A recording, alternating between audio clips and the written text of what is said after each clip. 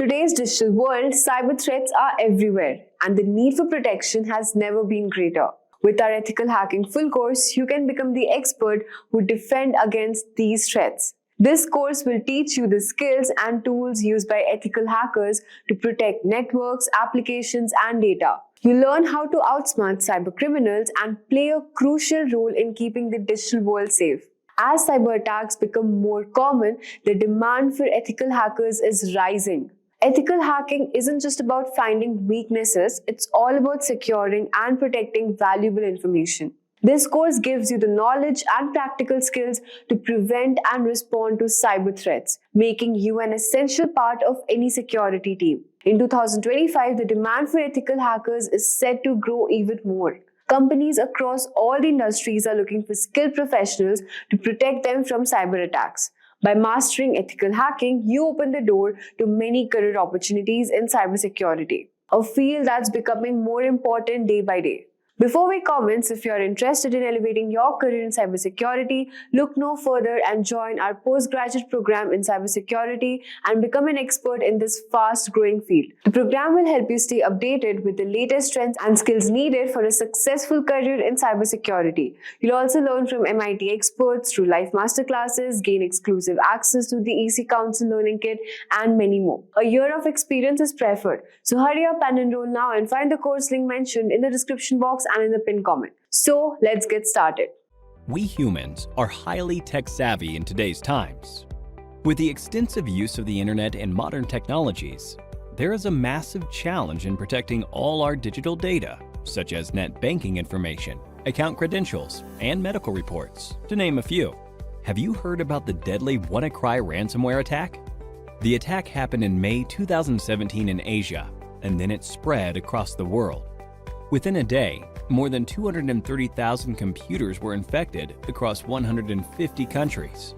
The WannaCry cryptoworm encrypted the data and locked the users out of their systems.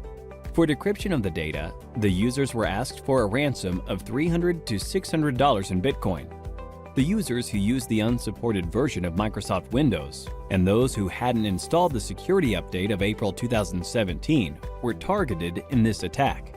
The WannaCry attack took a toll on every sector. Top-tier organizations like Hitachi, Nissan, and FedEx had to put their businesses on hold as their systems were affected too. Now, this is what you call a cyber attack. To prevent such attacks, cybersecurity is implemented. We can define cybersecurity as the practice of protecting networks, programs, computer systems, and their components from unauthorized digital attacks. These illegal attacks are often referred to as hacking. Hacking refers to exploiting weaknesses in a computer network to obtain unauthorized access to information. A hacker is a person who tries to hack into computer systems. This is a misconception that hacking is always wrong. There are hackers who work with different motives. Let's have a look at 3 different types of hackers. Black hat hackers are individuals who illegally hack into a system for monetary gain. On the contrary, we have white hat hackers who exploit the vulnerabilities in a system by hacking into it with permission in order to defend the organization. This form of hacking is absolutely legal and ethical. Hence, they are also often referred to as ethical hackers. In addition to these hackers, we also have the gray hat hackers. As the name suggests, the color gray is a blend of both white and black. These hackers discover vulnerabilities in a system and report it to the system's owner, which is a good act. But they do this without seeking the owner's approval. Sometimes gray hat hackers also ask for money in return for the spotted vulnerabilities. Now that you have seen the different types of hackers, let's understand more about the hacking that is legal and valid, ethical hacking, through an interesting story. Dan runs a trading company. He does online trading with the money his customers invest. Everything was going well, and Dan's business was booming, until a hacker decided to hack the company's servers. The hacker stole the credentials of various trading accounts. He asked for a lump sum ransom in exchange for the stolen credentials. Dan took the hacker's words lightly and didn't pay the hacker. As a result, the hacker withdrew money from various customers' accounts, and Dan was liable to pay back the customers. Dan lost a lot of money and also the trust of his customers. After this incident, Dan gave a lot of thought as to what could have gone wrong with the security infrastructure in his company. He wished there was someone from his company who could have run a test attack to see how vulnerable his systems were before the hacker penetrated into the network. This was when he realized he needed an employee who thinks like a hacker and identifies the vulnerabilities in his network before an outsider does. To do this job, he hired an ethical hacker, John. John was a skilled professional who worked precisely like a hacker. In no time, he spotted several vulnerabilities in Dan's organization and closed all the loopholes. Hiring an ethical hacker helped Dan protect his customers from further attacks in the future. This, in turn, increased the company's productivity and guarded the company's reputation. So, now you know hacking is not always bad. John, in this scenario, exposed the vulnerabilities in the existing network, and such hacking is known as ethical hacking. Ethical hacking is distributed into 6 different phases. Let us look at these phases step by step with respect to how John, our ethical hacker, will act. Before launching an attack, the first step John takes is to gather all the necessary information about the organization's system that he intends to attack. This step is called reconnaissance. He uses tools like Nmap and hping for this purpose. John then tries to spot the vulnerabilities, if any, in the target system using tools like Nmap and Nexpose. This is the scanning phase. Now that he has located the vulnerabilities, he then tries to exploit them. This step is known as gaining access. After John makes his way through the organization's networks, he tries to maintain his access for future attacks by installing backdoors in the target system. The Metasploit tool helps him with this. This phase is called maintaining access. John is a brilliant hacker. Hence, he tries his best not to leave any evidence of his attack. This is the 5th phase, clearing tracks. We now have the last phase, that is reporting. In this phase, John documents a summary of his entire attack, the vulnerabilities he spotted, the tools he used, and the success rate of the attack.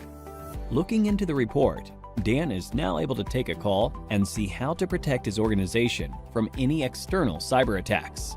Don't you all think John is an asset to any organization? If you want to become an ethical hacker like John, then there are a few skills that you need to acquire. First and foremost, you need to have a good knowledge of operating environments such as Windows, Linux, Unix, and Macintosh. You must have reasonably good knowledge of programming languages such as HTML, PHP, Python, SQL, and JavaScript.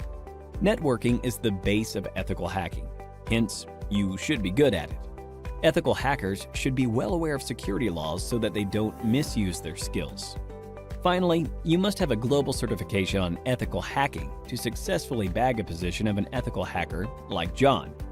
Few examples of ethical hacking certification are Certified Ethical Hacker Certification, CEH, CompTIA Pentest Plus, and Licensed Penetration Tester Certification, to name a few.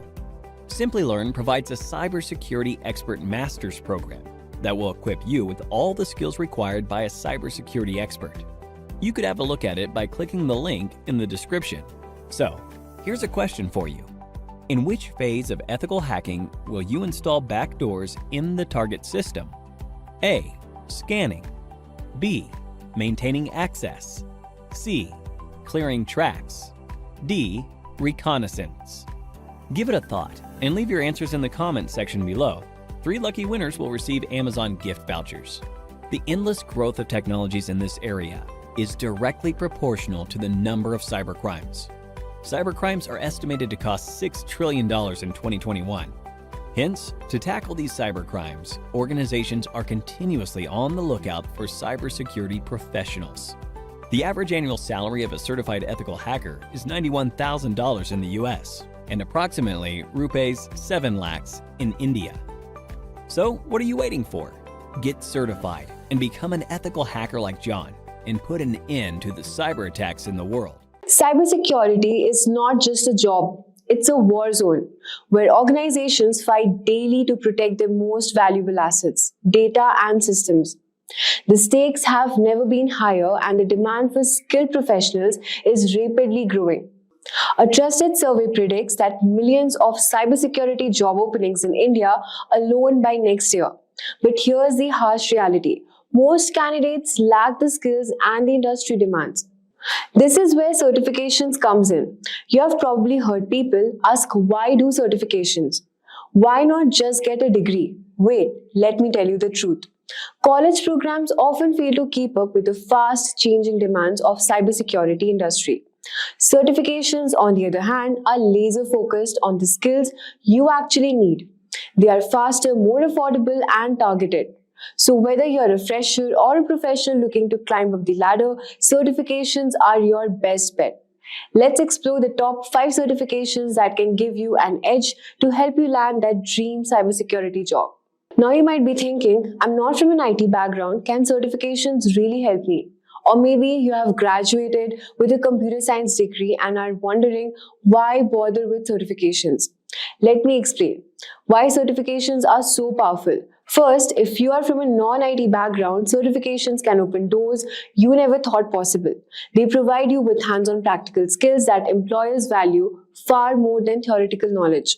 For example, even if you have never written a single line of code, certifications like CompTIA Plus Security or Certified Ethical Hacker can teach you the foundational skills needed to land your first job in cybersecurity. On the other hand, if you're already a computer science graduate, certifications allow you to specialize. Cybersecurity is a vast field, and employers look for specialists in areas like penetration testing, risk management, or compliance.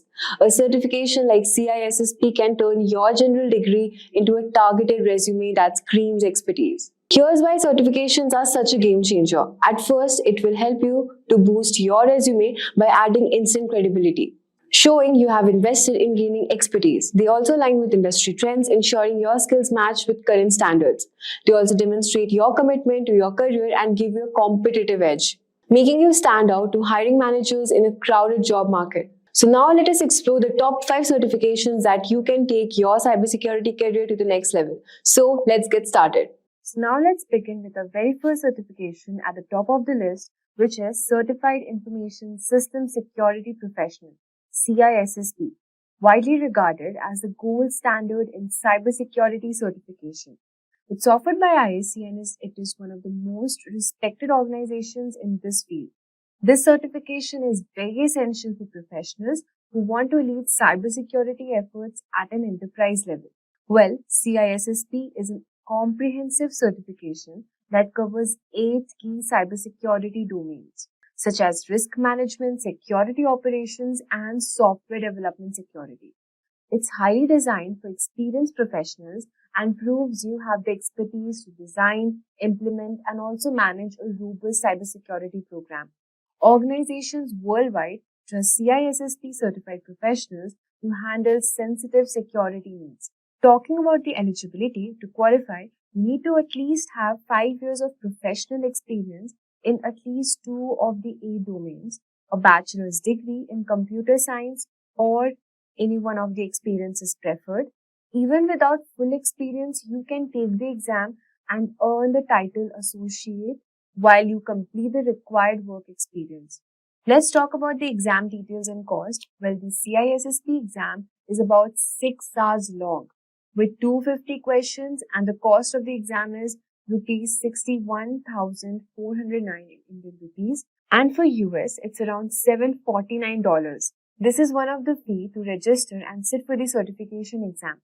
CISSP opens doors to senior roles such as Chief Information Security Officer, who can earn around 76 lakhs a year in India and $150,000 plus per year in the US. Also, Senior Security Consultant, who can earn around 13 lakhs per year in India and $120,000 per year in the United States. Well, CISSP is more than just a credential. It's a symbol of expertise, leadership, and trust in the cybersecurity world. For anyone serious about advancing in this field, this is the certification you should aim for. Also, if you're looking for specialized training to ace the CISSP examination, consider Simplilearn CISSP certification training. This is globally acclaimed program and is aligned with the latest ISC exam pattern, offering comprehensive coverage of all the 8 domains with live online classes, hands-on lab, and also expert guidance with features like simulation tools, test papers, and included CISSP exam voucher. Simplilearn ensures you are exam ready, plus their 100% money back exam pass guarantee also adds extra confidence as you work towards elevating your cybersecurity career. Next on our list is CISA, which is Certified Information System Auditor, a highly respected certification from ISACA, focusing on auditing, compliance, and risk management.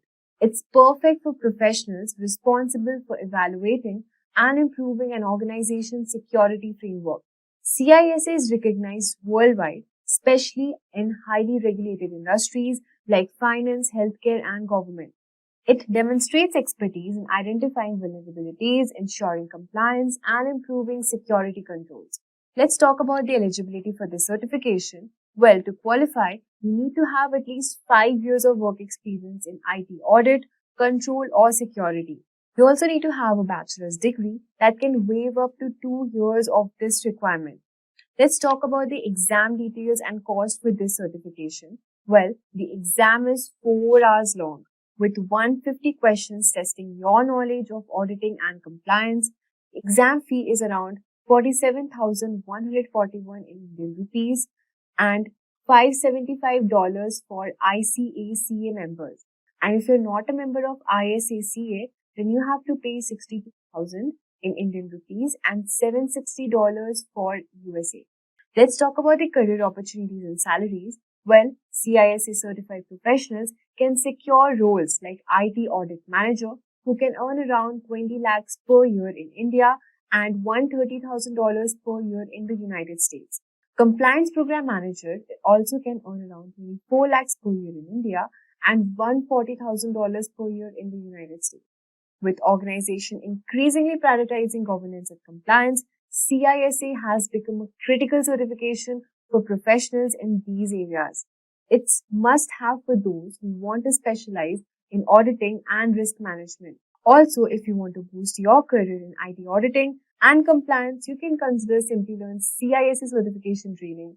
As an accredited training partner of ISACA, Simplilearn offers comprehensive preparation including live classes, by industry experts, access to the official ISACA learning kit, and simulation tests to help you master the 2024 CISA exam and domain. This training provides you up-to-date curriculum and practical insights to help you excel your career.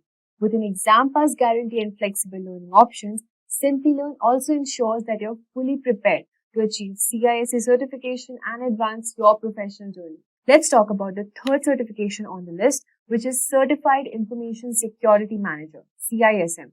Coming at number 3, this is another certification from ISACA aimed at managers and leaders in cybersecurity. It's ideal for professionals who want to transition into leadership roles. CISM focuses on the strategic and managerial aspects of cybersecurity, such as governance, incident management, and program development. It's valued by organizations seeking security leaders who can make informed, high-level decisions. Let's talk about the eligibility. To qualify, you need to have 5 years of experience in information security management, a degree of another relevant certification that can waive up to 2 years of this requirement. Let's talk about the exam details and the cost. Well, the exam is 4 hours long with 150 questions assessing your strategic thinking, and the cost is 47,000 rupees and $575,000 in United States for ISACA members and 62,000 rupees for Indian currency, and for non-members it is around $760,000. CISM certified professionals often step into leadership roles such as Director of Information Security, who can earn around 37 lakh per year in India and 160,000 per year dollars in the United States. Data Governance Manager can earn around 30 lakhs per year in India and $140,000 per year in the United States. For those aiming to lead cybersecurity teams and make strategic decisions, CISM provides the credibility and expertise needed to succeed. Also, if you want to elevate your career and leadership role, Simplilearn CISM certification training can be your ideal choice. As an ISACA Elite Training Partner, Simplilearn provides an official learning kit including the ISACA Value review manual, QAE, and exam voucher along with live classes conducted by accredited instructors. So you can refer to this certification by Simplilearn. Let's move on to the fourth number on the list, which we have CompTIA Security Plus, the perfect entry-level certification for building core cybersecurity skills. It's a vendor neutral, which means it's recognized across industries and applies to various technologies. Security Plus covers essential topics like network security, threat management, and compliance. It's designed to give beginners a strong foundation in cybersecurity and prepare them for real-world challenges. Let's talk about the eligibility. Well, there are no strict prerequisites, but CompTIA recommends having basic IT experience or earning the Network Plus certification first. Let's talk about the exam details and cost. The 90-minute exam includes both multiple choice questions and also performance-based questions. The registration fee for the exam is 30,000 rupees and in USD it is around $370. With Security Plus, you can pursue roles like security engineer who can earn around 8.2 lakhs per year in India and $95,000 per year in the United States. Cloud engineers can earn up to rupees 6 lakh per year in India and $85,000 per year in the United States. Security Plus is an affordable, impactful way to start your cybersecurity journey, making it an excellent choice for beginners. Also, if you're looking to begin your cybersecurity career with confidence, consider Simplilearn's CompTIA Security Plus certification training. This will also provide you comprehensive coverage of all the exam objectives and focuses on real-world applications to prepare you for the industry challenges. Additionally, flexible learning options and 24/7 assistance makes it an excellent choice for learners worldwide. Finally, we have CEH, which is Certified Ethical Hacker on the list. The perfect certification for those who dream of thinking to become a hacker to protect systems. Offered by EC Council, this credential focuses on skills needed to become penetration testing and ethical hacking. CEH is a hands-on certification that teaches you to identify vulnerabilities, detect attacks, and secure systems. It's a great choice for professionals drawn to ethical hacking and proactive cybersecurity. Moving on to the eligibility part, to qualify, you need to have 2 years of experience in information security or at least completion of the EC Council's official training program. The exam details and the cost is, the exam is around 4 hours long with 125 multiple choice questions and the exam fee is 98,000 and 1,199 USD dollars in USD. CEH certified professionals often work as penetration tester who can earn around average of 5 lakh per year in India and $85,000 per year in the United States. Cybersecurity engineers can earn 7.3 lakh per year in India and $100,000 in the United States. CEH is perfect for professionals who want to specialize in offensive security and ethical hacking. It's an exciting certification that paves the way for dynamic, high-impact roles. Also, if you are ready to step into the world of ethical hacking, then Simplilearn CEH V13 certification training is the perfect choice. Accredited by the EC Council, this course includes the official e-courseware AI-driven tools and exam voucher with hands-on labs, live sessions, and cutting-edge tools. Simplilearn equips you to excel in penetration testing and many more. So let's talk about hacking and what exactly hacking is. Hacking refers to exploiting weaknesses in a computer network to obtain unauthorized access to information. A hacker is a person who tries to hack into computer systems. Now here there are some keywords that we need to understand. First and foremost, exploit. When you are exploiting weaknesses are technically called vulnerabilities, which are basically design flaws, misconfiguration errors, usage of default usernames and passwords which have not been modified. So any misconfiguration or anything that has been left behind by a security administrator that can be misused, which means exploited by a hacker to gain unauthorized access. So the next term is unauthorized access, something that you're not allowed to do. And when you say a hacker is a person who tries to hack, it's basically a person with malicious intent trying to gain access to a system or a resource that they are not authorized to access in the first place. How do they do it? They find a vulnerability that is a weakness or a flaw, and then they misuse it to gain access to that particular network. So here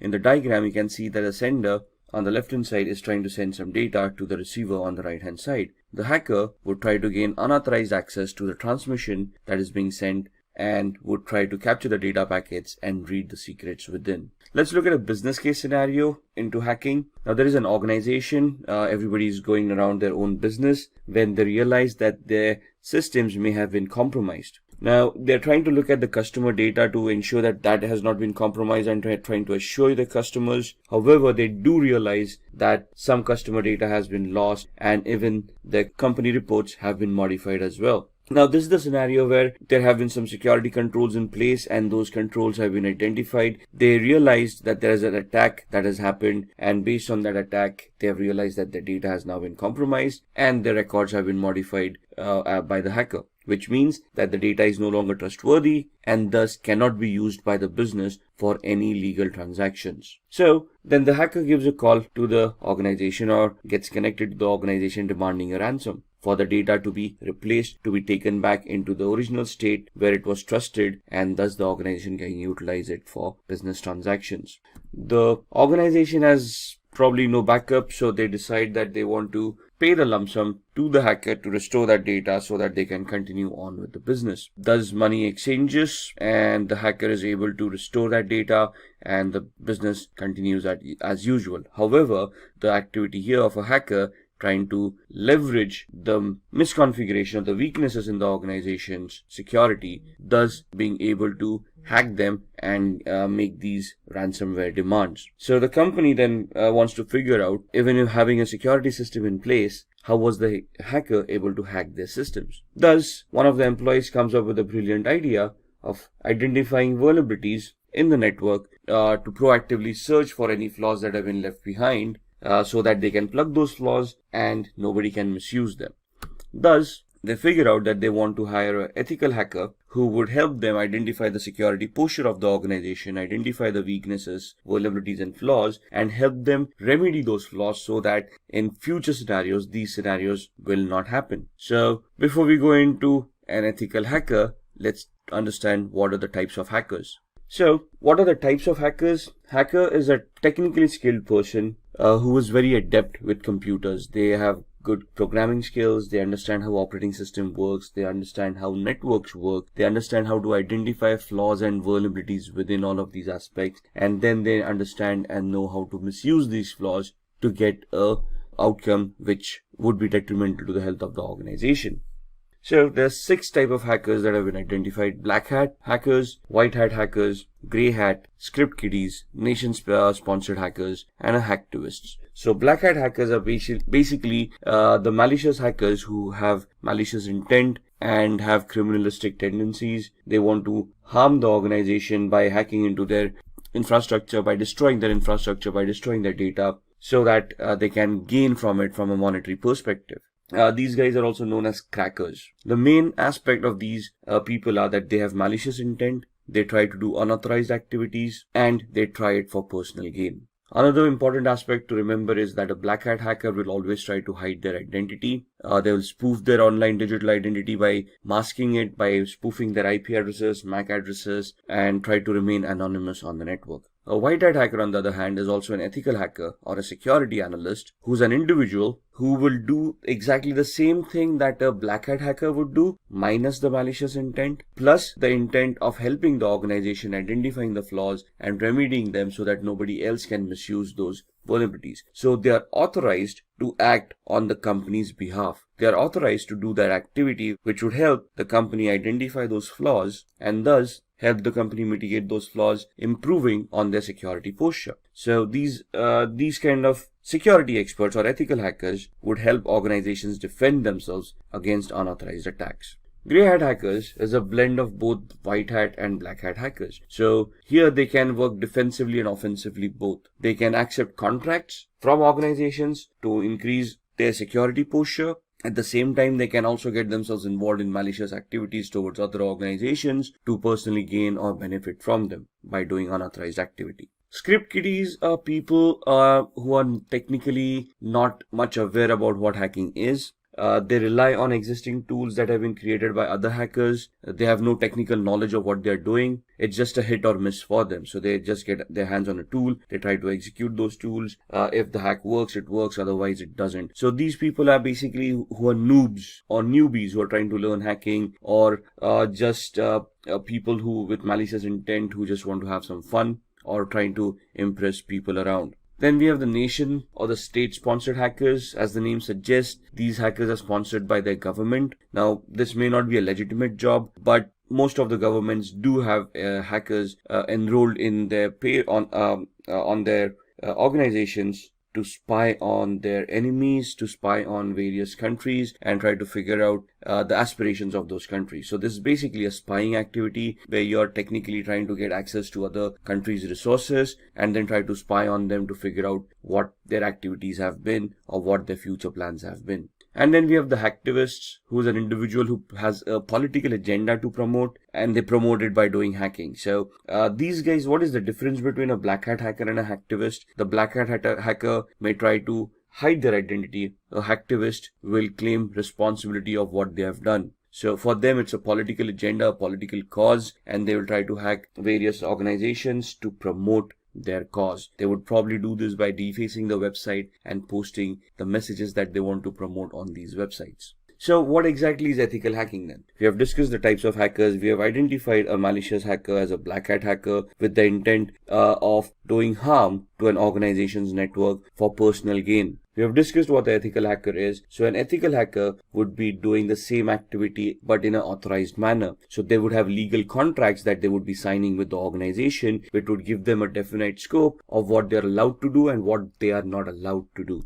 And the ethical hackers would function within those scopes, would try to execute those test scenarios where they would be able to identify those flaws or those system vulnerabilities, and then they would be submitting a report to the management of what they have found. They would also help the management to mitigate or to resolve those weaknesses so that nobody else can misuse them later on. They might use the same techniques and the same tools that black hat hackers do. However, the main difference here is that these guys are authorized to do that particular activity. They're doing it in a controlled manner with the intent of helping the organization and not with the intent of personal gains. So who's an ethical hacker? Again, an ethical hacker is a highly intelligent, highly educated person who knows how computers function, how programming languages work, how operating systems work. They can troubleshoot. They're technically very adept at computing. They understand the architecture. They understand how various components in a computer work. They can troubleshoot those components, and they can basically be very good with programming as well. Now, when I say programming, we don't want an ethical hacker to be a good developer of applications. We want them to understand programming in such a way that they can create scripts, they can write their own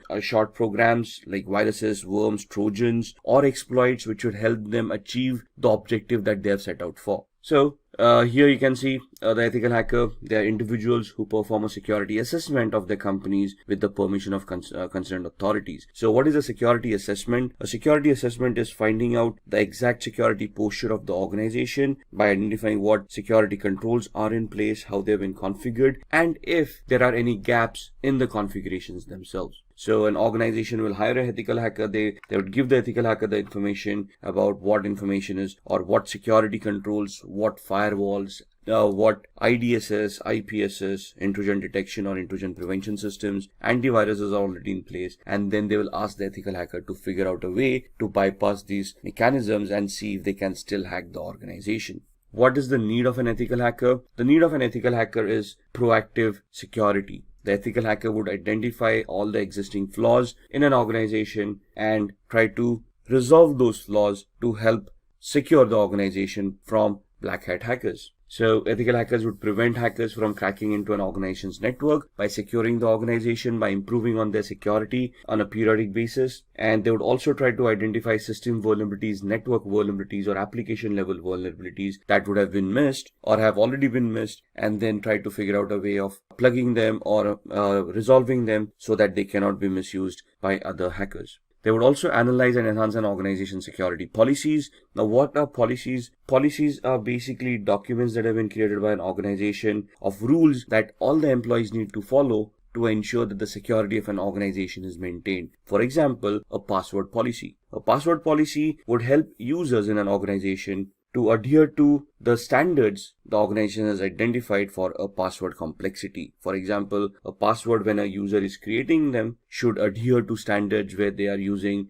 random words. They contain the alphabet A through Z, uppercase and lowercase, 0 through 9 as numerics, and special characters, and they are randomized so that the password becomes more stronger to prevent from brute force attacks. So what would an ethical hacker do at this point in time? They would try to test the strength of the passwords to see if brute force attacks or dictionary attacks are possible, and if any of these passwords can be cracked. They would ensure that all the employees are following the policies and all the passwords are as secured as the policies want them to be. If there are any gaps in the policies or the implementation of the policy, it is the ethical hacker's responsibility to identify those gaps and warn the organization about it. Similarly, they would also try to protect any personal information, any data that is owned by the organization that is critical for the functioning of the organization, and they will try to protect it from falling into the hacker's hands. Now, what are the skills that are required of an ethical hacker? These are the following skills. So first and foremost, they should have good knowledge with operating systems such as Windows, Linux, Unix, and Mac. Now, when we say knowledge about operating systems, it's not only about how to use those operating systems, but how to troubleshoot those operating systems, how these operating systems work, how these operating systems need to be configured, how can they be secured. For example, securing an operating system is not only installing a firewall and an antivirus, but you need to configure permissions on an operating system of what users are allowed to do and what users are not allowed to do. For example, limiting the installation of applications. How are we going to do that? We need to go into the system center, the security center of Windows, and we need to configure security parameters over there of what are acceptable softwares and what are not. Same with Linux and Mac softwares, operating systems. So we need to know how we can secure these operating systems. Similarly, all of these would have desktop versions and server versions of operating systems. As an ethical hacker, we need to know the desktop and server versions both, how to configure them and how to provide services within the organization on these servers so that they can be consumed in a secure manner by all the employees. At the same time, they should also be knowledgeable of programming languages or scripting languages such as PHP, Python, Ruby, HTML for programming, if you will, because web servers come into the picture. So again, they should not be great developers where they can create huge applications, but they should be able to develop scripts, understand those scripts, analyze those scripts, and figure out what the output should be of those scripts to achieve the hacking goals that they have set out for. An ethical hacker should have a very good understanding about networking. No matter whether you're in application security, you're in network security, or you're in host-based security, since a computer will always be connected to a network, either a local area network like a LAN or the internet, we should know how networking works. We should know the 7 layers of the OSI model. We should know which protocols work on those 7 layers. We should identify the TCP/IP model and how a OSI model can be mapped to the TCP/IP model. We should understand how TCP and UDP work, how each and every protocol is crafted, how they are supposed to behave for us to analyze and understand any network-based attacks. We should be very good in security measures. So we should know where those vulnerabilities would lie, what are the latest exploits available in the market, and we should be able to identify them. We should be able to know the techniques and the tools of how to deal with security, how to analyze security, and then how to implement security to enhance it as well. Along with that, it is important that a security analyst or an ethical hacker is aware of the local security laws and standards. Why is that? Because an organization cannot do any illegal activity. Whatever responses that they have, whatever security mechanisms, whatever security controls they will implement, they need to be adhering to the local law of the land. They should be legal in nature and should not cause undue harm to any of the employees or any of the third-party clients that they are dealing with. So the ethical hackers should be aware of what security laws are before they implement security controls, or even before they start testing for security controls. And all of these should be backed up by having a global certification or a globally valid certification related to networking, related to security, ethical hacking, the law of the land, anything and everything. Maybe even programming. It's good to have a certification in PHP, Perl, Python, Ruby, and so on and so forth. Why? Because most of the organizations organizations, when they hire ethical hackers, look out for these certifications, especially globally valid certifications, so that they can be sure, or they can be assured, that the person that they are hiring has the required skill set. So let's talk about a few of the tools that an ethical hacker would utilize in their testing scenarios. To be honest, there are hundreds of tools out there. What you see on the screen are just a few examples of them. Nessus is a vulnerability scanner. What is a vulnerability scanner? It is an automated tool that is designed to identify vulnerabilities within hosts, within operating systems, within networks. So they come with their ready-made databases of all the vulnerabilities that have already been identified, and they scan the network against that database to find out any possible flaws or any possible vulnerabilities that currently exist on the host or the operating system or on the network. Similarly, there would be application scanners like Acunetics or Arachne that would help you scan applications and identify flaws within those applications as well. Now, all of these are automated tools. The essence of ethical hacker is when these tools churn out the reports, the ethical hacker can understand these reports, analyze them, identify the flaws, and then craft their own exploits or use existing exploits in a particular manner so that they can get access, or they can bypass the access security controls mechanisms that are already in place. How can they do that? With the tool called Metasploit. You see that big M there on the right hand side? That M logo is for a tool called Metasploit, which is a penetration testing tool. What is a penetration testing tool? It is that tool that will allow an ethical hacker to craft their exploits or choose their exploits for the vulnerabilities that have been identified by Nessus. Since we are interacting with computers, we will always be interacting using tools, right? So the first tool, Nessus, identifies the flaws and the possible list of vulnerabilities. We do a penetration test using Metasploit to validate those flaws and to verify that those flaws actually exist, and try to figure out the complexity of those flaws. And that's where Metasploit helps us do that. Wireshark would be used in the background while you are doing both the activities using Nessus or Metasploit to keep a track of what packets are being sent and received on the network, which will help us analyze those packets. So whenever I run a Nessus scanner, I would run a Wireshark in the background. It will capture the data packets, and I can go through those data packets and analyze that data packets to identify what Nessus is actually trying to do. Similarly, when I try to attack a machine using exploit on Metasploit, I will keep on Wireshark running in the background to capture the data packets that have been sent and the responses that I have received from the victim, so that I can also go through those packets and analyze the responses and analyze the attack, whether it was successful, to what extent was it successful, and basically will also give me a validation, a proof of the activity that has happened. Nmap is another automated tool that allows me to scan for open ports and protocols. So why would I use Nmap? Because ports and protocols become an entry point for a hacker to gain access to devices. For example, when we connect to a web server, we connect through a web browser, but we automatically connect to port 80 using HTTP and port 443 is using HTTPS. So if I'm connecting to a web server using HTTPS, it is safe to assume that port 443 on the web server is open to accept those connections. Similarly, there would be other services that may be left open on the web server because nobody thought about configuring it, or they misconfigured the web server and they left unwanted services running. So Nmap will allow me to scan those ports and services and allow me to understand what services are being offered on that server, so then I can start analyzing that server, identify those flaws within those services, and then try to attack them. If the application that I'm analyzing is connected to a database and I want to do a SQL injection attack, or if Nessus tells me that there is a SQL injection attack that may be possible on that particular application, I can use an automated tool called SQL Map or SQL Map that would allow me to automatically craft all the queries that are required for a SQL injection attack and help me do that attack at the same time. So here I do not have to manually create my own queries. The SQL Map tool would automatically create them for me. What I would do is I would use Nessus to identify that particular flaw. If Nessus reports that flaw, I would then go use the tool SQL Map, configure it to attack that particular web server, and when I fire off the tool, it will then automatically start directing queries, SQL injection queries, to the database to see if those databases are vulnerable, and if yes, what data can be retrieved from those databases.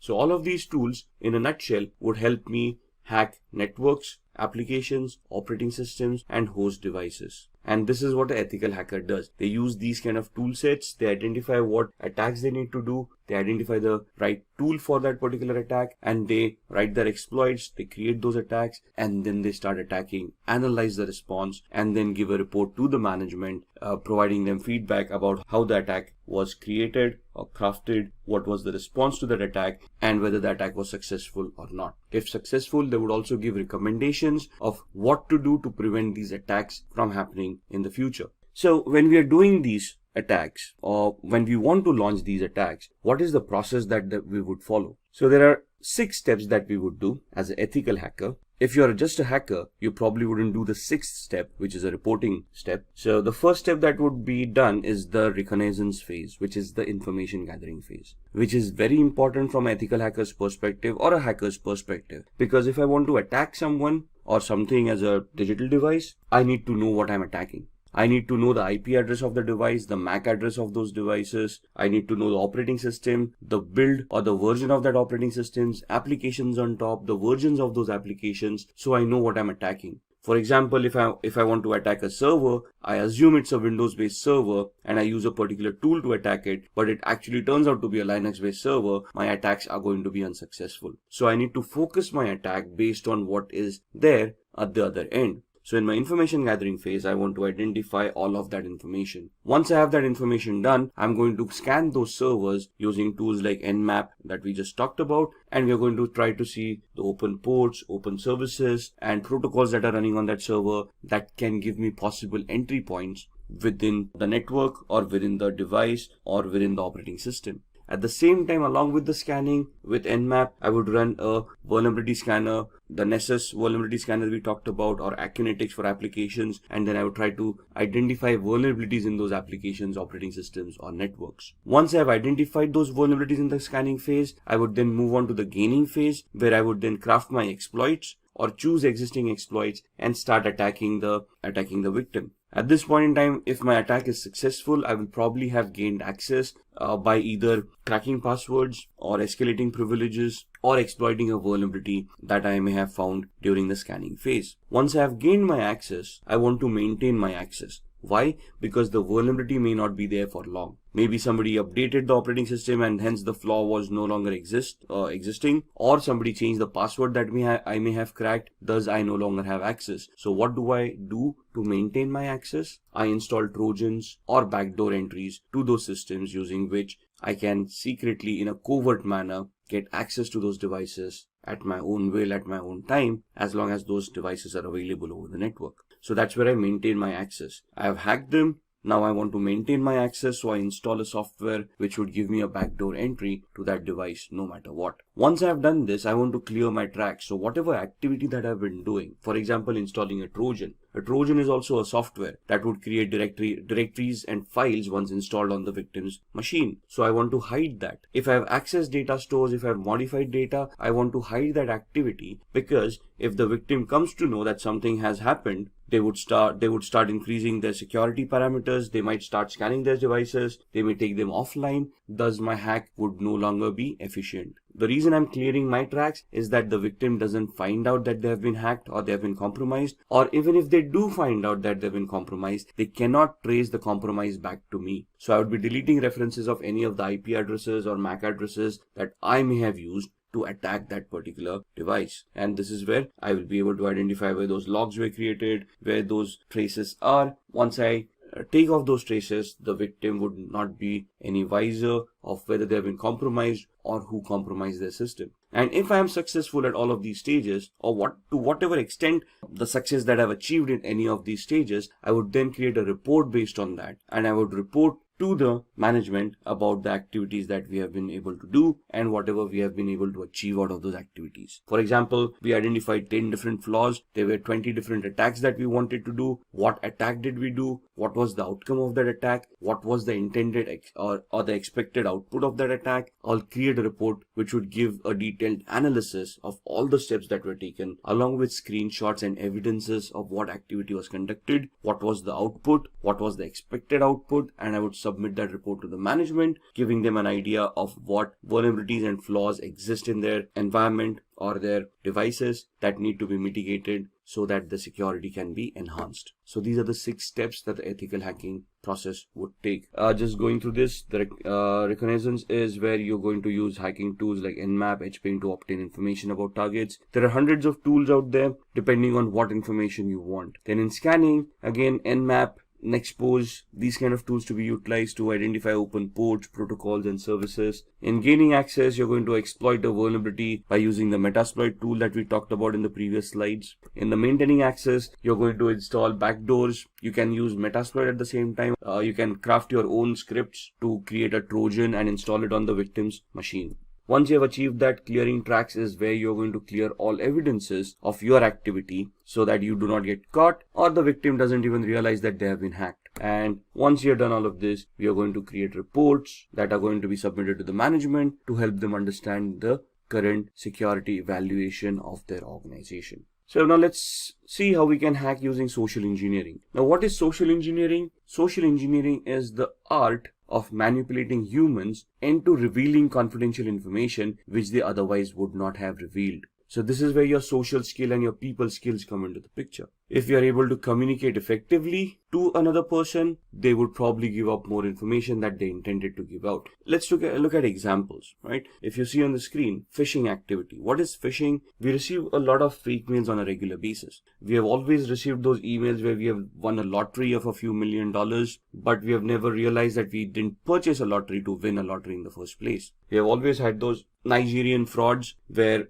a prince died in some South African country and you out of 7 billion people on the planet have been identified where they want to transfer a few $100 million through your account and they want to give you 50% of that money in return as thank you. So some very basic attacks where you go onto websites and there's a banner flashing at you saying congratulations, you're the 1 millionth visitor to this website, click here to claim your prize. All of these are social engineering attacks, phishing attacks, fake websites, fake communications being sent out to users to prey on their gullibility. Most of humans always have that dream of striking it rich, winning a huge lottery once and for all, and living their life lavishly ever after. But sadly, in the real world, that doesn't happen that often. And if you're receiving those mails, it is very important that you first research the validity of those communications before you even want to act upon them. So why are humans susceptible to social engineering? Because humans have emotion. Machines do not. Try pleading with a machine to give you access to an account that you have forgotten a password to. The machine wouldn't even know what you're doing. Try pleading with a human, sympathy or empathy, where you could try to create a social engineering attack where you can plead with them saying, if I do not get access to this account immediately, I might lose my job. And then that would put my family into problems. Somebody would feel empathy or sympathy towards you and help you reset that password and give you access to that account. It's how good the attack is and how convincing you are for the success of this attack to happen. So what is a familiarity exploit? Attackers interact with victims to gain information which will benefit the attackers to crack credentials. As passwords, if we want to reset our passwords, what do we have as a mechanism to resetting passwords? We have some security questions that we set up. Those questions are nothing but personal information that we would know. But through a social engineering attack, it would be easily be able to gather the information that you have set for your security questions. The security questions can be as simple as the first school that you attended. You probably have that listed on your LinkedIn profile, where a person can just go in there and see your academic qualifications and identify the school that you were in, right? Similarly, it might also be a question, what was your mother's maiden name? That's a very good attack. And that's, if a person can interact with you, let's say they're trying to take a survey and they approach you for a feedback on a particular product that you have been utilizing and they ask you these questions, you wouldn't think twice before giving those answers. As long as the request sounds legitimate to us, we are able to justify that request, we do answer those queries. So it's upon us to verify the authenticity of the request coming in before we answer it. Phishing, as discussed, would be fraudulent emails which appear to be coming from a trusted source. So email spoofing comes into mind, fake websites, and so on and so forth. Exploiting human curiosity. Curiosity killed the cat, right? So there's so many physical attacks where hackers just keep pen drives lying around in a parking lot. Now this is a generic attack. Whoever falls victim will fall victim. So if I just throw around a few USBs in the parking lot, obviously with Trojans implemented on them, some people who are curious or who are looking for a couple of freebies might take up those pen drives, plug them in their computers to see what data is on the pen drives. At the same time, once they plug in those pen drives on their computers, the virus or the Trojan would get infected and cause harm to their machine. Then exploiting human greed. We just talked about the Nigerian frauds and the lotteries, those kind of attacks, the fake money making gimmicks. Now basically this is where you prey upon the person's greed kicking in, and they are clicking on those links in order to get that money that has been promised to them in that email. So one of the safest mechanism to keep data private and to keep yourself secure is using encryption. Now encryption can happen through cryptography. What is cryptography? Cryptography is the art of scrambling data using a particular algorithm so that the data becomes unreadable to the normal user. The only person with the key to unscramble that data would be able to unscramble it and make sense out of that data. So we're just making it unreadable or non-readable by using a particular key or a particular algorithm, and then we're going to send the key to the end user. The end user using this same key would then decrypt that data. If anybody compromises that data while it is being sent over the network, since it is encrypted, they would not be able to read it. So the encryption algorithm would be something like this. Now if you see the computer word once made into unreadable format would look like EQORXVGT. For an end user it wouldn't make any sense, but the person who has a key to unscramble that would be able to convert it back to computer and then understand the meaning of that word. So this is just a substitution cipher that is being shown on the screen. So what is the alphabet? The key is alphabet plus 3. So C plus 3 alphabets, that becomes E. O becomes Q. M becomes O. So the key that is utilized to scramble the data is the character that you are at. The third character from there would be the corresponding key. So the encrypted message is also known as a cipher. The decryption is just the other way around, where you know the key now and you can now figure out what that E corresponded to by going back 3 characters in the alphabet. Most of the times a certified ethical hacker must decrypt a message without knowing the secret key. So let's say a ransomware has affected your organization or has affected a device, and you want to figure out or you want to decrypt that data. Now, as an ethical hacker, you wouldn't be for paying a ransom to the hacker, would you? So it is now your prerogative of how you're going to work around and how you're going to try to crack the encryption mechanism, how to crack the cipher to decrypt that message and see what's within it, right? Decryption without the use of a secret key, that is known as a cryptanalysis. Cryptanalysis is the reversing of an algorithm to figure out what the decryption was without using a key. So cryptanalysis can be done using various formats. The first one is a brute force attack, second is a dictionary attack, the third one is a rainbow table attack. A brute force attack is trying every combination, permutation and combination of the key to figure out what the key was. It is 100% successful, but may take a lot of time. A dictionary attack is where you have created a list of possible encryption mechanisms, a list of possible cracks, and then you try to figure out whether those cracks work or not. Rainbow tables are where you have an encrypted text in hand and you're trying to figure out the similarities between the text that you have and the encrypted data that you wanted to decrypt in the first place. So in the brute force attack, you're trying every possible combination, permutation of what the key would be. In dictionary attack, you have a word list that would tantamount to the key, and if you're trying to match all the words listed in the text file or the word list to see if any of those words are going to work to decrypt that data. Here in the rainbow table, the ciphertext is compared with another ciphertext. You find out similarities and then you try to work or reverse engineer your way accordingly. So let's have a quick demo on cryptography before we end this session. So to begin with the demo of cryptography, we are on a website called spammimic.com, which will help us scramble the message that we created into a completely format which would be unrelated to the topic at hand. So if I say I want to encode a message, turn a short message into spam. So what this does is, you want to send across a secret message, you type in the secret message, a short one, and it will convert that into a spam mail. You send it across, so whoever's reading that spam mail would never get an idea of the embedded message within it. So if I want to type in a message here, hi, this is a secret message, the password is asd@1234, and I want to send this out to people or to one of my colleagues, but I want to send it out in a secret manner so that others are not aware of this. So when I press on encode, what the algorithm would do is it will convert this message into a spam mail. So my message, hi, this is a secret message, the password is @1234 or asd@1234, gets converted into this. Now if you read it, dear e-commerce professional, this letter was specially selected to be sent to you. This doesn't make sense. There is nowhere or no reference to the actual message that I've already sent. So if I copy this entire message and I send it, let's say via email, to the recipient. Now the thing is that the recipient needs to know that I've encoded it using spam mimic. The algorithm needs to remain the same. So once they know that it is spam mimic, what they can do is, now in this instance what I'm going to do is I'm going to open up a new browser and I'm going to go to the same website. And at this point in time, I'm going to click on decode. When I click on decode, I'm going to paste the message that I've just copied. There we are.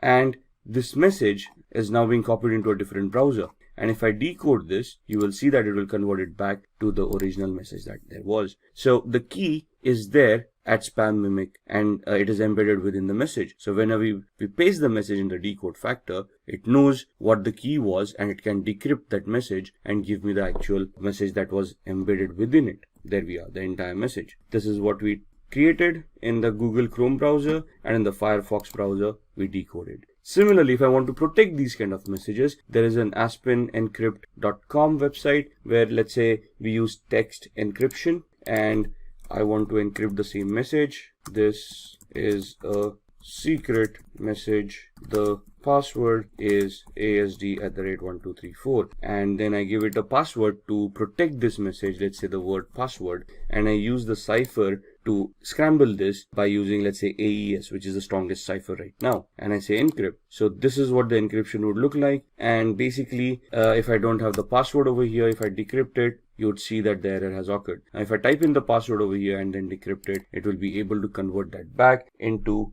the unscrambled text, and it will give me what the original message was. This is a secret message. The password is asd@1234. So if I want to keep my data secure from hackers, I want to scramble it in such a way that they would not be able to crack it, or it would be very difficult for them to crack it. And this is one of the first mechanisms that would be recommended by any ethical hacker to keep the data secure. Now let's talk about downloading and installing Kali Linux. Along with that, we'll also be looking at the basic commands that are required for Kali Linux. Alright, so I've opened my browser and we want to go to the Kali website. So we want to go to kali.org. You can directly type in kali.org and go to the website. I can just do a Google search and say Kali download, and it will give you the same website, but it will directly take you to the downloads pages. So either here or you can go to the home page.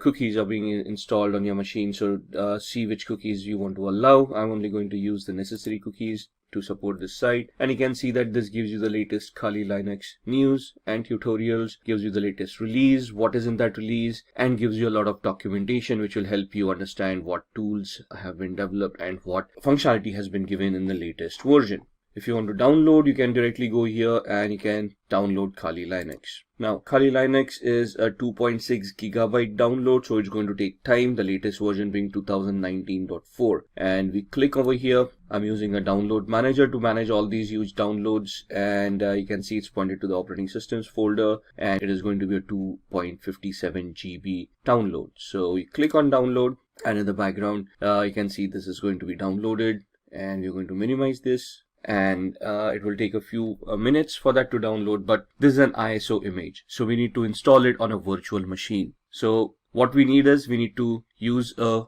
hypervisor which will allow us to create virtual machines. So we can either use VMware Workstation, which you can download from here. However, this is paid version, so you can see it is around $250 or something for this software, but it is a very good software to have. So if you click on download now, it is going to start the download. It's a 30-day trial period if you want to use it. After 30 days, you'll need to enter the key, which you'll get after purchasing the software. If you do not want to utilize this, the free version that you have, you can either download VMware Player, but there are some limitations for VMware Player that you might want to look at.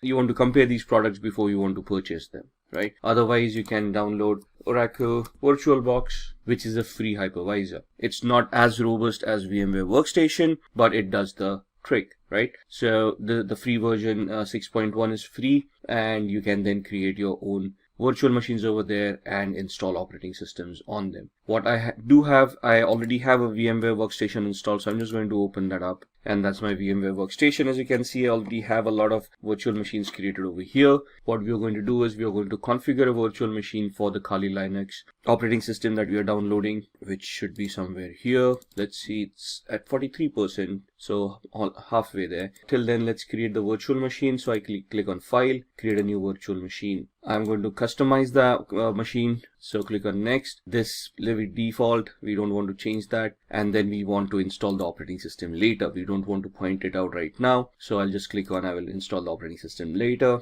Click on Next. We want to install Linux. Now in the drop down, you would not see Kali Linux over here. However, you can choose Ubuntu 64-bit. That's what I'm going to choose. There it is. Next. What is the name that we want?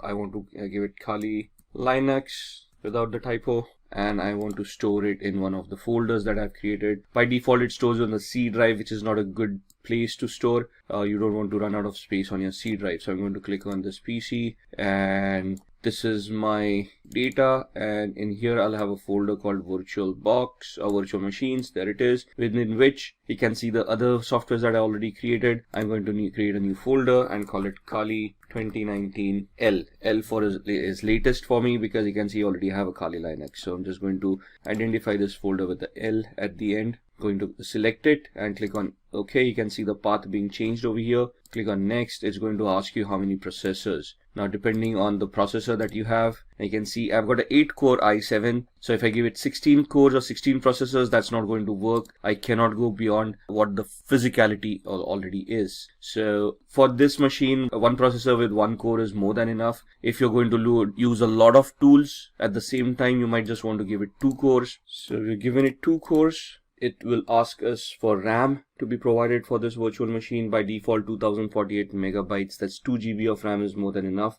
If you require more, we can change this later on.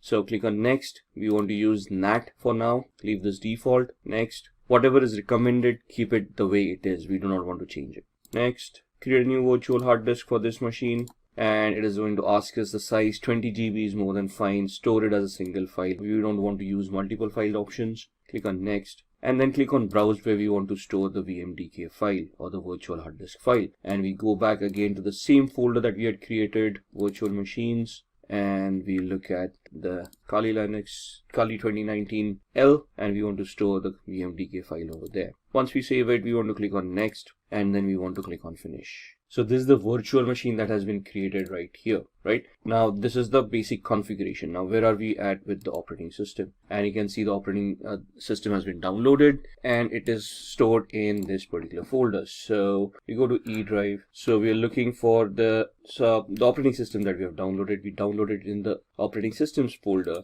And if we go in here, you can see the current one, the Kali Linux 2019.4 ISO right here. So what we do, we go back to the Kali Linux machine that we have created, edit virtual machine settings, and we point this virtual machine using the CD DVD, and then we point the ISO, the one that we downloaded over here. So we go back to E drive, we go back to OS, and we click on Kali Linux 2019, click on Open. So now when this boots up, it will boot up with this ISO, and then it will allow us to install the operating system. So click on OK. Then we click on Power on this virtual machine. It will start powering on. It will boot to the ISO, and it will start giving us the booting options. So I'm just going to enter the full screen mode over here for this to be better visible. And we don't want the live mode. What we want is we want to use the graphical install. And then we highlight that, we press enter, and you can see the setup starting up. We'll wait for the GUI to pop up. There it is. Which language do we want? For now, we want English. Click on continue.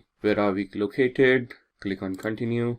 And the configure your keyboard. We want the US keyboard, American English.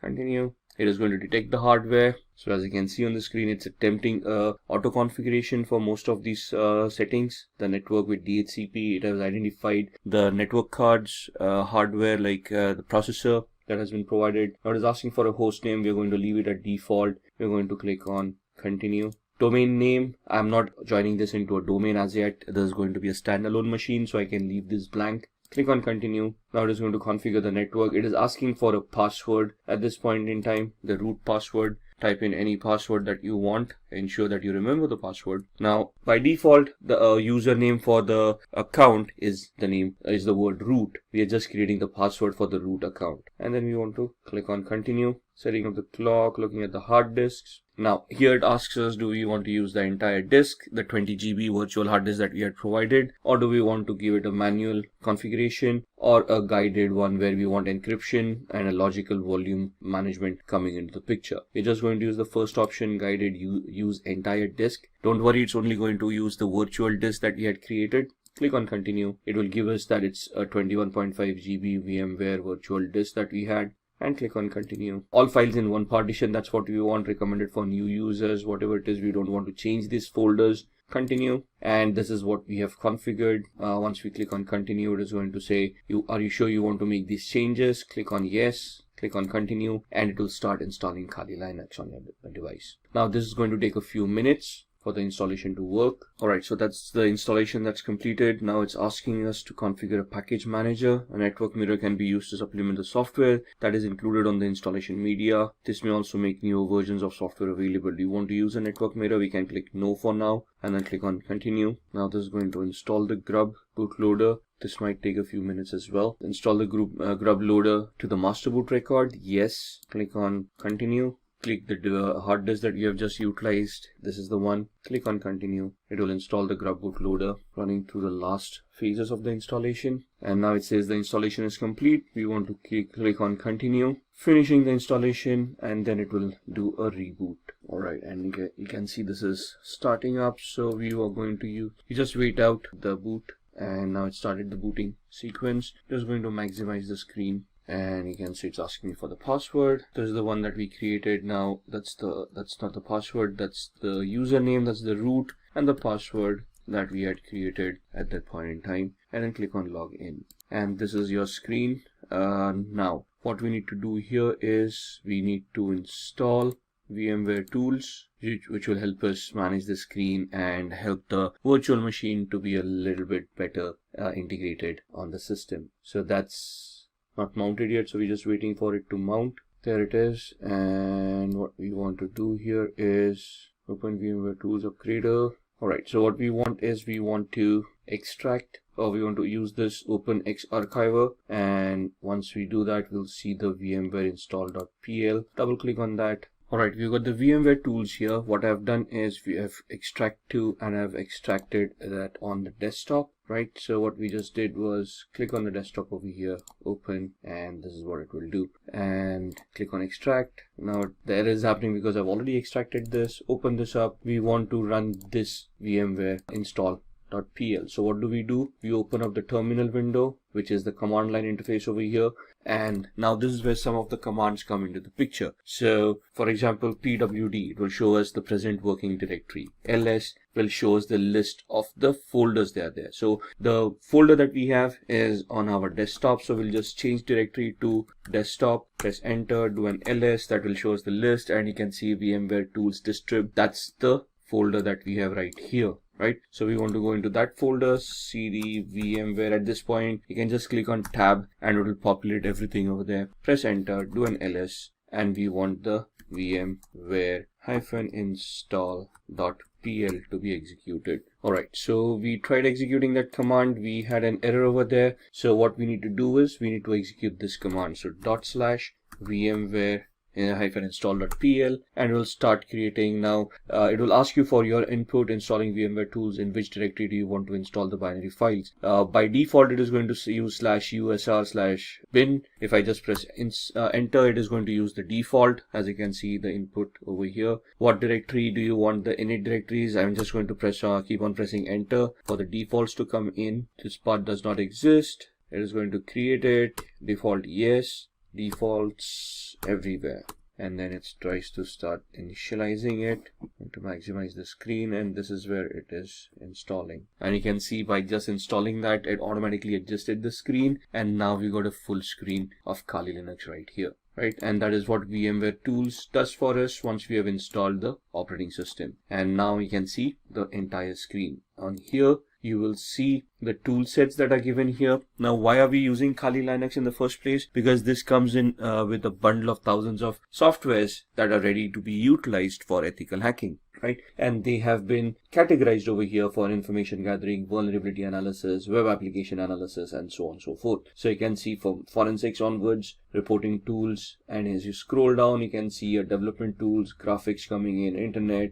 and the system configuration coming into the picture. These are your settings for your operating system. So these are basically your tools. We are right now on the favorites. If I click on information gathering, you will see that other tools for information gathering start appearing over here. For vulnerability analysis, we have got Sparta, Nmap, fuzzing tools, web application analysis, we have got comics, Kipfish, SQL map, database assessments, password attacks, and so on and so forth. So if you just go in the favorites, this was the terminal emulator that we utilized. This is the command line that we saw. We used the cd command. We use the pwd command. We did the ls command as well to give us the list of the directory that we are in. Similarly, there would be commands like cat. So let's go to cd downloads. Let's see what's there. You can see this case sensitive. So if I type in a capital D and then do a tab ls, there's nothing over here on download. So cd ... will take us back one directory. Now you can see we are back from downloads to root.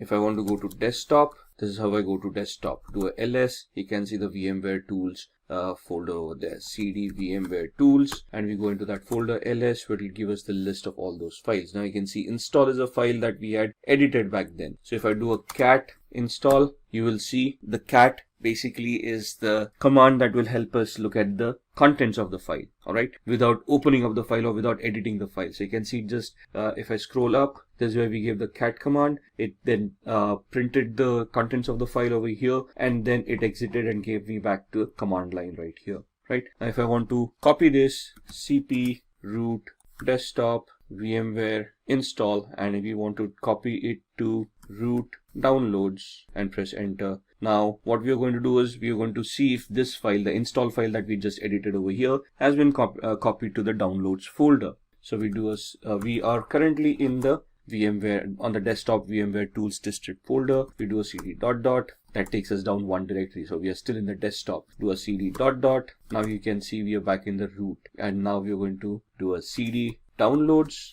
do an ls, and you can see the copied file right here. So if I do a cat install, you can see the same content of that file coming in. So these are some of the commands that we would need to learn as we go ahead. The remove command is, let's say we've got install, we do a man rm. Man is the manual page command that gives us the pages with the description of how that particular command is to be utilized. So rm is remove files or directories. Synopsis, the description, the options, -f for force, -i for prompt, capital I prompt once before removing more than 3 files, and so on and so forth.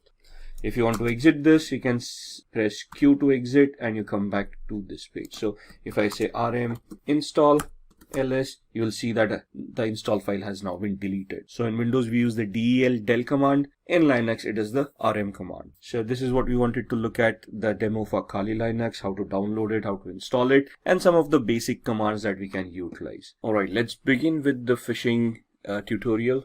We have the Kali Linux operating system booted up over here. What we are going to do is we are going to open up a tool called SET, Social Engineering Toolkit, which you would find in this option, and that's the tool that we want. It's a command line tool, a menu driven tool. We are going to host a fake Facebook page, and you can see how we can harvest credentials by this kind of an attack. So these are some disclaimers you might want to go through there. Do you want to agree to the terms of service? Yes. Press enter.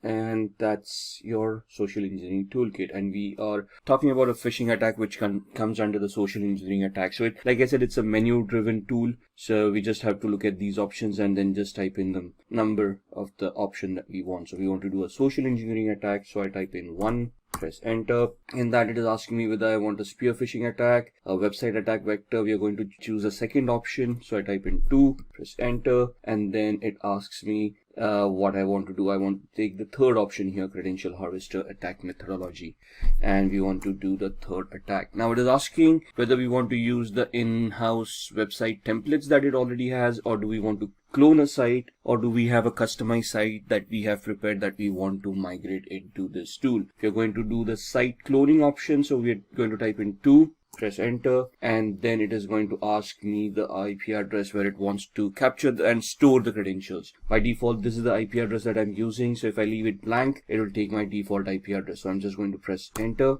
and now it is asking me the URL to clone. So I type in https www.facebook.com. What it is going to do, it is going to connect online, and it is now it has cloned the website, Facebook login.php. The best way to use this attack is that if the username and password form are in the same field or the same page. Regardless, this captures all posts on a website. So you may need to copy www into HTML depending on where your directory structure is. Press return if you understand what we are saying here. So press enter. The social engineering toolkit credential harvest attack is running on port 80. Information will be displayed to you as it arrives. So the site was 71.134, right? The default IP address, and this is where the website is being hosted. Let's check that out. So let me open up a browser on my host machine, and let me point it to the Kali Linux machine that we have just created, 192.168.71.134,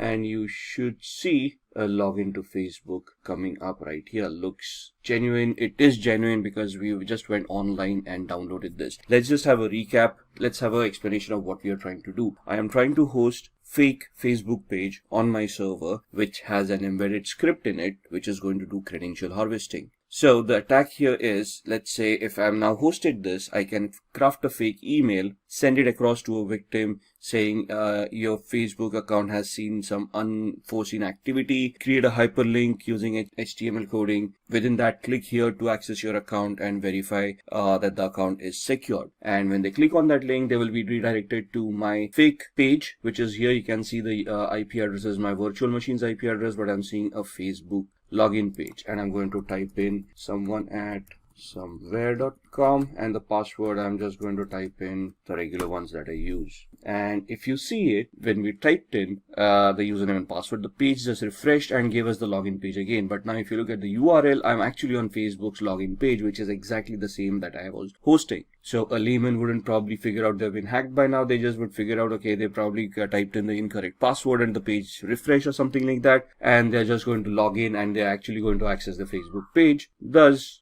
they might not even realize that something went wrong. But if I go back to my virtual machine, you can see that it has captured some data and it is reporting over here of what has happened. So if I just scroll up, let's see what happened here and if we have been able to capture anything. So we got a hit printing the output. This is the HTTP 1.1.200. Okay, response coming in, password field found, and we just looking. There it is. Email someone@somewhere.com, and password that I typed in ASD@1234. So it has captured the username and the password right here. Once we are done, I mean, this is the way attackers work. Now, this is a very basic attack. Again, in the actual trainings, you would then look at how you would host this on a real website, make it a global attack. Right now, it's a virtual machine with a class C IP address. So here, the thought process is, where can we get a free hosting where we can host this kind of sites? Maybe I'll have to purchase a domain which looks like similar to Facebook or the victim that I'm trying to attack. So this is just a POC. So we just wanted to find out if we can, how phishing is done. And this is exactly how it is done,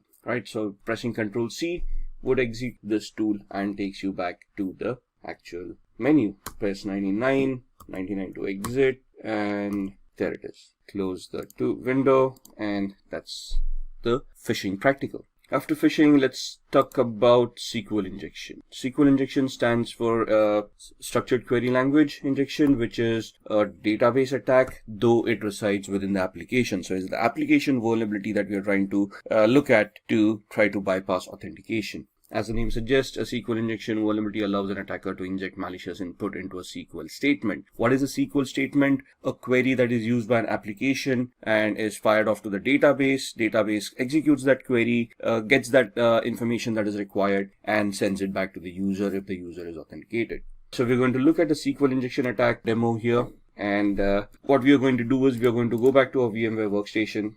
And I've got a tool over here called OWASP, Broken Web Application, which is a utility that has been created for people like us to test our skills, to learn on how we can develop our skills further. So this has a lot of vulnerable applications built within it. We're just going to try to access it, and we're going to see if we can create a SQL injection attack. Just waiting for it to boot up. Once it boots up, it will give us an IP address. There we are. So we need to connect to 71.132. So I can just use the same browser I was using, close up Facebook, and now go to 192.168.71.132. And this is the OWASP Broken Web Application project. What we're going to do is we're going to go to Utility, and this is an application that has a lot of information within it. You can see it gives you links about what you should do, help me, video tutorials, listing of vulnerabilities that they have, and so on and so forth. So you can see we are not logged in right now.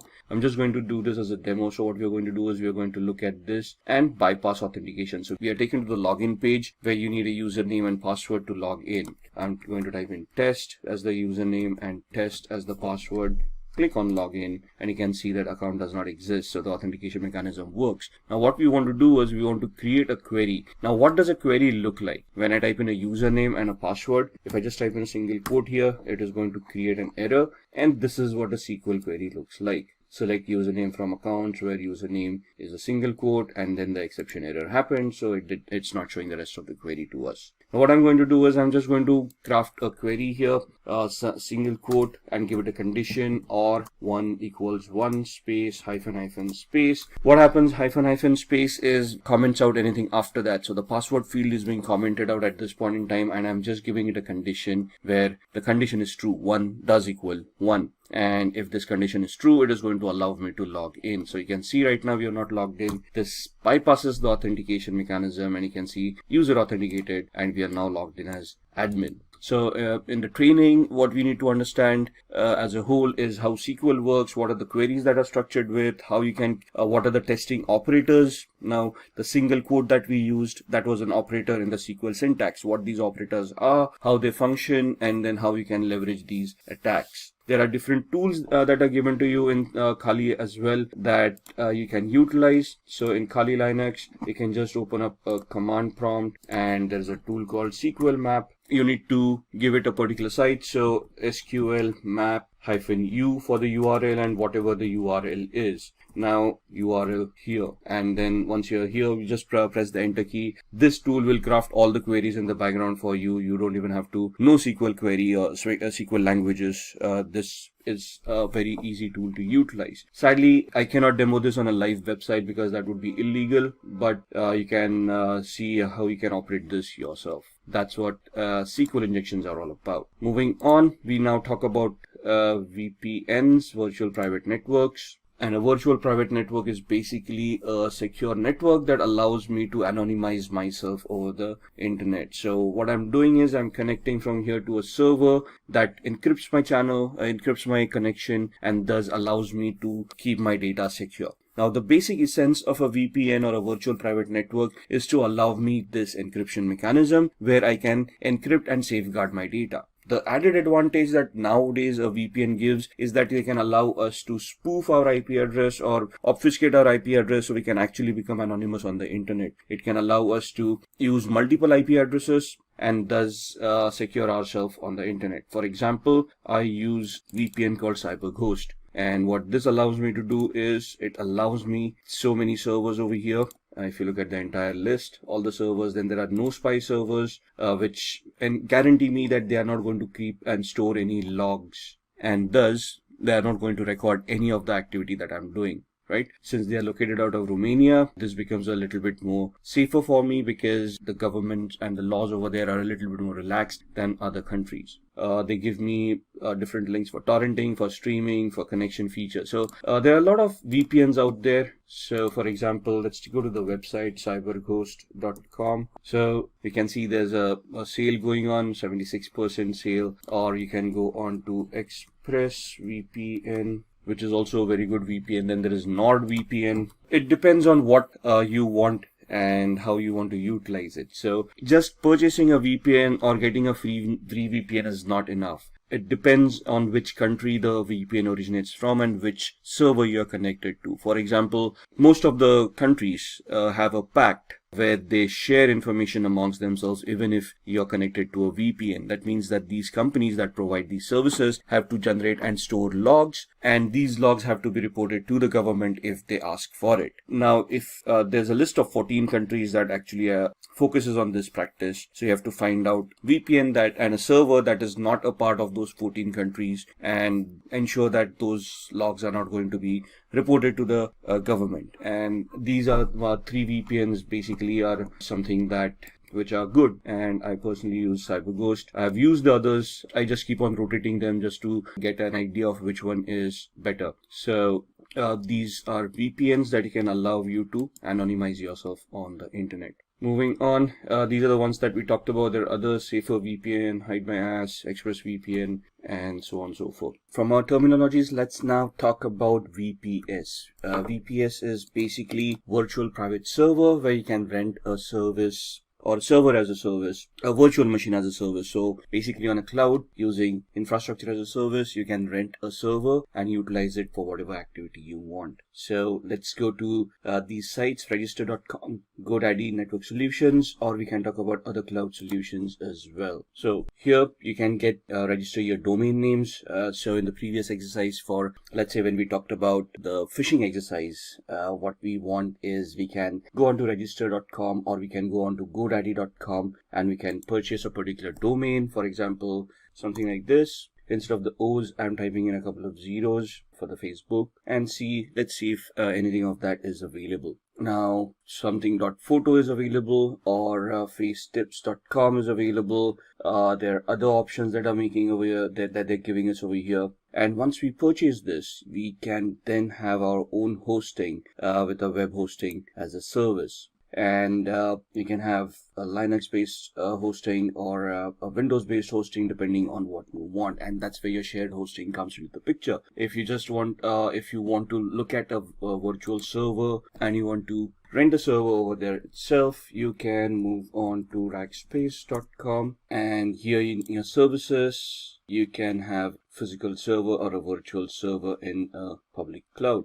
Your other cloud providers, for example, would be Amazon, AWS, and on AWS, you can basically look at EC2, Elastic Compute Cloud, which is basically virtual servers in the cloud. And over here, you can rent out a server with whatever capacity you require. You'll obviously have to pay the rent for what those servers are going to cost. But once you have those servers, you can then launch any services on top of it. Looking at other services that we have, we talked about Tor. Tor is a onion routing software that allows users to browse the web anonymously. So we can just go online and we can try to spoof our identity, and I'm going to show you how. So I've got a VMware workstation right here, the one. So we're just going to pull that up and we're going to power on a Windows 7 machine where we're going to look at the onion routing. So our Windows machine has booted up. We're just going to log in, and this is my Windows 7 machine. Now I've got a Chrome browser right here, and we're going to go to a website called cmyip.com, which is going to give the IP address that I'm currently using. So right now I'm not connected to any VPN or anything, and you can see that's my IP address that I'm utilizing. Now, if I want to anonymize myself, what I'm going to do is I am going to use Tor, and that's the Tor browser that's set up right there. If I click on it, it's going to open up the software and it's going to create a new network, and it's going to connect to the Tor network and allow me to anonymize myself. Right, so that's the Tor browser opening up, and giving me a new browser over here. So I've got one, which is the old one, which is my current IP address. If I just refresh that, you'll see that I'm still on the same IP address as far as this browser is concerned. There's a refresh and it's still showing me the same IP address. Where if I go on to Tor right now, and if I go to cmyip.com, you will see that it is going to give me, and you can see the amount of time it is taking to reach that site. That's because I am using a VPN and there's a lot of encryption running off, and you can see now I'm certainly connected via Hong Kong. And even to reach this site, what Tor does is it gives me a proxy chain. A proxy chain is where it creates multiple hops to hide my identity, and before I reach cmyip.com, I am using 3 different IP addresses over here, one in France, one in Germany, and one in Hong Kong. So if I do something over here to trace back my steps to my actual IP address, the law enforcement agencies or anyone who's going to search, like a forensic investigator, would have to go through these IP addresses before they come back to me. Now, it's not impossible, but the effort and time that's going to be taken to come across 3 different countries is going to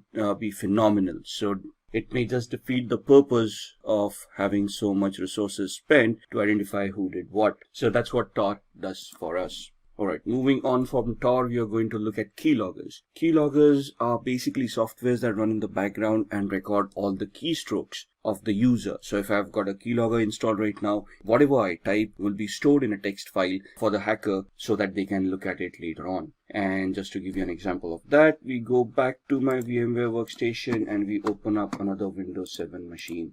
I'm going to power this on, and I'm going to close this one till then. So this virtual machine has booted up. We are going to use user 1, log in as user 1, just close all these softwares which are not required. And once this machine is booted up, what we're going to do is I'm just going to open up a random websites and see what we're doing. Basically, there's a keylogger that's there in the startup that's going to record our keystrokes. And we just want to see what it actually does. Now, Firefox is getting updated, so let's hold on. Now, this is the latest version of Firefox, right?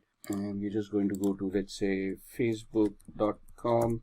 Wait for the website to open up. All right, let's try opening it up again. And that's facebook.com. And we're just going to type in some random username and password somewhere, someone at somewhere.com, and the password being again ASD@1234567890. Login, obviously that login is not going to work. User probably doesn't exist, or if it does, the password probably is incorrect. And so we're going to close this. We're going to, let's say, open up another browser window, go to another site, rediff.com, and then go to rediff mail. Try the same thing over here, someone at somewhere.com, password ASD@12345678, whatever it is.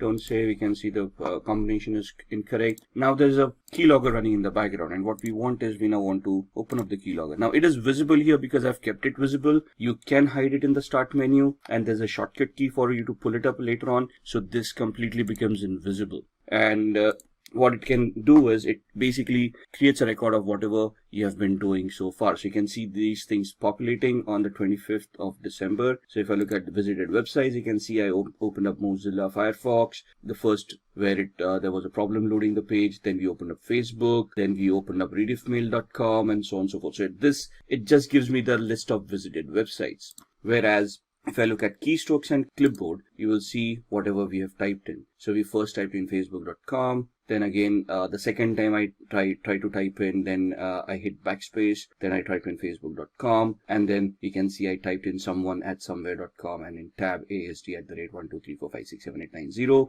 We closed up the browser, we opened up a new one, and we went on to rediffmail.com, and then you can see me typing this one, then going back one space, then the rest of what I typed, and then the password coming in. So that's what a keylogger does. If you look at the taskbar, it's not going to show you a keylogger running in the background. It's in the processes, you're not going to see anything at all, but it's going to mask itself as a service. So if you look into the properties, you can see that icon coming in over here, which matches this one. And so you can see that this is masking itself as a service.exe. If this gets hidden as well, it would be very difficult for a user to even identify this. All right, so that's what a keylogger is. Moving on, let's see what else we want to talk about. So we've talked about Tor, we've talked about keyloggers, and now we want to talk about firewalls. Now, for keyloggers to be prevented, we need antiviruses, right? So we need a good antivirus program that's going to be installed, updated, and run on a regular basis to protect ourselves from malwares. But what about network connections? And you need a firewall and a system to prevent or to detect what kind of connections are going on in the first place.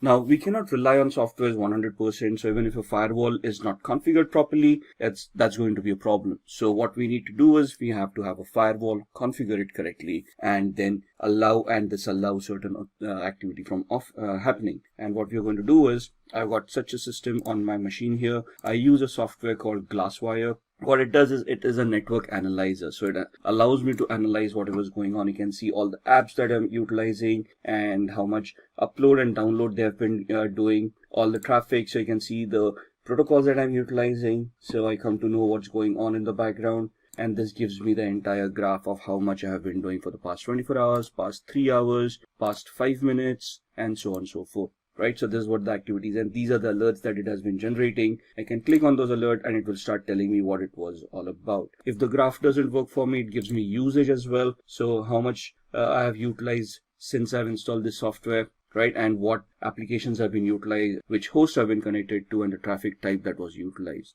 And then the things on my network. So these are the devices that I have currently on my network that have been identified. And then comes the firewall. So on the firewall is clicked on. You see all those services that have been identified, and you can just click on a particular service to lock that service. So this becomes a discovery tool, identifies whatever networking is going on, gives me all that information, and then I can look at and I can just click on any of these services that I find it as malicious and block them. I can create different profiles for different applications as and when I want them. And these are the alerts. So you can see that this was the first time a network connection was looked at from VMware. And what this allows me to do is whenever I execute a file, it can upload it to virustotal.com and scan it as a third-party antivirus to ensure that there is nothing malicious on it. So I already have an antivirus over here, but if this ever gets compromised, I still can rely on a third-party service where in real time when I execute my applications, they would be verified and I would be assured that nothing is wrong with my system. And this software that I'm utilizing, Glasswire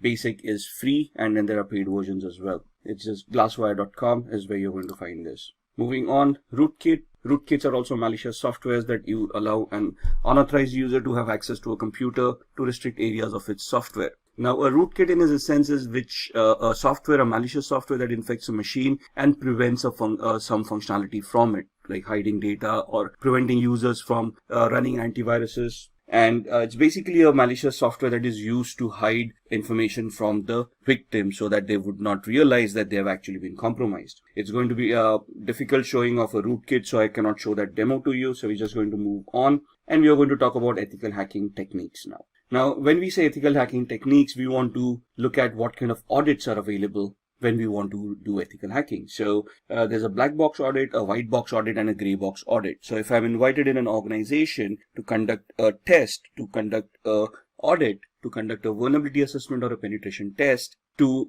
identify vulnerabilities and then try to plug them out, they are going to give me 3 different variations. In a black box audit, they're not going to tell me about the infrastructure. They're not going to give me any information. And they want me to start from the basics of gathering information, identifying the systems, and based on the information that I gather, whether I'm able to develop any hacks and compromise their infrastructure. So it will be a simulation of a hacker who's sitting outside the organization and trying to find a way in. Whereas a white box audit is where full infrastructure knowledge is given. Anything and everything that is required for an audit is given. And this is a simulation of an insider attack. A person sitting inside the organization misusing their permissions and then trying to compromise, trying to get access to data that they do not have access to.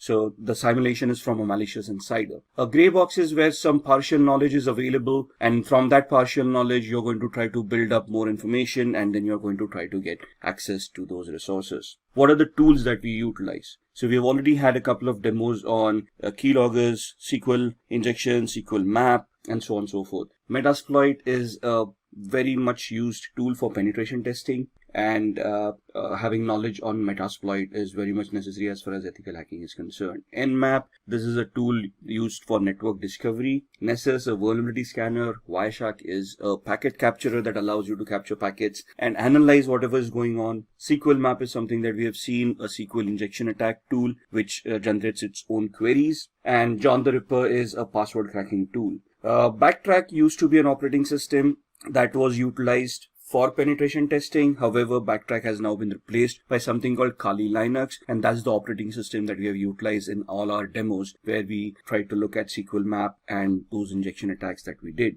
So what are the areas of ethical hacking? We have just talked about all these areas as well. Network services, we looked at the Glasswire application that showed us how my machine is consuming networks, which protocols are being consumed, how the connections are being created. If somebody is able to install a Trojan on my machine, it is going to try to create a new connection on the network with the hacker to allow that hacker a backdoor access. Now, if I have that Glasswire or a similar firewall implemented, it is this firewall that is going to detect it and prevent that connection from happening. So if I install a software that is suddenly suspicious or that installs something else in the background that I may not be aware of, that tool is going to identify all the connections that are being made and it is going to highlight that connection. I need to go through all of those connections and identify whether they are legit or not. And if I find some suspicious or doubtful, I'm going to block that connection and then I'm going to investigate what's going on. And that's where ethical hacking comes into the picture. You want to find out if your firewall that you have implemented is going to work correctly or not. If the configuration of the firewall is done properly, or if the firewall is misconfigured, is it leaking out information, right? At the same time, you're looking at web applications. We looked at the OWASP broken web application where we did some SQL injection attacks, right? So that was a weakness or a vulnerability in that application, which would allow us to bypass authentication and get access to resources that we were not authorized for. And then client-side attacks would be where you install keylogger at the end of the client system, and then you try to capture whatever data the user is typing in, like usernames and passwords on the Facebook and the rediffmail.com website that we saw, and then try to misuse that information to get access to those resources. Then Wi-Fi networks, right? Wi-Fi is something that we use on a regular basis. We got our smart devices nowadays, smartphones, tablets, phablets that we connect to Wi-Fi and start using all our services, our banking applications on our smartphones. And thus we want to ensure that wireless connectivity is simple and is secured. So you want to use encryption mechanisms, you want to use tools on your smartphones, antiviruses, firewalls on your smartphones to ensure that whatever you are utilizing is going to remain secure. And then social engineering, we've looked at the phishing website on facebook.com. We've seen how easy it is to clone websites and host them on Apache server. So if you look at it as from an ethical hacker's perspective, the job of an ethical hacker is to simulate these kind of attacks that a hacker may conduct. And first of all, you're basically going to find out areas where these attacks can happen. Think of it from a hacker's perspective. Try to simulate those attacks and see if those attacks are going to be effective. Can those attacks be prevented? And can your current security controls that you have put in place identify, detect, and prevent these attacks from happening in the first place? And that is what ethical hacking is all about.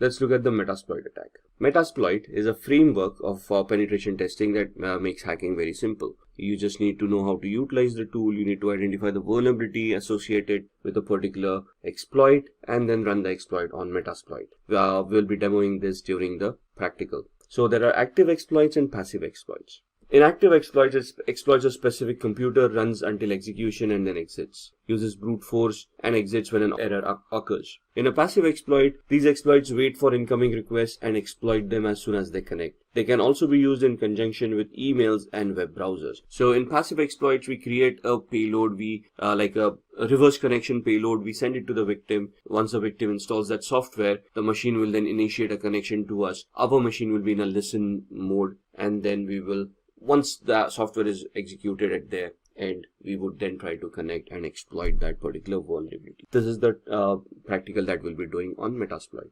So let's move on with the demos and then we'll see what we can discuss amongst them. Alright, let's have a look at some of the demos that we had talked about in the ethical hacking and penetration testing module. We are going to look at 3 different demos. The first one is going to be a SQL injection attack that we are going to perform on this tool that we have. The second one is a password cracking attack on Windows 7. And the third one is a metabreeder based or a Metasploit based shell shock attack on a Linux based web server. So let's get cracking.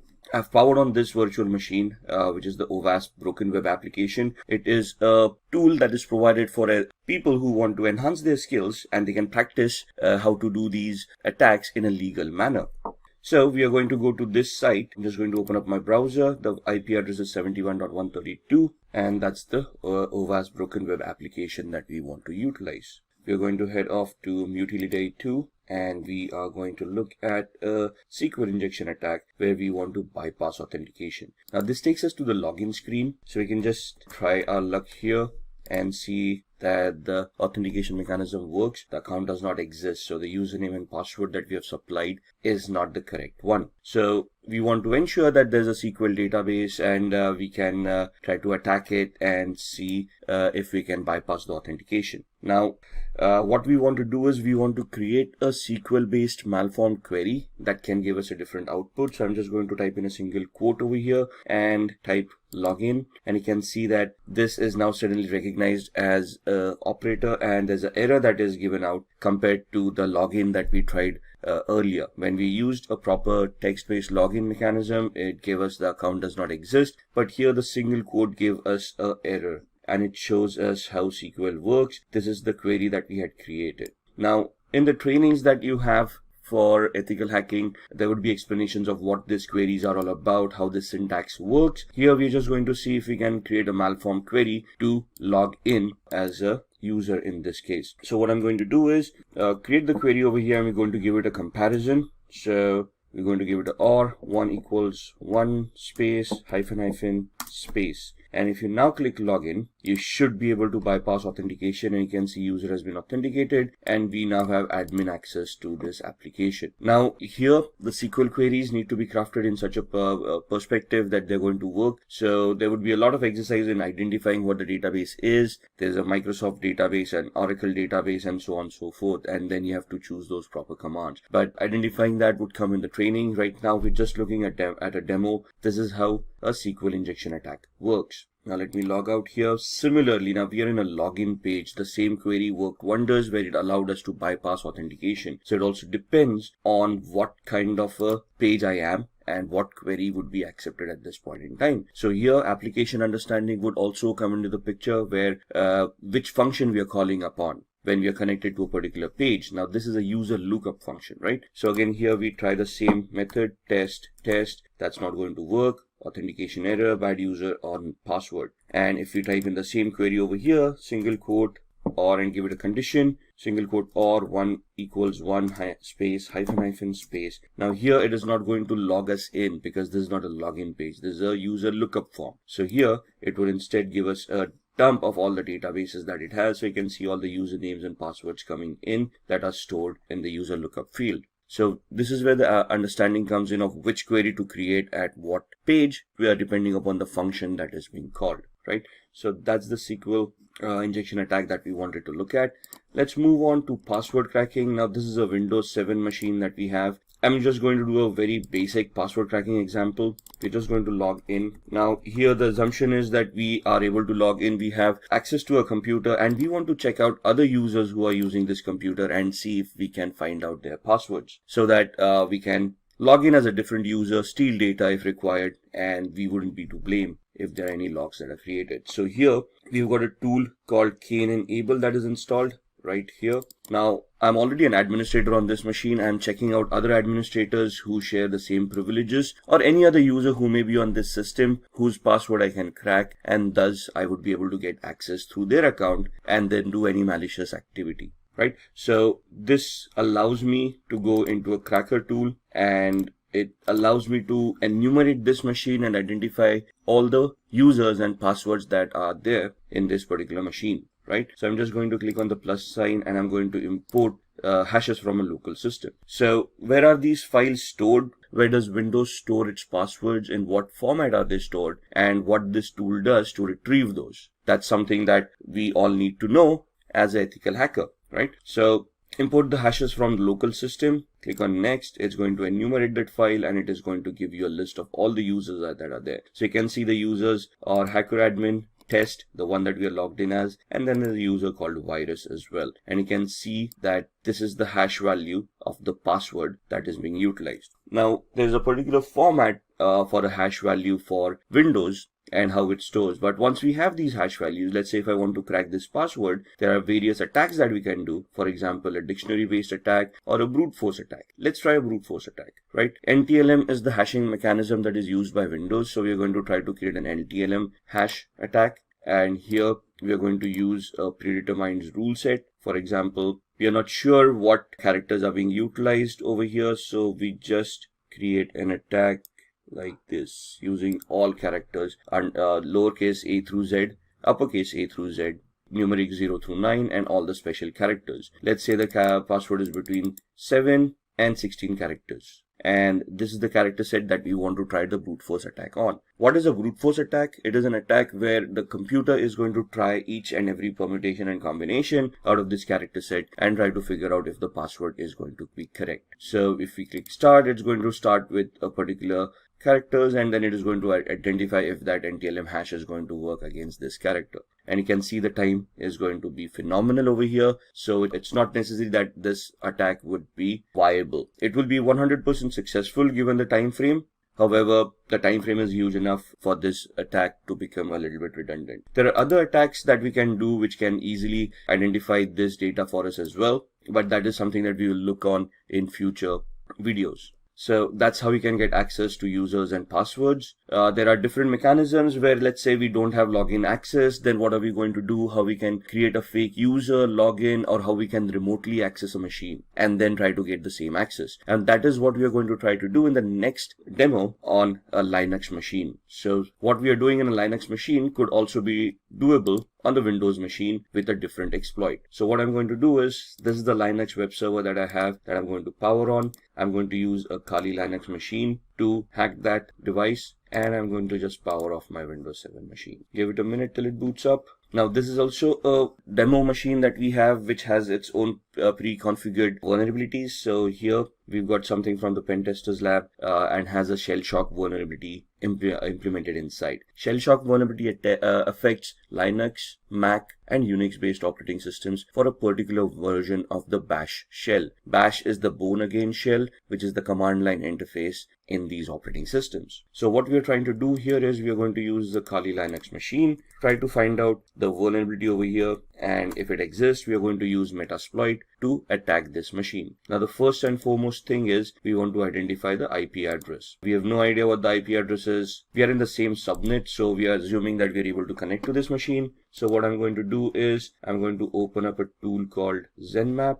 I'm going to open up a command line interface, find out what my IP address is, and my IP address is this with a subnet mask of 255.255.255.0. So I want to see if there are any other machines that are live in the same subnet, and we are doing a ping sweep over here to identify which machines are live. In a minute we'll get all the IP addresses. 71.1, 2, 133, 254, and 128. We know that we are 128 at this point in time. 254 is the DHCP server. So we are assuming that 133 is the machine that we want to look at. And let's then try to see if we can scan that machine. 133, and we're going to do an intent scan to find out which ports are open, what services are running over there, and if it is whether the pentest machine that we were looking for. You can see off the start port 22 and port 80, and somewhere here it's going to give us the ports that are open and the details about those ports, and somewhere here it will tell us that this is the pentester lab machine that we wanted, which is correct. So now we want to do a vulnerability analysis on this. What we are going to do is I'm going to use another GUI based tool called Sparta, which I can just find out from here.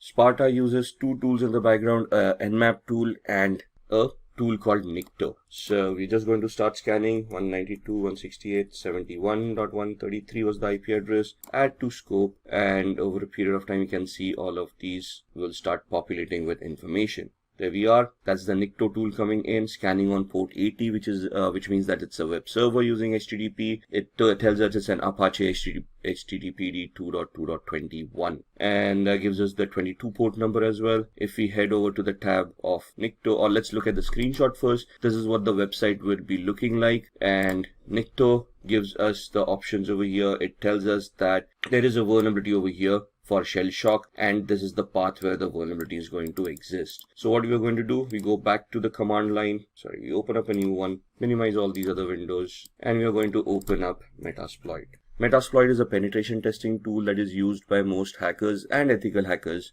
to test applications and test existing exploits and vulnerabilities. So just give it a minute till it starts. You can see there are already around 1700 exploits right here. We are going to see all those exploits with these commands. There we are, sorry for the typo.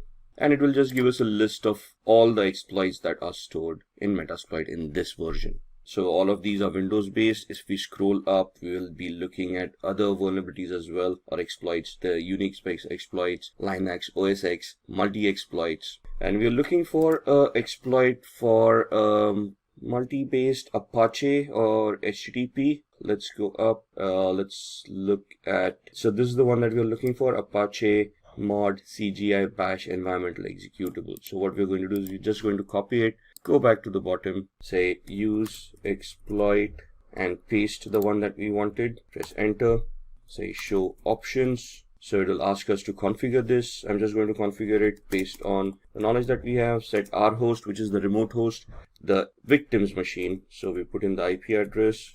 It asks us for the target URI. So that's the path that we saw. Set target URI to cgi-bin/status. Enter. Now with the exploit, we need to find a payload that is going to give us the output that we want. So we say show payloads, and it will give us a list of all the compatible payloads with this exploit. And we want to create a reverse TCP connection, which is this. So we know it's a Linux operating system. We want this payload to be set. So set payload. Press enter. That's the payload coming in. Show options. Now that we have set the payload, this is the options for the exploit, and now we want to set our options for the payloads as well. So we are creating a reverse TCP connection, which means we are remotely executing code at the victim side and making the victim connect back to our machine, which means we need to set up a listener. So I need to put my IP address over here, set localhost or lhost 192.168.71.128, which was our IP address. Show options again, just to ensure everything is fine, which looks like it is, and we then type in the word exploit so that it will start this attack. I can see that it has created a meterpreter session at the victim side, and it has opened up a session. So if I do a pwd, now pwd is a Linux command for present working directory, and it will show us that we'll connect it to var www cgi-bin. Do an ls, it will list all the files. That's the status file over there. Do a cd /, it will take us to the root of this machine. Now remember, we saw the passwords on a Windows machine. Similarly, we can head over to the cd etc folder, ls, and you can see these files, psswd and shadow. Now psswd is the file where Linux stores its usernames, and shadow is the file where passwords are shown. So do a cat command, psswd, and you can see these users coming up. So you can see the last user, Pentest Lab, and you can see there are no passwords. So let's do a cat shadow, and that's your hash value for the password that we have for the user Pentest Lab. So these are the different attacks that we need to understand and we need to create based on the vulnerabilities that exist on different machines. So if we just look at Windows and Linux and how we can exploit them depending on existing vulnerabilities. As an ethical hacker, this is what we need to learn in our trainings, and then we need to clear our exams based on this knowledge of how these things work, so that we get certified and then we can position ourselves for the penetration testing jobs. Now let's begin with who is a certified ethical hacker. A certified ethical hacker is a person who's also known as an ethical hacker. An ethical hacker is just the opposite of an hacker. A hacker is a person who, with malicious intent, tries to misuse vulnerabilities that they have identified in an organization structure and then gain access to unauthorized data. Whereas an ethical hacker does the same thing. They try to locate the weakness, they try to locate the vulnerabilities, and they see how they can be misused. However, the intent is completely different. And that is what differentiates a hacker from an ethical hacker. Hacker would be a criminal with a malicious intent who would try to misuse and personally gain by doing criminal activity from that particular activity that they have done. Whereas an ethical hacker would try to help the organization in an authorized manner. So that's where the permission comes into the picture. The ethical hacker has permission from the organization to conduct some activity that would identify vulnerabilities or weaknesses in the information technology structure of that organization. And then once they have been identified, the ethical hacker would then help the organization to plug those vulnerabilities rather than misuse those vulnerabilities. So any person who completes CEH version 10 certification is known as a certified ethical hacker. So this is a certification. Once you complete that, once you pass the exams, you can essentially call yourself as a certified ethical hacker, and you're going to get a certificate with the same terminology. So as you can see in the diagram, your responsibility would be as a certified ethical hacker would be with the proper permission of the organization. With the authorization coming in, with contracts coming in, you would legally help the organization to identify those weaknesses and vulnerabilities. And once you find them, you're going to report them to the organization, and you're going to help the organization with remediation plan, which would help them remediate, mitigate, and resolve the vulnerabilities that you have identified, thus making the organization's security structure a lot better, based on which black hat hackers or malicious hackers would be unable to attack the organization. So what is CEH version 10? Now this course was initially introduced in September 2015, and I think if you look at the versioning, this is the 10th version that is there in the market. So essentially CEH, or the Certified Ethical Hacking course, as the course itself, has been for a long time in the industry. It's a very well accepted course, and it's a well-renowned course. The current version as it is was introduced in September 2015 and is one of the toughest certifications in the cybersecurity field. This includes a lot of information that you have to learn, that you have to know before you can attempt the certification. You will master all ethical hacking methodologies that are used in penetration testing and ethical hacking situations. What does that mean? That means that CEH version 10 is a structured course that will help you look at all the phases that are used in ethical hacking, all the terminologies that are utilized, all the tools that are utilized in such a manner that you can penetration test or a vulnerability assessment and identify and test the vulnerabilities for their complexity. And this course, once you complete the course, you would have mastered all the ethical hacking techniques that are required. There are two exams. One is a written exam and the other is a practical exam. Now you can opt for either or. The written exam is basically a multiple choice question exam where they'll ask you scenario based questions and you have to answer those questions. That is something that we're going to look into during this video. The practical exam is basically a simulation exam where they give you a scenario and you have to complete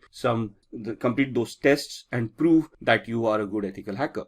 Based on the report that you give, if the report tallies to what the test was, you would be clearing that exam. So practical exam is a little bit tougher. It's more hands-on. It tests the actual skills that you would perform in a hacking scenario or a ethical hacking scenario. Thus the practical exam going to be that much tougher. The written exam, to give it credence, tests you a lot on your mentality, on your thought process, on your judgment characteristics. So they will give you a scenario and ask you, what do you think is happening? What does this attack tantamount to, or would be what would be the next step in the particular attack that they're describing? Thus, it's more of an intellectual test where when your thought processes are being checked and you are giving those exams. So what would be the difference between these exams? In a practical exam, you would be conducting all those steps yourself and you would be reaching a conclusion. So here essentially you're being tested on the skills that you have developed on the execution part of it and to see whether you can execute a test end to end. Whereas in a written exam, you would be put in the middle of a test where you have to assume something, where you have to understand what the steps would have been performed in the previous steps and what would be the expected result, and you're supposed to analyze that and then come to the correct answer. So if there is a question which exam is better, written or practical, the answer to that is, from an intellectual perspective, a written exam would be a lot tougher than a practical exam, and from an execution perspective, a practical exam would be tougher than a written exam. So it depends on us which exam we want to give. Both of them are widely accepted and well respected in the information security field. So it's just the option that we choose which exam we want to give. Now, this course, the version 10 course, is purely attack-based course. Okay, it is an offensive course. There is no defensive mechanisms. So if you're looking for questions of how to secure yourself on the internet, how to securely configure an operating system, or how to securely configure a server, how to configure a firewall, this is not the certification. This basically talks about attacking those devices. So if you come across a firewall, how would you test a firewall? How would you identify vulnerabilities in those, and how would you bypass a firewall? Similarly, if you come across a server, how are you going to attack and hack the server? Let it be Windows or Linux based. So this basically becomes an attack based course. You're looking at offensive mechanisms over here and not defensive ones at all. So what's new in this version? In this version, there's a new module for IoT, Internet of Things. It focuses on emerging attacks, vectors like cloud, artificial intelligence, and machine learning. It basically talks about smart devices. And it talks about the vulnerabilities, the risks that the smart devices face in today's world. For example, it will tell you about the industries that are utilizing all these smart devices, why are they utilizing it for, what kind of devices they are utilizing, and what are the risks within those devices. It will also give you a lot of tools for you to practice upon to identify such IoT devices. What would constitute an IoT or an Internet of Things device? Any device which has an IP address and can connect to the internet and create data. So even your smartwatch, your smartphone, your cars that have internet connectivity nowadays, your Google Homes, Amazon Alexas, all of these devices would come under the IoT umbrella. And have you ever wondered about sitting at home, having a Wi-Fi, having all of these devices, even a smart TV, if you will, connected to the Wi-Fi? And have you ever questioned how a hacker would then be able to access your home through all of these devices, record information, and basically just spy on you? Similarly, an organization where they are utilizing IoT, they would be vulnerable for the same vulnerabilities. And this course does include IoT security to a certain extent, where we talk about vulnerabilities and how to identify those vulnerabilities in IoT. Then there's a new vulnerability analysis module where it gives you risk assessment. It talks about CVSS scoring systems. It talks about how to do a vulnerability management program in the first place. What are the steps required in a vulnerability management program? How should it be repeatable and how it should be measurable as a program? And what should be the outcome? So basically, it will give you a structured way of how to do a vulnerability management assessment and how do you want to achieve the end goal, thus leading you to a penetration test. So all the modules are leveled up. What do you mean by leveled up? That means they've been updated to the latest tools, latest standards, latest technologies. So you've got cryptographic attacks, you have got attacks on applications like SQL injection, we'll be talking about packet sniffing using various tools. All of these are upgraded, which means they are up to the latest operating system. So even when we do this course, you'll be looking at operating systems like Windows 10, Windows 8, Windows Server 2012, Windows Server 2016, Kali Linux machines, Android machines, and Ubuntu desktop as well. So all of the operating systems are latest, the tools are latest, and you will be interacting with these tools. And then there's a mobile security toolkit as well, which will help you do a penetration test on a mobile device.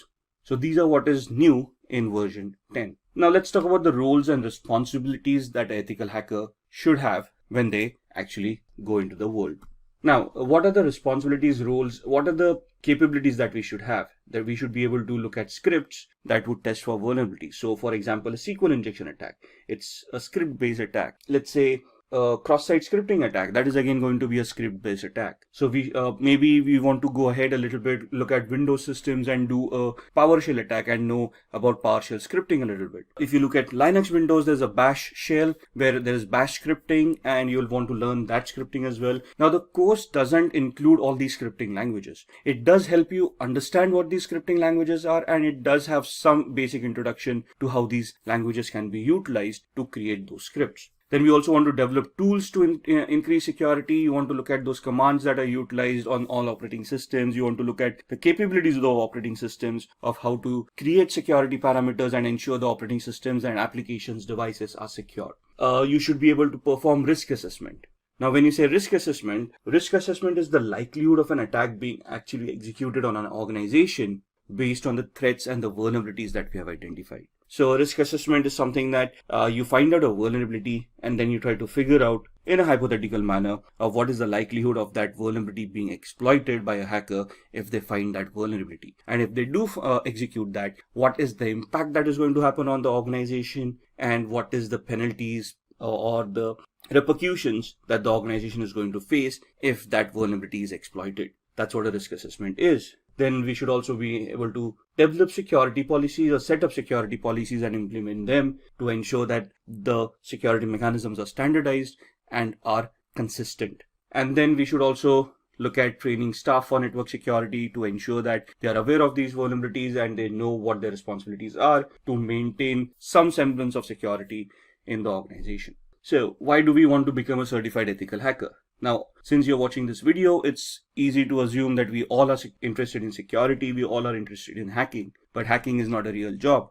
For us to get a job in the industry on a security parameter or information security parameter, we want to become a certified ethical hacker. So if you look at the popular hacking cases that have happened, in 1990s, there was a national crackdown on criminals. Microsoft NT operating system was hacked. Now, this was back in the 90s when security wasn't that much evolved. And there were a lot of attacks back then that crippled infrastructure, that crippled banks, when they started realizing that computing isn't as easy as it seems. Of course, if you use a computer, the functionality is always there, but if the functionality is not properly configured, you're just exposing yourself to cyber criminals where they're going to steal information and your organization may just go bankrupt because of that. In 2013, an example, Adobe reported 2.9 million accounts as stolen. In 2016, Kaspersky, which is an internet security firm, announced that there were 758 million malicious attacks that occurred worldwide.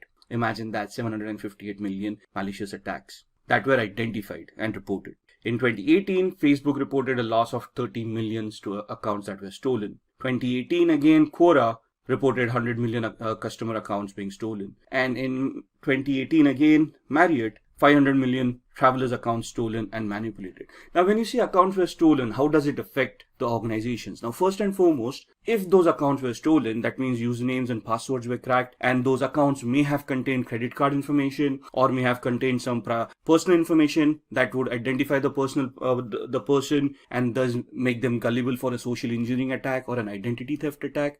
So it has a cascading effect. If I would have been affected, or you would have been affected with these attacks, the repercussions would have been catastrophic. Your credit card information being stolen, that means somebody else would have misused it, and you would have seen a huge bill come your way. Now, you can go back to the bank and dispute that, but that's again a dispute that you're trying to have with the bank for something that you didn't do, which requires a lot of energy and a lot of time. And at the end of it, somebody has to pay for that particular loss. Now, in this scenario, the bank would have had to bear the loss, but then that's a loss for the bank, and bank doesn't want to do that. And that's where they would try to hire certified ethical hackers who would try to test these vulnerabilities and plug them in so that the end consumer is also secured, the bank is also secured, right? In this case, Marriott, there were 500 million travelers' accounts that were stolen. A lot of credit card information was leaked out. Email accounts were hacked and compromised. And thus there was a lot of repercussion that happened. Now, the thing is that there are also laws that these organizations need to adhere to that tell the organizations how to keep their information secure and also have penalties in place if the organization gets hacked. And the penalties are pretty severe. So organizations do not want to get hacked or do not want to get compromised, not only from the customer's perspective where they would be losing customers, losing reputations, and then thus facing losses, but also from a legislative perspective where they would have to pay fines to the government for the frauds that have happened. So these are some of the popular hacking cases that have cost these organizations quite a lot of money, and thus they have a lot of security in mind. If you look at the news, in BBC News, there was something reported from a French police that there was a virus that infected more than 850,000 computers worldwide. Now, on the similar lines, if you remember ransomwares, and if you look at WannaCry that happened in 2018 or 2017, it also cost the world $4 billion in losses during that just one small month of its infection. Then Google basically disclosed that a large-scale hacking effort was targeted at Apple devices. And this has been, it has reported that there was a sustained effort to hack iPhones over a period of at least 2 years, which means that there's a specific target towards Apple consumers, and they are at a higher risk of getting hacked than others. Then the Texas government organizations hit by ransomware attack. So hackers have infected 23 organizations connected to local government in the US state of Texas with ransomware. That means that their databases have been encrypted. The government themselves do not have access to that database. The databases could have been compromised by the hackers. And that means that whatever services were being provided to the users based on that database may no longer be available to the end users because of the ransomware. Now, moving on with these, do we want to become a certified ethical hacker? Increased attacks lead to more job openings. Now, if you look at ransomware, the WannaCry attack that happened in 2017, there was a knee-jerk reaction given by the rest of the world for IT security. Suddenly budgets started opening up. Suddenly people wanted more ethical hackers on their payrolls to test for vulnerabilities. In UK and Europe, we have GDPR, which is again another law that imposes severe penalties on organizations that get hacked and for not having proper security and a vulnerability assessment and penetration testing program in place. So that leads to a lot of job requirements as well, where organizations look at people with this special skill set to help them mitigate the vulnerabilities, to safeguard them and their customers from hackers and also from penalties from law enforcement and governments. So thus the demand keeps on increasing for ethical hackers, which automatically means that the salaries are going to increase as well. So more the demand, lesser the supply, higher the salaries. That's plain economics. Then challenge hacker with malicious intent. So from an ethical hacker's perspective, it is our duty to safeguard an organization, which means that we'll be pitched against hackers, and we have to ensure that those hackers would be challenged to the maximum limit before they even try to get access to any of the resources that we are trying to protect. It offers a boost in your career, so more efforts that you put in, more vulnerabilities that you find, the better the career prospects that you have, and the better job aspects that you're going to get. And this also lets you keep yourself updated on the latest technology. As the technology progresses, as we evolve on technology, security will also evolve, and the ethical hacker would need to keep themselves updated on these technologies. So this is what is a plus point to become a certified ethical hacker. So why do we want to get the certification, and what would it mean by being a CEH certified individual? Take this into consideration. You are applying for jobs, and you have been applying for cybersecurity related jobs, of course, and you go in for an interview. In the interview, you are asked quite a few questions, and they will be testing you on cybersecurity concepts. So they will be asking you a lot of technical questions about cybersecurity, about information security, and any other related topic. So let's say in a few minutes into the interview, there are some concepts that you have not brushed your skills upon, and they ask you about certifications. And one of the main certifications that is sought after is the CEH certification. And if you're not certified, that's where things can become a little bit problematic, where organizations today very proactively start looking for people or candidates who are already certified rather than take them on board and get them certified. So in this scenario, having a certification would obviously help not only to be shortlisted for the job, but the certification involves a lot of training which would help you understand the concepts and prepare you for the interview a lot better as well, right? So getting yourself certified is quite necessary in today's world. Let's look at what the certification is all about. The certification involves a very hands-on training that trains an individual into thinking about cybersecurity from a hacker's perspective. And developing this mindset is very important, because to catch a thief, we have to think like a thief. Teaches the candidate to spot vulnerabilities in a system, so it trains you on how to identify flaws, how to verify that they exist, and then how to treat them as well. Like I said, this is a very sought after certification, and companies look for people who are already certified as CEH, or a certified ethical hacker. So what is this certification all about? This is a globally accepted certification, and it tests the knowledge that a candidate will have about threats and their preventive mechanisms. So the certification, the exam itself will test you on the parameters. The training would provide you with all the information that you require to clear the exam and to gain knowledge from a real world perspective. So it will train a candidate to think like a hacker. It will train the candidate to use the tools to identify those flaws, to spot those flaws in the first place. And it will give an understanding to the candidate where to look for those flaws in the first place. So essentially, when you get certified as a certified ethical hacker, you become a white hat hacker or an ethical hacker, which means that you will be looking at flaws ethically and reporting them to those organizations. The certifying authority is the EC Council. It is a very well known and a widely accepted certification authority across the globe. it is based out of the United States, but the certification is valid across the globe. So what does it take to take the exam, and who can take the exam in the first place? Now, the basic criteria is that a candidate should be 18 years and above. So any person who has completed an official EC Council training is eligible to attempt the exam without going through an application process. So there are two ways you can actually attempt the exam. You either have work experience, that means you're already in the cybersecurity space, you already have some hands-on knowledge, and you want to give the exam. In that scenario, you just have to prove that you've got 2 years of experience with network or information security, and then you can apply to EC Council to directly appear for the exam without attending the training. Else, you can then approach EC Council and register yourself for a training course, after which you can give the exam. So there are two ways that you can deal with it. What are the fees for these exams? Now, the fee itself is $500 for the exam. Candidates who take the second route, where they prove that they have experience and they directly want to appear for the exam, there is another additional $100 of application fee that they have to pay to EC Council for them to verify that you actually have that experience and then allow you to appear for the exam. So what are the exam questions like? What is the exam all about?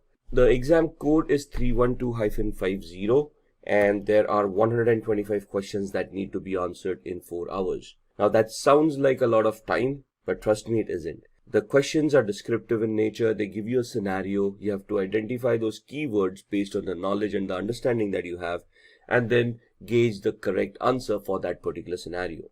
And the scenarios could be a little bit complex, could be a little bit confusing. The exam will be a multiple choice question exam, so 1 question with 4 answers. If any question has multiple answers, they will mention it in the question itself.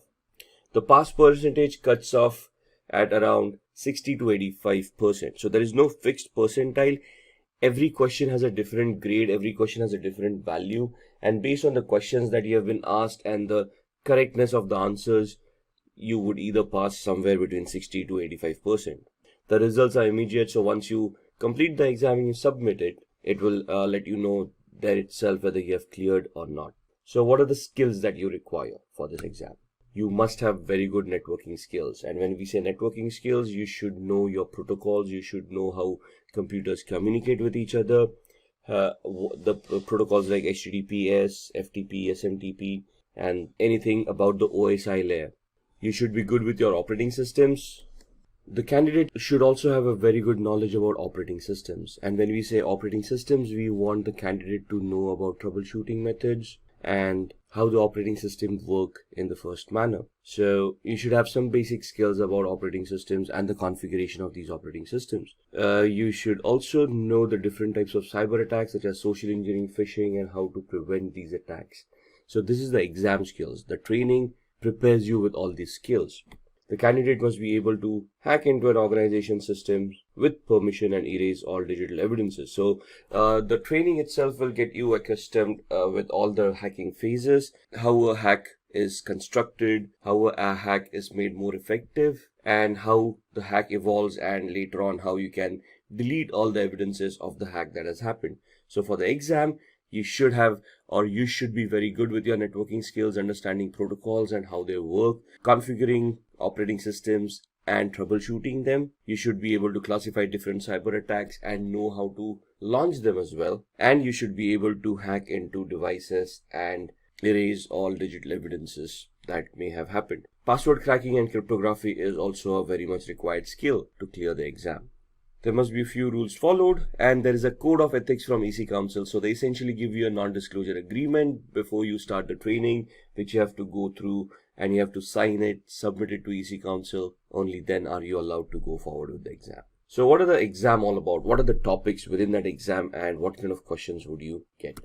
So there are 7 domains in this training based on which they will ask you questions. When you say background, background is nothing but your knowledge on networking skills, your knowledge on a little bit of operating systems, how communications happen, how protocols work, and so on and so forth. Analysis would be where you analyze certain attacks and you're able to analyze, let's say, packets, and based on those packets, you can identify whether it's a legitimate packet or is it a malicious packet with any malicious data within it. Then with security tools, you are able to talk about security as in the concepts of security like confidentiality, integrity, and availability triad, the IAAA identification, authentication, authorization, and accountability aspects, and various other concepts that are there in security. So you'll be questioned on those topics as well. Tools and programs. Ethical hacking carries a lot of tools, and you should be conversant with those tools.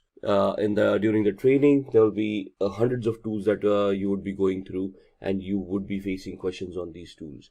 So there would be some basic questions like commands that would be given to you to identify what that command would execute, or there would be a specific scenario given to you, and then they would ask you which is the most suitable tool that you would utilize to crack that particular scenario. And then there's the methodology, of course, of how or which steps would you take in this particular attack to be successful. Then we talk about policies and the ethics. So as you can see, all of these domains have different weightage in the exam. 21.79% for your backgrounds. So you can see the background information is very much important. Operating systems, networking, a little bit of applications, a little bit of architecture of how things are deployed. Now, CEH is normally an advanced certification, right? So there are a few presumptions that you already know a little bit about Active Directory, how operating systems work, how identity management works. So there's a little bit of presumption that you have these background knowledge, but in the training you can be prepped up for that knowledge as well. So it does contain a little bit of insights about how these things work. Analysis is where you're looking at some scenarios, and based on the evidence is given to you, you can analyze what's going on. So that's at 20.73%. Security, which is the main topic, is at 23.73%. Tools and programs related to security would be at 28.91%. The methodologies would carry a weightage of 8.77, policies 1.90, and ethics 2.17%. So you have 125 questions. You can figure out percentile wise how many questions you would get on each of these domains. So let's have a look at these domains a little bit more. The background is about network and communication technologies. Again, like I said, protocols, procedures, services, how computers work. So ports on a computer, how ports are utilized by services, and how communications happen over these services and these ports. How we can scan these ports to identify what's going on, and then try to find out vulnerabilities within them. Then we have got information security technologies and the information security threats as well. So when I want to launch an attack on a device, where would I find vulnerabilities? Is it just on the network? Do I look at the operating system? Do I look at different applications that are there on the operating system, and so on and so forth? So where are the threats? That's something that we need to identify, and that's what this domain deals with. So 27 questions from this domain. Then analysis and assessment, information security assessment and analysis, and the security assessment process. So let's say you're in a penetration test and you want to launch an attack. What is the assessment that you want to do before you launch that attack? What is the process you want to conduct? And how you're going to analyze the vulnerability in the first place to identify which penetration test or which attack you should do at that particular point in time. Then security would talk about information security controls. Controls would be all the security elements that you can implement to prevent hacking. So firewalls, IDS, IPS, antiviruses or endpoints, all of these would be included in this domain. Information security attack detection. So it's not only about how you can attack, you also want to know if you're being attacked in the first place. So analysis would basically identify how you're being attacked, and the detection is where you first detect that something is wrong, after which you can analyze it, right? And how you can prevent security attacks happening at your organization as well. So which firewall would fit at what OSI layer, what in the architectural aspect, where do you want to place an IDS or an IPS, where would you want to place a firewall, where would you want to place a UTM, to have a layered approach, a structured approach towards security, where a hacker would have to peel off layers of security to reach the data that they wanted to get access to in the first place. So there will be 30 questions from the security domain, 16 questions on the analysis and assessment domain. The fourth domain is the tools, systems, and programs. So this is where all the tools that you would have utilized resume. So this is where all the tools that you have utilized in the ethical hacking scenario, and there will be questions asked about those tools. So in the training, there are some tools that are prescribed in the courseware You'll have to concentrate on those tools. You'll have to get your hands on those tools to understand how those tools work and then give appropriate answers in this domain. So there would be 36 questions for tools, systems, and programs. Then the fifth domain is procedures and methodology. Information security procedures and assessment methodologies would be asked over here. So how would you conduct a test? How would you conduct a vulnerability assessment? What is the method and the procedures that you would follow in conducting these tests? So there would be around 11 questions for this domain. The sixth one is regulations and policies. So this is all about some basics that you need to be aware about for information security policies and frameworks like ISO 27001, PCI DSS, and these regulations that are available in the real world that can help you or guide you to place a security architecture on your organization. These questions are not going to be in depth about any of the laws or policies. It's just checking your awareness, whether you're aware of these laws or policies and where they can be implemented. So you can see there are only a couple of questions that would come in regulations and policies. And then ethics. Ethics is the code of conduct of how you are expected to behave as an ethical hacker, what is expected out of your job role, what you should be doing and what you shouldn't be doing. So there would be around 3 questions of ethics in the exam. Now let's look at a few sample questions from the exam as well. So this will help you get an idea what the exam questions would be. So consider the attack scenario given below. There are 5 steps listed. Step 1 starts with user browses a web page. The second step is where web server replies with the requested page and sets a cookie on the user's browser. In the third step, attacker steals the cookie by either creating an attack on the network for sniffing, or at the application with cross-site scripting, or sending a fake mail or hosting a fake website by a social engineering attack, which is a phishing attack. In the fourth step, attacker gets access using whatever they have done and orders a product using modified cookies. And in the fifth step, the product is actually delivered to the attacker's address, whereas the bill is footed by the victim. So what is the attack that is happening here? Identify the web application attack. Is it a session fixation attack? Is it a unvalidated redirect attack? Is it a cookie poisoning attack, or is it a denial of service attack? So again, going through these steps, which of these would be the correct answer? In this scenario, it is C, which is a cookie poisoning attack, because if you look at the steps, the attacker basically hijacked the cookie or stole the cookie and then modified it to be utilized for some malicious reasons.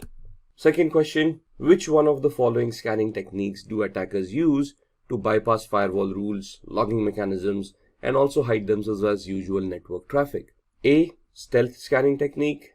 B. TCP connect scanning technique. C. Maintaining access.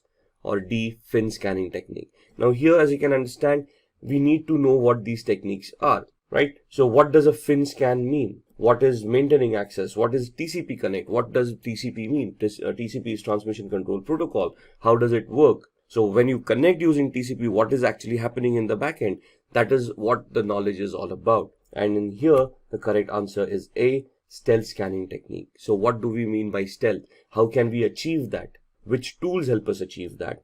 That is what we want to gain an understanding in before we can attempt the exam. Question 3. Which of the following Wi-Fi chalking method refers to drawing symbols in public places to advertise open Wi-Fi networks? War walking, war flying, war chalking, or war driving? Now, here we need to know first that there is something known as Wi-Fi chalking, right? And there are some symbols that are utilized globally and they are recognized globally. They're standardized, by the way. And these symbols represent some type of Wi-Fi networks. For example, open Wi-Fi, which means you can freely connect to the Wi-Fi, or paid Wi-Fi, where you have to pay before you can connect to the Wi-Fi, or once you get connected, you're first to have to make a payment, only then the internet would be activated, right? So for different Wi-Fi mechanisms, there are different options that can be utilized, and the question is which of the Wi-Fi chalking method refers to drawing these symbols in public places to advertise open Wi-Fi? So in this, the answer is war chalking. Now the question here itself is a little bit, so here the question itself is a little bit misleading, because it mentions Wi-Fi chalking in the question itself, and that would then lead us to whether war chalking is a correct answer or not. So some of the questions could be a little bit misleading. So let's start looking at the certifications. So to be an ethical hacker, you must hold a certification which specializes in ethical hacking or in cybersecurity. Companies look for candidates who are globally certified. When we say globally certified, they're looking for a certificate that has been given by an organization that is recognized globally and is well accepted in the industry. So these are the top 5 certifications a candidate can obtain. The first one, become a certified ethical hacker. Then there is Global Information Assurance Certification Penetration Tester. Then Offensive Security Certified Professional, CompTIA Pen Test Plus. And finally, the Licensed Penetration Tester. Now, these certifications are offered by different organizations. All of these organizations are recognized globally and their certifications are well accepted in the technical space. So let's start off with the Certified Ethical Hacker and we'll look at the organizations that provide these certifications and how we can attain them. So CEH, or Certified Ethical Hacker, in its current form is in its version 10. It's been revised and updated over a period of time. EC Council is the certifying authority for CEH. They have their own authorized training centers through which you can attend trainings, give those exams, get yourself certified, and thus become globally certified and can be eligible to apply for security related jobs. It is a very well-known certification and is widely accepted at the same time. It would test the candidate's knowledge of security threats and preventive measures. Now, there are 2 types of exams that you can give with CEH. One is a multiple choice question exam, which is theoretical in nature. They ask you questions and you answer the correct one. You select the correct answers. If you clear, you get certified. The second certification nowadays is where there's a practical exam associated with it. That's you'll have to purchase the voucher for that exam and give that exam. The practical exam is held in a virtual lab where you're given scenarios, and based on those scenarios, you have to resolve the questions given to you and give proof of the resolution, which would then get you certified as an ethical hacker. The theoretical exam in this scenario is the fees is around $500. This is for the multiple choice question exam where you can pay the fees and you can attend through a online portal and you can give the exam directly. The exam is 4 hours long, in which you have to answer 125 questions. Now 4 hours for 125 questions seems a long time, but it isn't. It's a very technical exam. There are scenario based questions and it would take some time for you to analyze and understand the question and then identify the equivalent correct answer. So it's a very competitive exam and you'll have to study really hard to clear this exam as well. The cutoff for passing varies from 60 to 85%. So there is no exact grade and all the questions have different weightages. So depending on the questions that have been given to you and the way that you have answered them, you would pass at either 60% or you would pass when you've scored 85%. Once you are CEH certified, which is a very technical certification, you will be qualified to apply for job roles as a penetration tester or a security engineer. These are job roles where you would be responsible of ethically trying to attack applications, servers, switches, and try to find out vulnerabilities within them. The training of this certification will make you adept in most of these tools that are required. There are a lot of practicals in this trainings, and if you successfully completed those practicals, clearing the exam is a easy task. With the practicals comes your knowledge and would help you understand how you would be performing penetration tests in the real world. If you have never used Linux before and are looking to get into it, this is the perfect opportunity for you to learn on how you can use this operating system in your daily lives. Now, although this video is specifically catered towards people who are trying to get into cybersecurity or who are trying to learn ethical hacking, the more people that get into Linux is that much easier because it just provides an alternative operating system that you can use and perform in your day-to-day lives. Now, it's very important, especially for ethical hackers, to understand how Linux works and specifically how Kali Linux works that we are going to cover today. Now, Kali Linux is also an operating system dedicated specifically to cybersecurity analysts and hackers and has a bunch of tools that makes the process of ethical hacking and vulnerability analysis, malware analysis very easy. So, in this Linux crash course, we will learn everything about Kali Linux, what it is, what you can use it for, then understanding a bit more of the Linux system fundamentals. Now, that can span across a variety of topics. For the Linux fundamentals, we often have how to navigate the file system, how we can use the Linux operating system command terminal for creating, editing, and just manipulating files. We'll understand some networking commands that can help you. We'll understand how the service mechanism, how to start services, stop services. We'll understand how to install, uninstall some particular tools. We'll also create a small script with Bash so that you can understand how you can use the Bash language to start your scripting journey in Kali Linux directly. Before we move forward, let's check out the CEH certification course by Simplilearn. That being said, we can get started with our demonstration. Now, the first thing we need to understand is how we can install Linux properly. To install Linux, or Kali Linux to be specific in this case, we will need two things. One, we need the ISO file, which is basically the installation file of every single operating system, and we will need an environment to run it in. Now, many people use Linux or any other operating system as a dual boot in the system, so that when you start up your computer or a laptop, it will ask you, where do you want to boot into? Do you want to boot into Windows or Kali Linux or Ubuntu, something like that. But for easier access, what many people prefer and many people will recommend is using a virtualization software. So what that will happen is you will keep using your normal Windows operating system, but you can use virtualization software like VirtualBox or VMware to run Linux operating systems in Windows directly. It will run in a sandboxed environment, which makes it easier to learn, and you don't have to dedicate another bootloader access, and it just gets a whole lot complicated. Dual booting is a lot more complicated, and it is recommended for beginners to just stick with virtualization software. Now, for virtualization software, you will get two options here, which will be VirtualBox by Oracle or VMware. Now, I highly recommend VMware because I feel it is much more stable and it has a bit more fluidity when running operating systems. Now, since you are running full-fledged operating systems in a single window, your system must have a good amount of RAM free so that it can be completely dedicated to the operating system being run in that sandboxed environment. So I would really recommend VMware over VirtualBox, which I feel has become slightly dated now. Meanwhile, VMware Workstation Player is going to be much better. This is obviously a case of preference, and you can try out VirtualBox if you want. Most of the things will be similar. But once you download VMware and install it, you should be getting a window like this. Now, this is the workstation. You can get the VMware Player version, which is the free version. You can get that as well. And again, most of the things will be similar. So now that we have VMware and we have our environment where we are going to install Linux and work on it, let's check Kali Linux. Now, Kali Linux, as you can see, it's the world's most advanced penetration testing distribution, and more importantly, it is based on Debian. Debian is one of the you can say the forefathers of operating systems, one of the operating systems which paved the way for many Linux distributions to be based on it.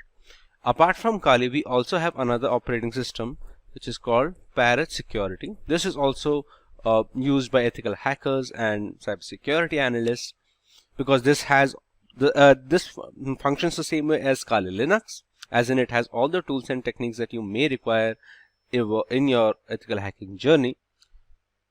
So you can use either of them, either Kali Linux or Parrot Security. And more importantly, for today's video, actually any Linux distribution will do, because this is more about learning the basics, and the basics will stay same irrespective if you go for Kali, Parrot, Ubuntu, or any other Linux distribution that you can think of. But just letting you know that there are two options here. Parrot has a bit more features, but Kali Linux is the industry standard today and has been for like a decade now at this point. So it is much recommended to go with Kali, and that's what we are going to work on today. So to download the ISO file, we'll just click the download button here. And you can see it offers a variety of options. You can directly download for virtual machines, which is, as you can see, it is the recommended, but it is going to deprive you of a few learning things. So what we can do is we will get the live boot system. What live boot will do, it will provide the ISO file, which we can later use to install on our VMware system. So I will go to the live boot. It includes everything.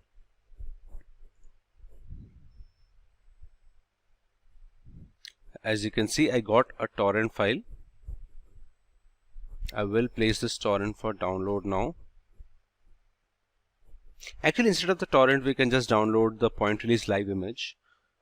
This version had every tool possible, but this January edition, you can see Kali 2023.1, the January live version point release live image. You can just download this one directly. Just click the download button here, which is written at 3.8 gigs, the ISO file size.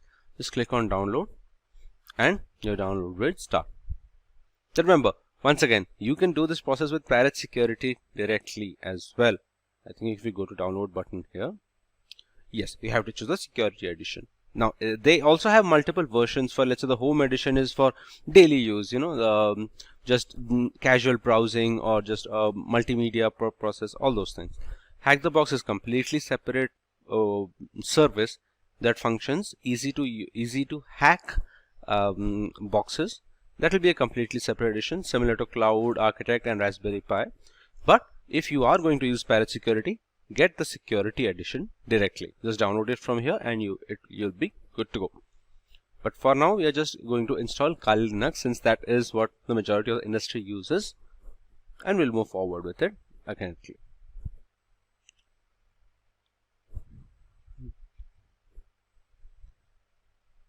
These are the containers. Yes. Now what would have happened if you had chosen virtual machine is, as you can see, there are many virtualization software like VMware, VirtualBox and QEMU. What will provide is, it will provide a installed file. It will give a folder where the VirtualBox VMware has already installed Kali Linux. So you can just load up in your VMware system. As you can see, you have to choose open a virtual machine if you download the image directly, this one.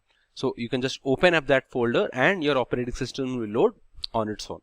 But after getting the ISO, you can customize a lot of things. The thing about this virtual images are they're not customizable as such.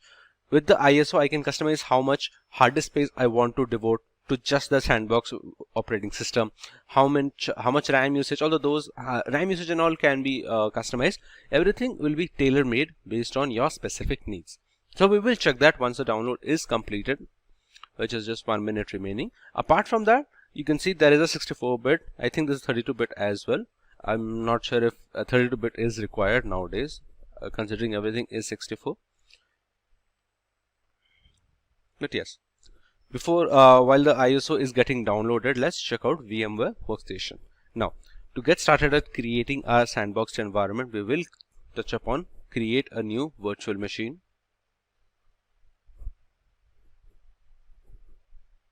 Yes. Here we can, let's say, check on custom, because we want to customize how much we want to give. Hardware, we can use Workstation 16.x, which is the latest one. Now, here I am going to choose, I will install the operating system later.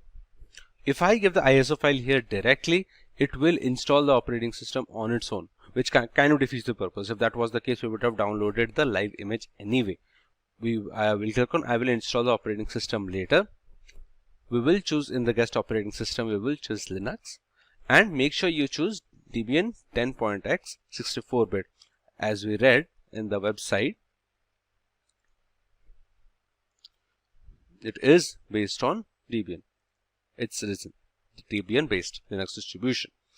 Now, this can obviously change. There are other operating systems on which this can be based, like Fedora and Arch, but this one is Debian. So we are going to choose Debian over here, Debian 10x 64-bit, which is the latest version.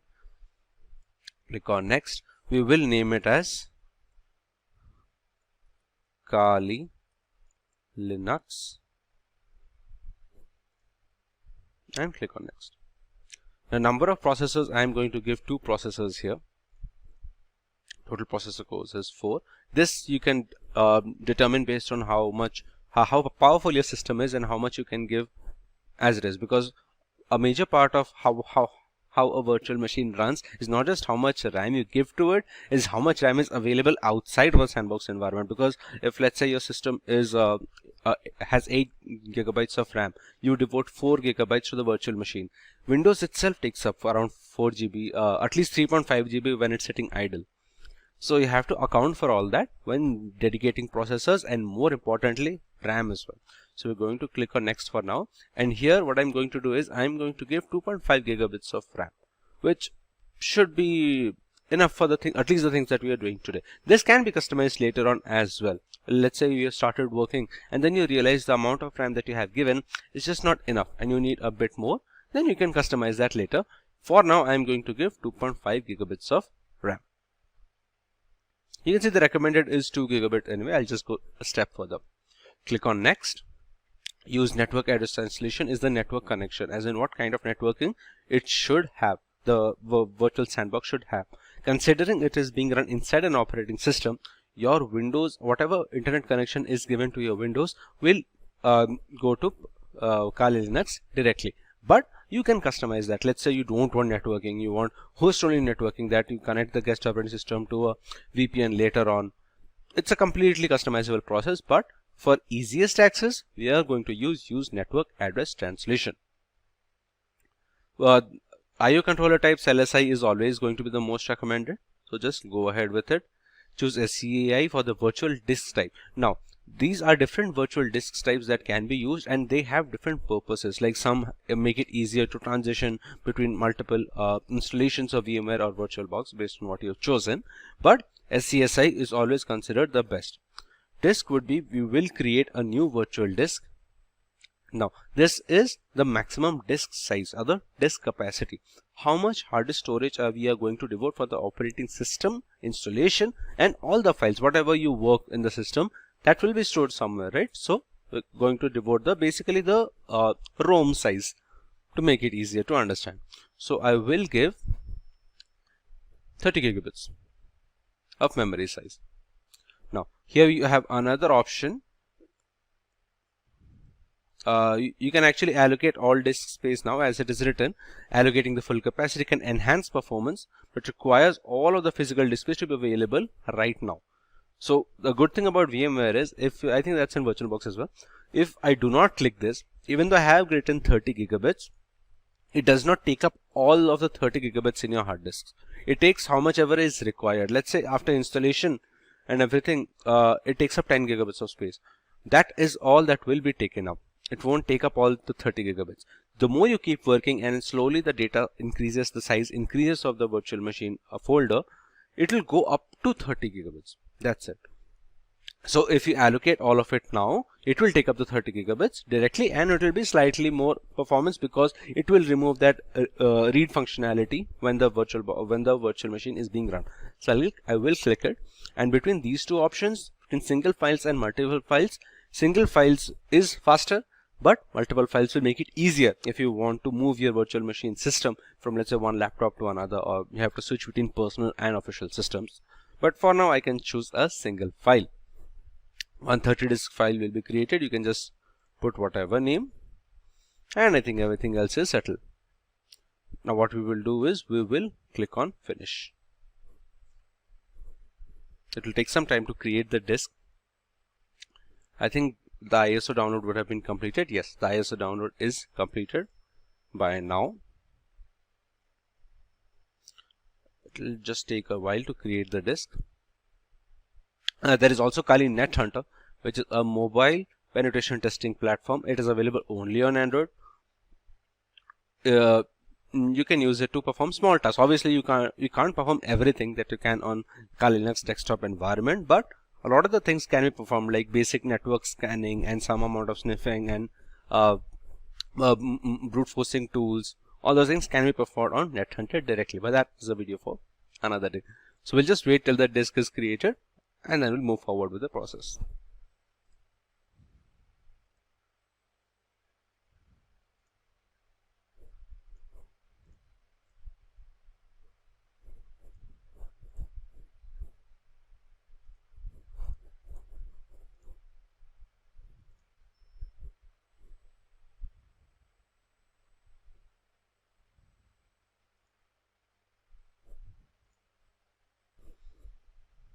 As you can see, the virtual machine is now created. So the next step would be to actually align the ISO file. So we're going to click on Edit Virtual Machine Settings here. We'll select the CD/DVD position, use ISO image file. We're going to browse, go to Downloads, use the Kali Linux ISO and click on OK. So now we can power on.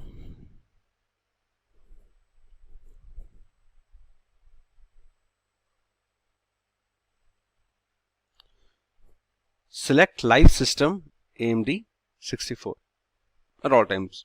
Okay.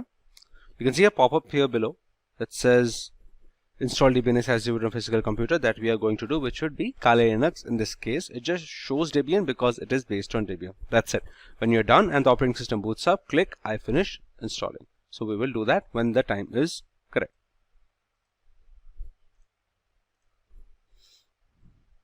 So you can see the live boot running up.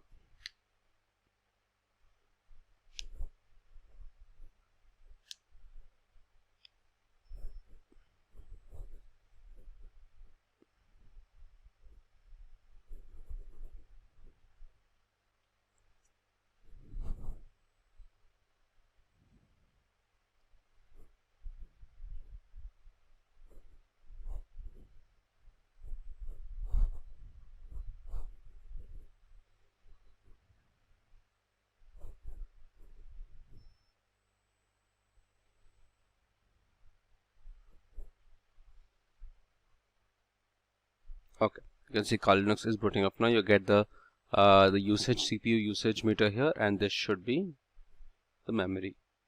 Yes. Okay, so we have entered booted into the desktop. These are the multiple workspaces, but once again, this is not installed. What we're going to have to do is install this operating system.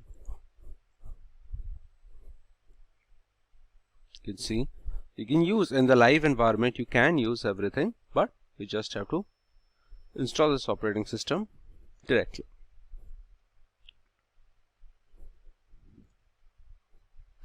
The networking system is working. Okay. So once you familiarize yourself with the Kali Linux operating system, and more importantly, in the live environment, you are able to check if the amount of RAM that you have given and your processor in general is able to sustain everything or not. What we'll do is we will just power off the virtual machine. We'll again power on, and this time we'll not choose the live system. What we will choose is we'll go down, we'll choose the advanced installation options, we'll click graphical install and install. That's it. Now what this will do is will launch the graphical installer instead of the live system. Some operating systems like Cybersecurity, for example, will allow you to install directly from the live environment, but that's it. It's not really a very big difference if you run it from here or there.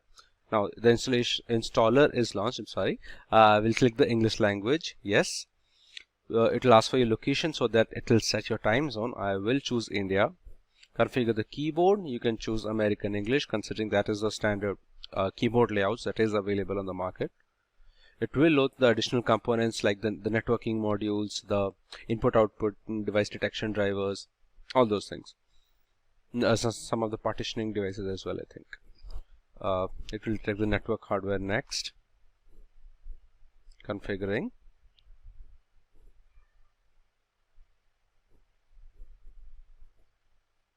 Configuring the network with DHCP.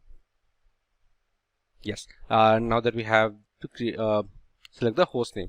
The host name, I will just keep it as Kali. That's not a very big deal. This is more important if you're a lot into networking and you want to have particular home network as a kind of like acting as a server for all the devices in your home Wi-Fi. Otherwise, it's not an issue. Same thing with the domain name. I will skip the domain name because it's not really essential for what we are doing here. Yes, but the username will obviously be required. The full name, I will give it as Simplilearn, for example. I'll keep the same username. That was the full name. This is the username. Password you can give based on your wish. Make sure the password's the same. This is the single user, by the way. You can obviously create multiple users like we do on multiple other operating systems. Now it will check the disk partitioning. Here, since we are installing it on VMware, any virtualization software, be it VirtualBox or VMware, we will use guided, which is use entire disk. Continue. As you can see, we had devoted 30 GB. It is showing 32.2. Similar situation here. We're going to click on continue. All files in one partition, which is recommended for new users. You can partition it to home, where TMP, maybe other partitions as well that you can keep, a swap partition as well, but that's not necessary now.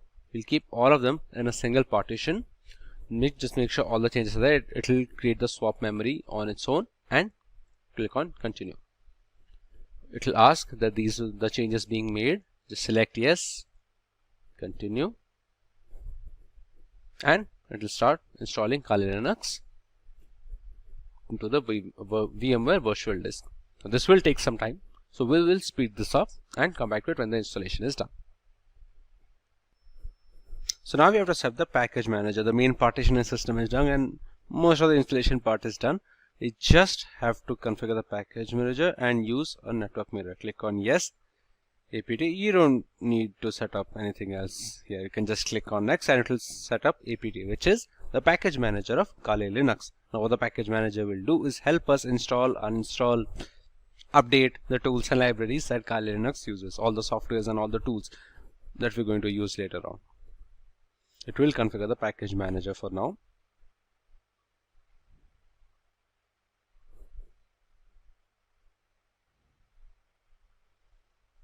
It's almost done.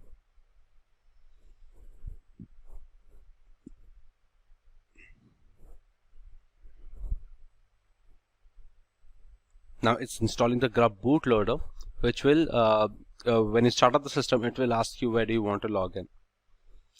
Yes, install the grub bootloader to my primary drive. Click on continue. We'll just select dev SDA, which is, you'll find a single drive anyway. Instead of entering entire device name manually, just click on whatever storage space is being written below that.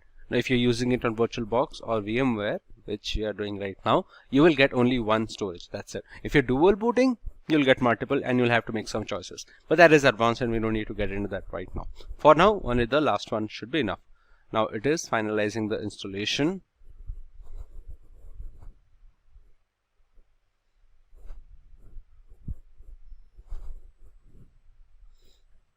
Just running a few post-installation clicks, that's all.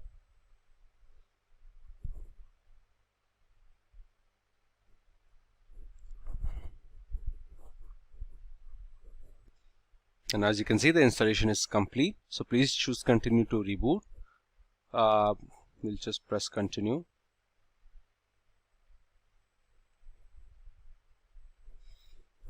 Now it loaded in a lot of the packages during the live version and during the installer so that it can continue with the installation.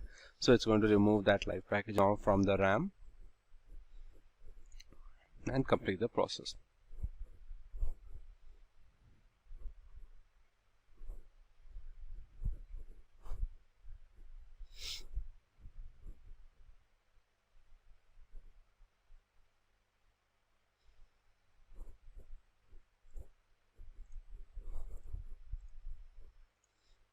As you can see, Kali Linux has rebooted and is going to the installed operating system now.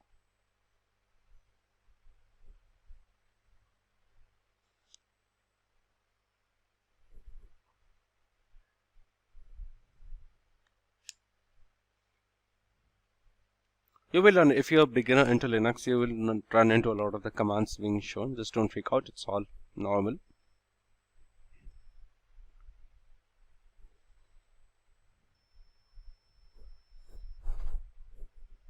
It does take some time to start up depending on how much memory you have given it, how much RAM you have devoted to it, how much hard disk you have given it also depends on that. And obviously it also relies on how much memory your Windows operating system is using, so that how much extra RAM is available and how well Windows can push VMware Workstation. So you have the login screen. We are going to use whatever username and password we had set during installation to log in. Now this will be the root user. You will understand more about that just now. Let's just allow it to boot completely.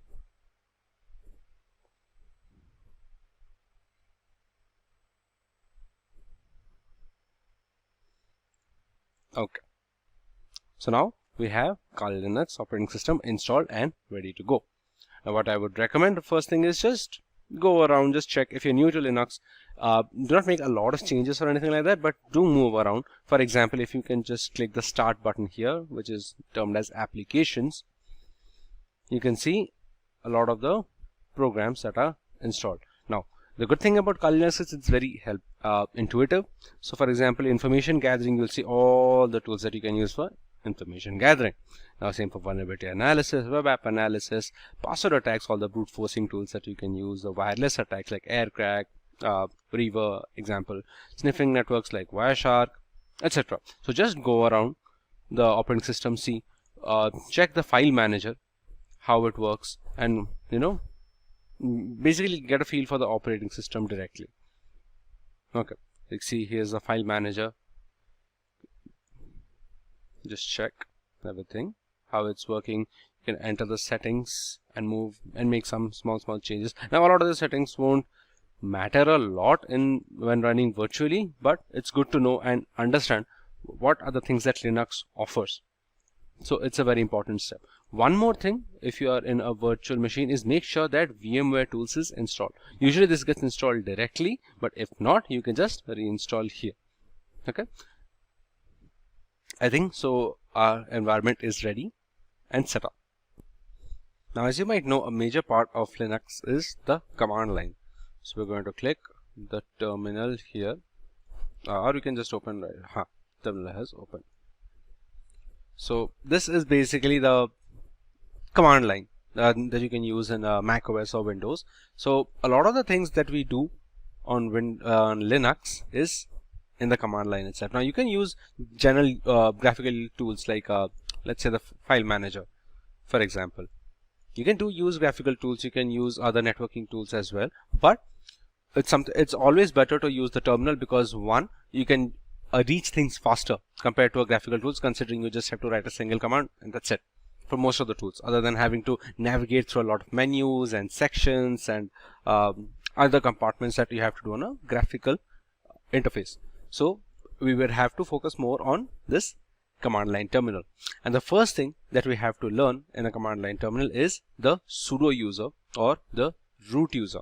We had discussed when creating the user, but I told that will be the root user, considering we're only adding just one user for now. Okay, so let's break that apart actually. Sudo is the keyword that we are looking for. Okay, now the super user or the root user, administrator of the system, is going to be someone who has the, all of the access to access everything, all the sensitive files, all the sensitive settings, all those things. Now if you can just see, let's say if I want to open a file, I'm going to put cat etc shadow. It's a permission denied. Cat is the way to open up text files, by the way. Now this file does exist, but I cannot open it because the permission is denied. I'm not the root user right now. I'm just Simplilearn @Kali. Now the terminal does not go into root mode by default because it's not safe from a security perspective. So we have to check on what are the things that can be done securely. That's why what we will do is we will write down now sudo. Let's say sudo is the command for invoking the root user. We will write the same command, which is sudo cat etc shadow. It will ask you for your root password that we set before. We'll just put the same password, and as you can see, it showed the details of the shadow password, shadow file. So why? So that's the reason actually why it's not recommended to have the root user at all times. It's not recommended.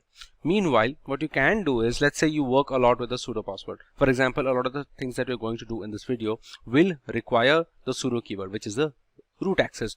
Now if you just open a new tab, for example, you'll get another terminal without any issues. Now, one thing I want to note out is if you are learning a lot of the tools use that require the sudo command, like opening sensitive files like this one etc shadow, or making small changes that require root access, like changing the network adapter, checking what kind of external devices are being connected from a system perspective, all those things you will require to run continuously. So instead of writing sudo again and again and again for every command, what you can use is this command sudo su. Now what this will do is it will change the terminal, change the user in this particular terminal tab to a root user. Now I will just press enter, and you can see you can check this $sign here.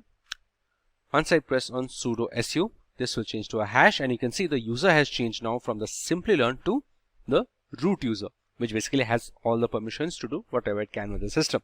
It can change into hash. So now whatever you have to do, you don't have to write sudo command anymore. You just write get etc shadow, and there you go. Now remember, this root user terminal is only valid for this particular tab, not even this window, this particular tab. If I go to this tab here, or I'll just close it and create a new tab, it's still $, and we're in the Simplilearn user. Anyway, you can't log in directly to the root user for security purposes. Like let's say, if while it is ultra rare for Linux to have any kind of malware, it is always better to not give it all the permissions like you can have in some other operating system like Windows. So you have to dial into root directly. Okay, so you can use sudo command. You don't have to use sudo command if you have the sudo su. A lot of the things, sometimes you'll find commands that will not work, like the cat etc shadow, they will not work, or sometimes the commands will work but they won't work all the way. You'll find something is wrong. So always make it a point to try it with sudo once before moving forward. So now let's understand how we can navigate the file system in Linux. So what I'm going to do is I'm going to open the terminal again, just increase the size of the text a while. So as you can see, this tilde symbol, this means we're at the home location. To understand how we can determine which directory we are in currently, always remember terminal will open in a particular directory. That's the entire point of the terminal or the command line, for example. To find out what you are in right now, you can just type in the command pwd, which stands for present working directory. Click enter, and you can see I'm at the home folder in the Simplilearn. Now this can obviously change. For example, if I want to move somewhere else, now I'll just open the file manager and show you once. This is the home Simplilearn folder. As you can see, it is written here. Thuna is the name of the file manager. This is the home folder. Now you have desktop, documents, downloads, music, all these folders, subfolders, you can say, inside the Simplilearn folder, home folder. So what I'm going to do is I'm going to move to, let's say, the documents folder. Okay, so the command for that would be cd, which is change directory. So I'm going to write, as you can see, it will automatically try to complete. The more you use Kali Linux, and actually most of the Linux operating systems, the shell or the terminal understands where you go and what you do, all those things. So that way I will going to change the directory to the let's say the documents folder. Now we're going to just write cd documents, and as you can see, there is an extra word here, the documents, which means that now you are in the documents. We can use pwd command again to check, and you can see home Simplilearn documents. Now what if you're at a position where you don't know where you are and what are the files that are present there? For example, I just opened this in the graphical user interface and found out that okay, these are the subfolders that I can get into.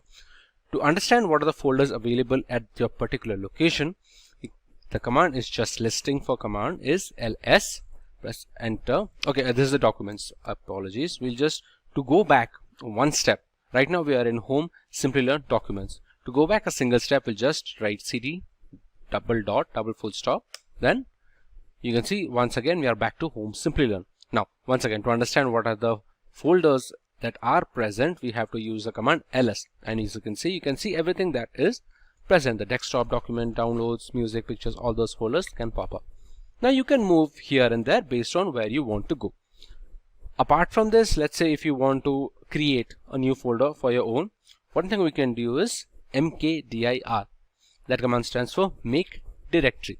Now if I want to create a new folder by the name of mkdir slp, now remember, make sure you understand which position we are at, which is right now home Simplilearn based on the last pwd. I haven't used cd command anything after that. So now if I press ls, you can see another folder in the name of slp. Now you can do the same things. You can just go to slp. You can see the path has now changed to home Simplilearn slp. You can go back, and that's how you can work and create folders. To delete, let's say I don't want to have the slp folder anymore, I'll just use rmdir slp. Now if I check ls, we don't have that folder anymore. So that's how you work in between folders. Now one more thing that you can do is just clear, and it will clear up the terminal for you. Now just to check where we are again, home Simplilearn. Now remember seeing the cat folder, right? The cat command using the etc folder and the shadow file. Now let's say if I want to see what is inside the etc file. For example, if I just put down ls, it will only show me what the folders present in my present working directory. What I can do is I can just write ls etc, and these are the folders that are present in the etc folder. So you can check other files listings here as well, and directly giving the full path. So that will ignore the current working directory, the present working directory, and show the folders present in the path that you mentioned. Okay. Apart from that, one more thing that we need to know when it comes to listing out details is the la command. Now all of these commands, this ls, pwd, at least 90% of the commands that you're going to use in the Linux terminal, I just clear this for now. 90% of the commands that you use in Linux will have subcommands, or it is also called as flags, that go along with it. Now for example, in my current present working directory, if I press on ls, I get these folders, right? But these are not the only folders that are present. These are the only folders that are being shown. Now to see the other files and folders that are present in the home folder, I can write the normal command ls. I'm going to add a subcommand, or a flag if you say, -la. And you can see there are much more than the desktop documents downloads. That's something that we were already seeing here. But apart from that, you can see other files and folders here. The .cache, .config, .bash logout, everything you can see. Now everything that has a dot or full stop before it is considered a hidden file. It's not going to show up directly using ls. You have to write the la command, which will show all the files. Now it's very important to understand these subcommands and what are the flags that can be used in different purposes. This is basically the shell. So the more research you do and understand what kind of flags that you can use, it's going to be easier. What can help here is the man command. The man basically stands for manual. You can find it in every Linux actually. Let's say you want to learn what are the flags that you can use with the ls command, for example, or you just want to know what that command is. So you can just type in man ls, and you see it basically says ls stands for list directory contents. This is a description. Here you can see all the subcommands, the flags -b, -d. There's a good explanation for every single subcommand that you can use in order to navigate to the file system, or just listing. This is just for ls command. You can do this with almost any command that you want. It says once you've read what you needed to know, just press q to quit, and there you have it. So that's all about how to list commands, list folders, and navigate through file systems using cd, mkdir, and rmdir. Now about the commands that you saw and all the folders that you were able to see, let's say if I just press ls-la, you can see there is a folder called .cache, right? So to enter that file, you also need to just use the cd command. You can see the present working directory has changed. You can just press ls here and see if anything else. Yes, you can see there are other folders here as well. So the entire process remains the same, but just understand that if there are some files and folders that you're not able to see, which is going to happen a lot, considering a lot of the things that are hidden in Linux by default. You can access all of those things, but you need to know the right commands and the right way to access them. So if you are missing out on some files and folders, just make sure you're using the ls command and sometimes even the la command to get the details of everything that you are missing. Now this folder currently doesn't have as such any a lot of missing files and folders like the home folder had. So right now it's not very indicative, but you get the full idea of it. Another thing that you can use apart from the, let's say, the man command is the help command. Help -help. This is small. This is not as detailed as man, and this doesn't work for all commands, but You can do a lot of the commands. If you need a quick answer to something, you can definitely check this out, which is the --help. So while we're clear about folders, like how to manipulate folders, let's take a look about how we're going to work with files, for example. Now, let's say we use the echo command. Echo command is the equivalent of trying to put something on screen. So let's say if I just press echo with the codes, it will just print out hello. If I want to put it inside a file, I'll just say, just press Ctrl+0. I'll just say echo hello. To autocomplete, just press the right arrow on your keyboard. It will autocomplete. After that, echo hello. I want to put this into a file. Let's say my file .txt. Yes. We'll do one thing. This is currently in the cache folder, right? We'll just go back. Yes, this is the home folder. So we're going to do the same thing here. Now, to go back to our history of commands, I want to do the same thing. I want to echo hello into a new file. So I'll just press the up arrow and it will go cycle through my recent commands. So I'll just press enter. And if I just press ls now, you can see in the home folder, there's a new file of myfile.txt. Okay. If I want to, let's say, move this file to one of these folders, let's say I want to move this to the video folders. So the command for that is cp, which is copy. I will copy the myfile.txt to the videos folder. So I'll just enter. I don't need to actually enter videos to see the files like we had discussed. So what are we going to do is I'm going to just type in ls videos and you can see it has the myfile.txt folder. Now, since I copied it, obviously the home folder will also have the myfile.txt. In order to remove the myfile.txt, I have to use the rm command. Now remember, to remove directories we used rmdir. To remove files we just have to use rm. So I'm going to use rm myfile.txt to delete the file. Now if I ls, the home folder does not have. But since it had in the, I had copied, kept a copy in the videos folder, I'll press ls videos, press enter, and you can see it still has the myfile command. Okay. Now one more thing that we can need to know is the move command. The move command will essentially move whatever folder wherever you want. Let's say I want to create echo hello myfile. Again, I'll press ls and I'll see the myfile.txt folder. Now if I want to move this file, let's say if I use the mv command instead of the cp command, which is just for a, I want to use the myfile.txt to, let's say, the downloads folder. It's saying permission denied. So what I will do is I will click on sudo. Like we discussed, a lot of the things will not work directly. We will use the same command. We'll use the downloads folder. It will now work. It's time to take a look at users and privileges. Now if you remember our ls command, let's just check my present working directory. It's the home folder. Now if you remember the -la, you see a lot of the characters here, which is dr, w, xr, all those things. Now this is basically to understand what permissions a user has. If you check here, there are folders and files. You can see the folders in the dark blue color and the files in the white color. You can see light blue for links, but it's a completely separate thing. So another thing, the permissions part. If you see, there are three groups here. This is the first group, this is the second group, this is the third group. The first group is the owner of the file. Now what permissions does the owner have? Now for example, right now the owner of, let's say, this one, this file, for example, is root. Most of the time it will be the user, but this time it is root. It has read, write, execute, R for read, W for write, and X for execute. Obviously the owner will be able to do all those things.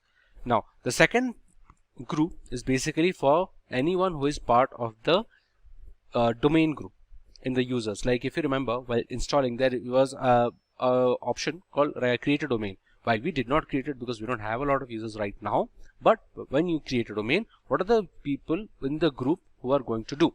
So they have the read function, which is the RX for execute, but they do not have the write function. They cannot write directly in this file.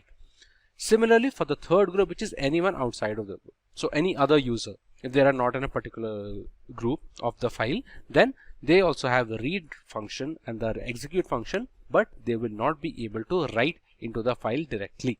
So that's how you can check all of the files that are able to that a user can access or not access. That's basically the entire purpose of the privilege section, because we don't want to give undue permission to a people who do not require it. The entire point of security in Linux is a level of abstraction that is providing users with exactly what they are needed.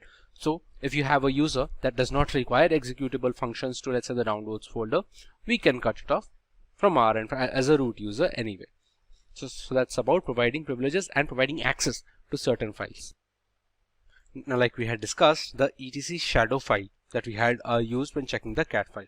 Now, one more thing that we can do again is understanding what the shadow file does. If you just press cat etc shadow, obviously it will not work. It will just say permission denied. We're going to say sudo cat shadow. This basically has the password hashes for all the users that are in a system right now. You can see the root does not have a hash because it's not safe to have a particular hash for a user, just from security perspective.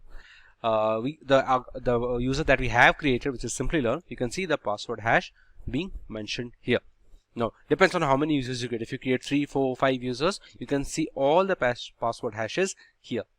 Now, you can why this is password protected by security and we need to use the sudo user command is because if someone has this hash, let's say if someone is a cryptographer and is able to brute force through hashes, then it's going to be very easy to try and figure out the passwords to particular users' passwords. That's why even the hash is not shown with full confidence unless and until they get the sudo user command. So that's about privileges and how you can use the sudo command to bypass the normal user limits. So now let's take a look at some of the networking commands. We're going to clear this one for now. Check the adapters that we have in use right now. You can just write ifconfig or actually IPA, IPA. Similar information, IPA is a newer variant. It basically shows what are the adapters and the networking conditions right now. For example, you can see Ethernet. Now, even though I am using Wi-Fi on my local system, in network address translation, which is the NAT that we set the network package manager when setting up the virtual machine on this VMware, it will link up as Ethernet. So you can see Ethernet, you can check our local address, you can check the 24 subnet. This is our broadcast address and this is our MAC address for the system. This is the IPv6 address as well. Now, similarly, this can be checked on whichever system you are being connected to. The IPA at ifconfig is the same. It's just an older variant. Apart from this, there is another command actually, iwconfig. Now this is particularly for wireless. That was a wrong spelling. iwconfig. Now, right now it will not show any wireless extensions. If you are looking into wireless sniffing, network packet detection, or even wireless hacking, for example, we will publish a video on wireless hacking soon, so stay tuned for that. Apart from wireless hacking, if you are using any wireless extensions, let's say we have small adapters that people can use as portables or wireless cards for Wi-Fi. From some systems that do not have Wi-Fi enabled NICs in their motherboards, the people use modifiable custom portable adapters. So if you have one of those plugged in, you will see it in iwconfig. From ifconfig, you will only maybe able to find out the IP address, and that's it. iwconfig will give you all the information and you can check later. Coming to different IP addresses, a command that you should be knowing is ARP. Now, if you're not familiar with ARP, that is going to be address resolution protocol. I think IPN will also show the same information. So what both of these do is it basically states which IP address relates to what MAC address. It will also show which one is reachable, which one is stable, all those extra stuff. Now, remember, whatever is being done in these kind of IP addresses and MAC addresses, all of them need to be put in a routing table if you want to connect with each other. Now, how you can check that? Just enter route and you can see the routing table for this particular system. You can see there is a destination for every IP address, there's an open gateway, there is a mask here, all of this stuff. Whatever data they needs to travel in between hosts. Now the second host, let's say from this virtual machine, I want to travel, I want to communicate with a system that is in my similar Wi-Fi, in the same Wi-Fi network. Then there must be a routing table connection between them. This can, the example that I gave, the same Wi-Fi network thing, that will mostly be handled by a modem or the router basically. But what if it's not? What if there's just two systems and they're not having any other connection, and you just happen to have a LAN cable connected between them? You have to set these routing tables manually so that you are able to communicate. This is going to be expressly useful if you're setting up in domain group authorities and all those things. But apart from that, it's just a good thing to know how networking works. Now, all of these commands, these MAC addresses, these IP addresses, these are something that are of utmost importance. So learning networking when learning Linux is very essential. I highly suggest learn networking so that you can be able to grasp these things better. Now, based on how you can communicate with particular host addresses, there is a command if you want to check if you can reach a particular host or not. That is using the ping command. Now we'll take a common example for this because I don't have any other system in the vicinity network right now. So let's say if I want to I want to see if I have connection to google.com. Now you can use directly an IP address as well. I'm just going to check ping google.com, and you can see it will start pinging requests directly from the google.com server, whichever is the nearest server that Google has set.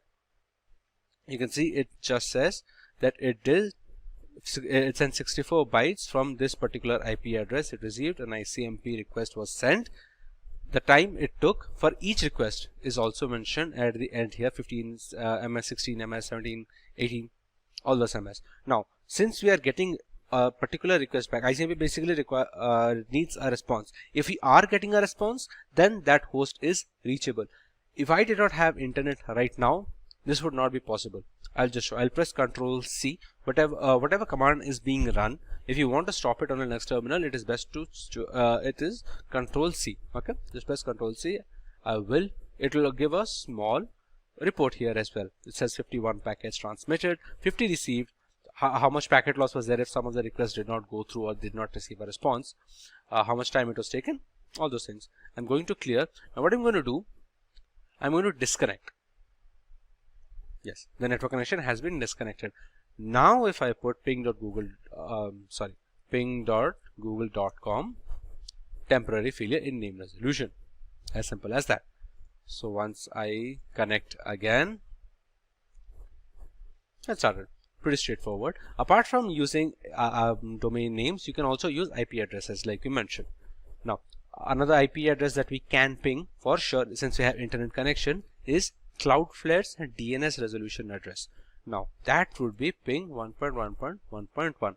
Now to have to understand DNS, it basically acts as an address book for all the websites that you see, in whichever way it may be. For example, if let's say we're reaching google.com, when we ping google.com, we saw this IP address responding a request. We didn't saw google.com particularly responding to requests, right? These IP address will depend based on what DNS services Google has and how many servers they have in particular locations.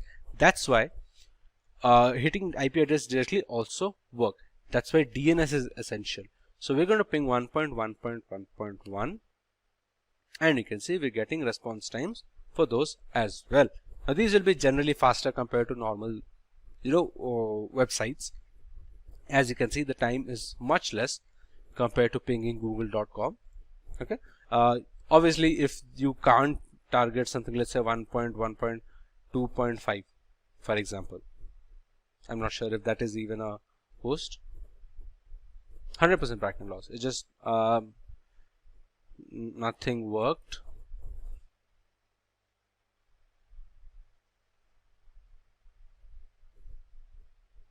It will not work.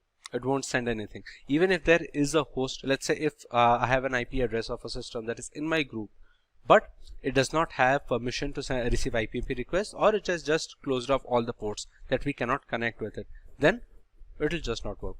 It will just say it's not existing. You see, we sent 26 packets, none of them were received, and it's a 100% packet loss. That's why I'll just check once what is the IP address of our system. That's 192.168.72.130. If I 192.168.72, instead of 130, I'll just put 154 or something. Something. There is no host. If there was another address there, it would have received some request. And since there is no host, it says destination host unreachable. That's why you can check if you have connectivity with a particular system in your network or your group or your domain using the ping command. So that's the networking commands. That are all the networking commands that you need to know for now. The basics at the very least. The next thing you have to take a look at is services.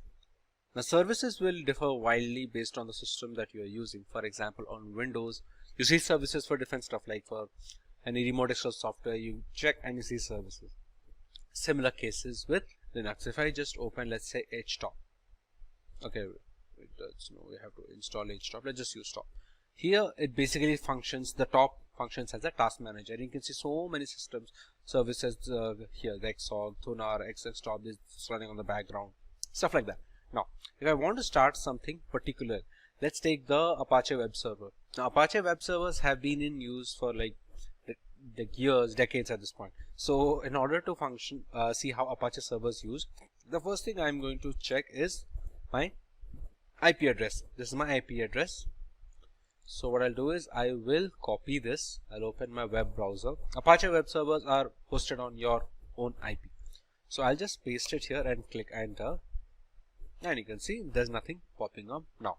Now a major reason for this can be the server is not running.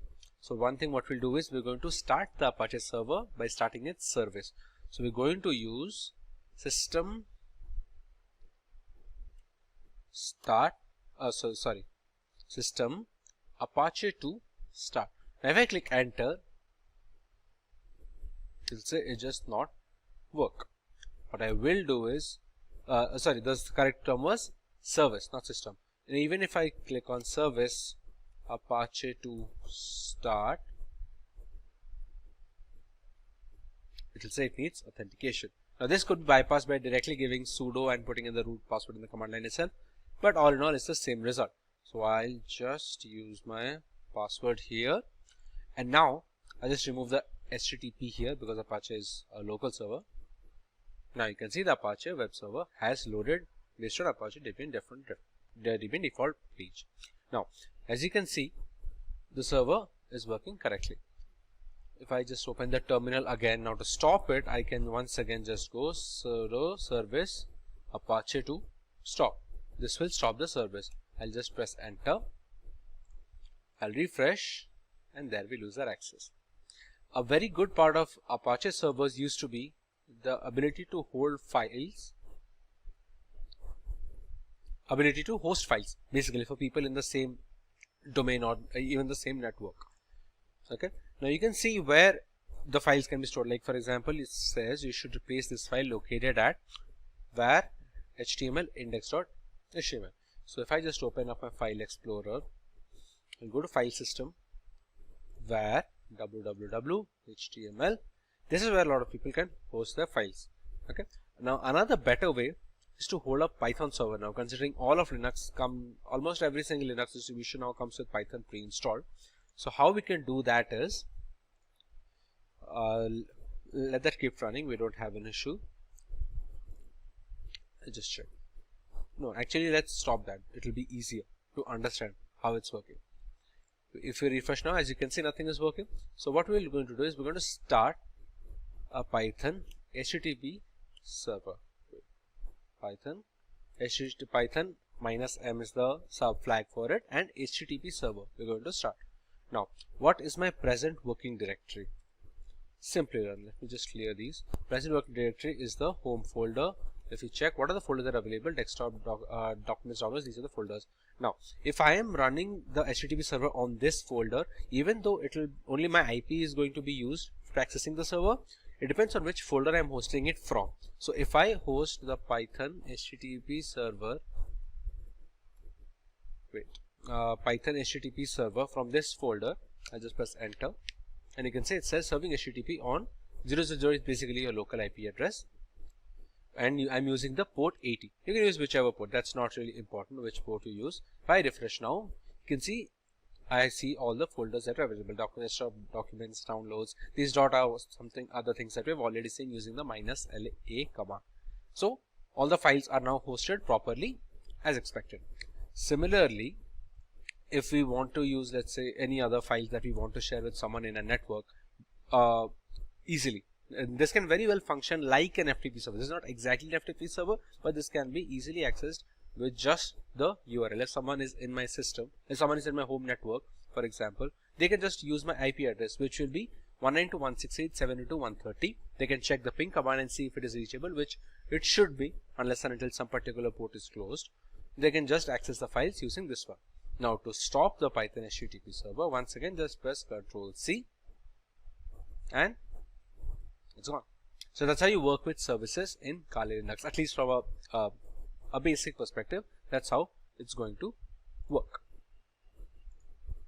Now one of the last things that we're going to check is the ability to install, update tools, and basically all the software that you can see here. You see all the applications that can be run, for example, the vulnerability analysis tools, Nmap, SQL Map, Reaver, Pixie WPS, all those things. Now how do these get installed, updated, and basically dealt with? So PT, actually apt get also, but those are interchangeable and you can use whichever one you like. I use apt get, but in order to check, let's say if you want to update a system, which is one of the bare minimum needs of every system, right? So the command for that is going to be, so first thing I'm going to do is I'm going to use sudo su, which is the sudo super user. I will just use sudo su and go into the root stage, because almost all of the commands that I'm going to put next require sudo, so I might as well just be without having to type the password every single time.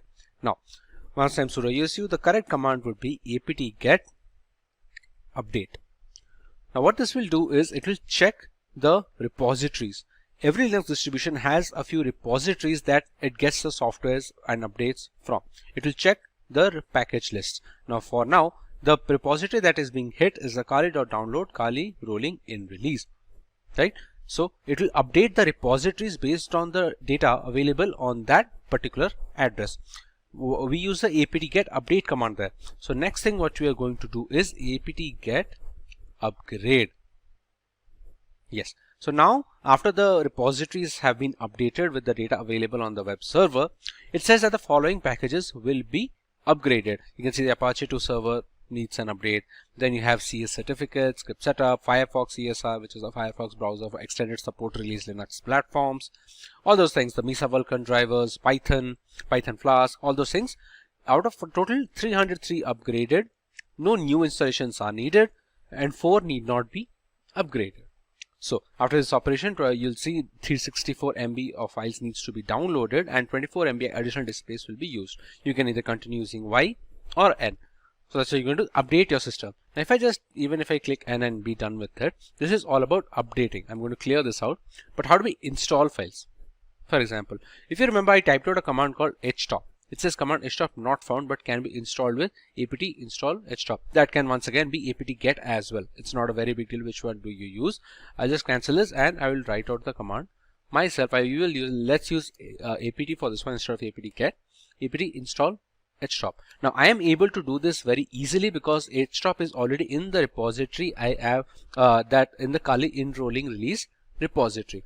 That's why, as you can see, the installation has been started.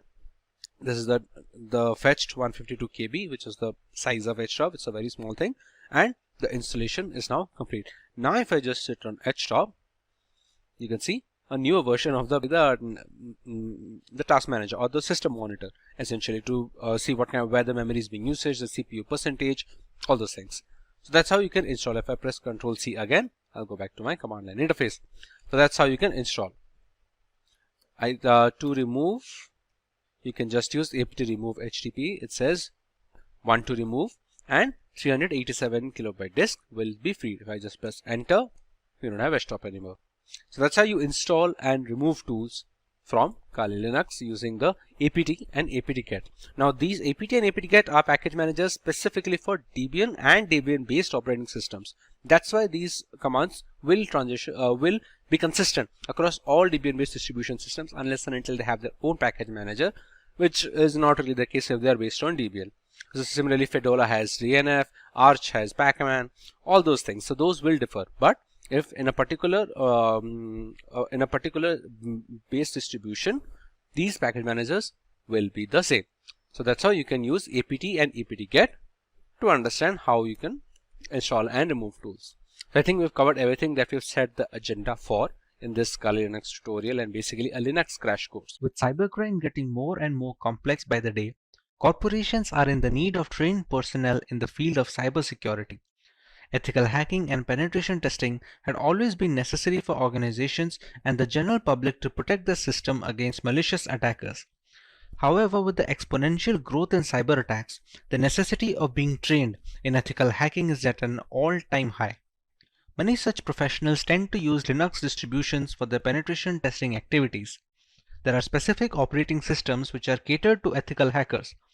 These operating systems come pre-installed with the necessary tools and scripts required for ethical hacking.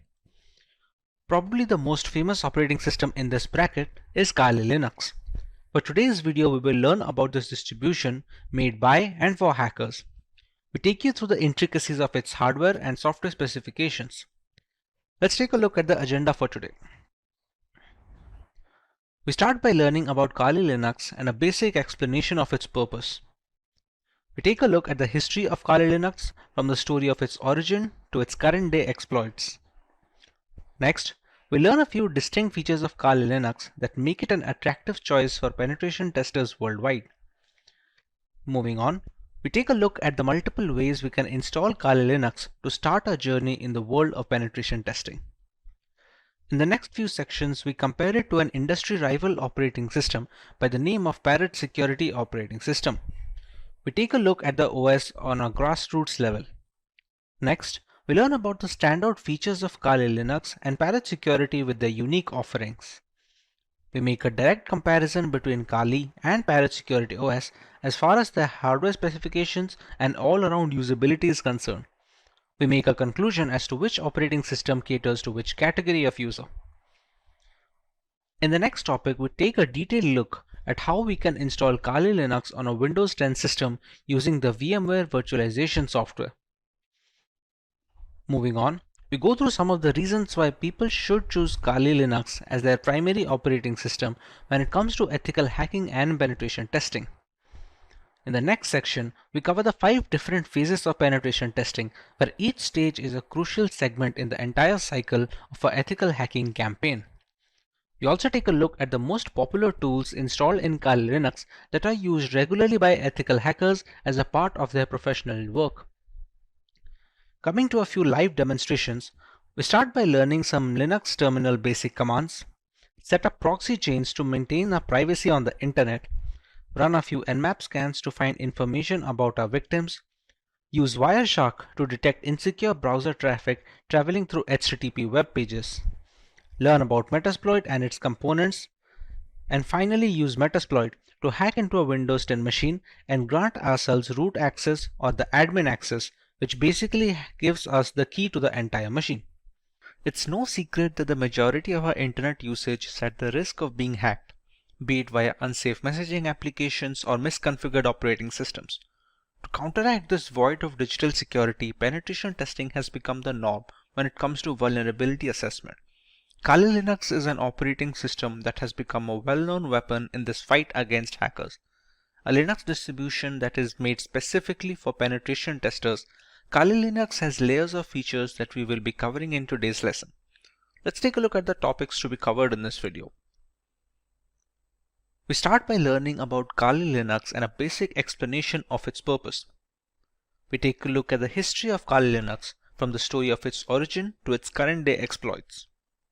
Next, we learn a few distinct features of Kali that make it an attractive choice for penetration testers worldwide. Finally, we take a look at the multiple ways we can install Kali Linux to start our journey in the world of penetration testing. Let's start by learning about Kali Linux in general. Kali Linux, which is formerly known as Backtrack Linux, is an open source Linux distribution aimed at advanced penetration testing and security auditing.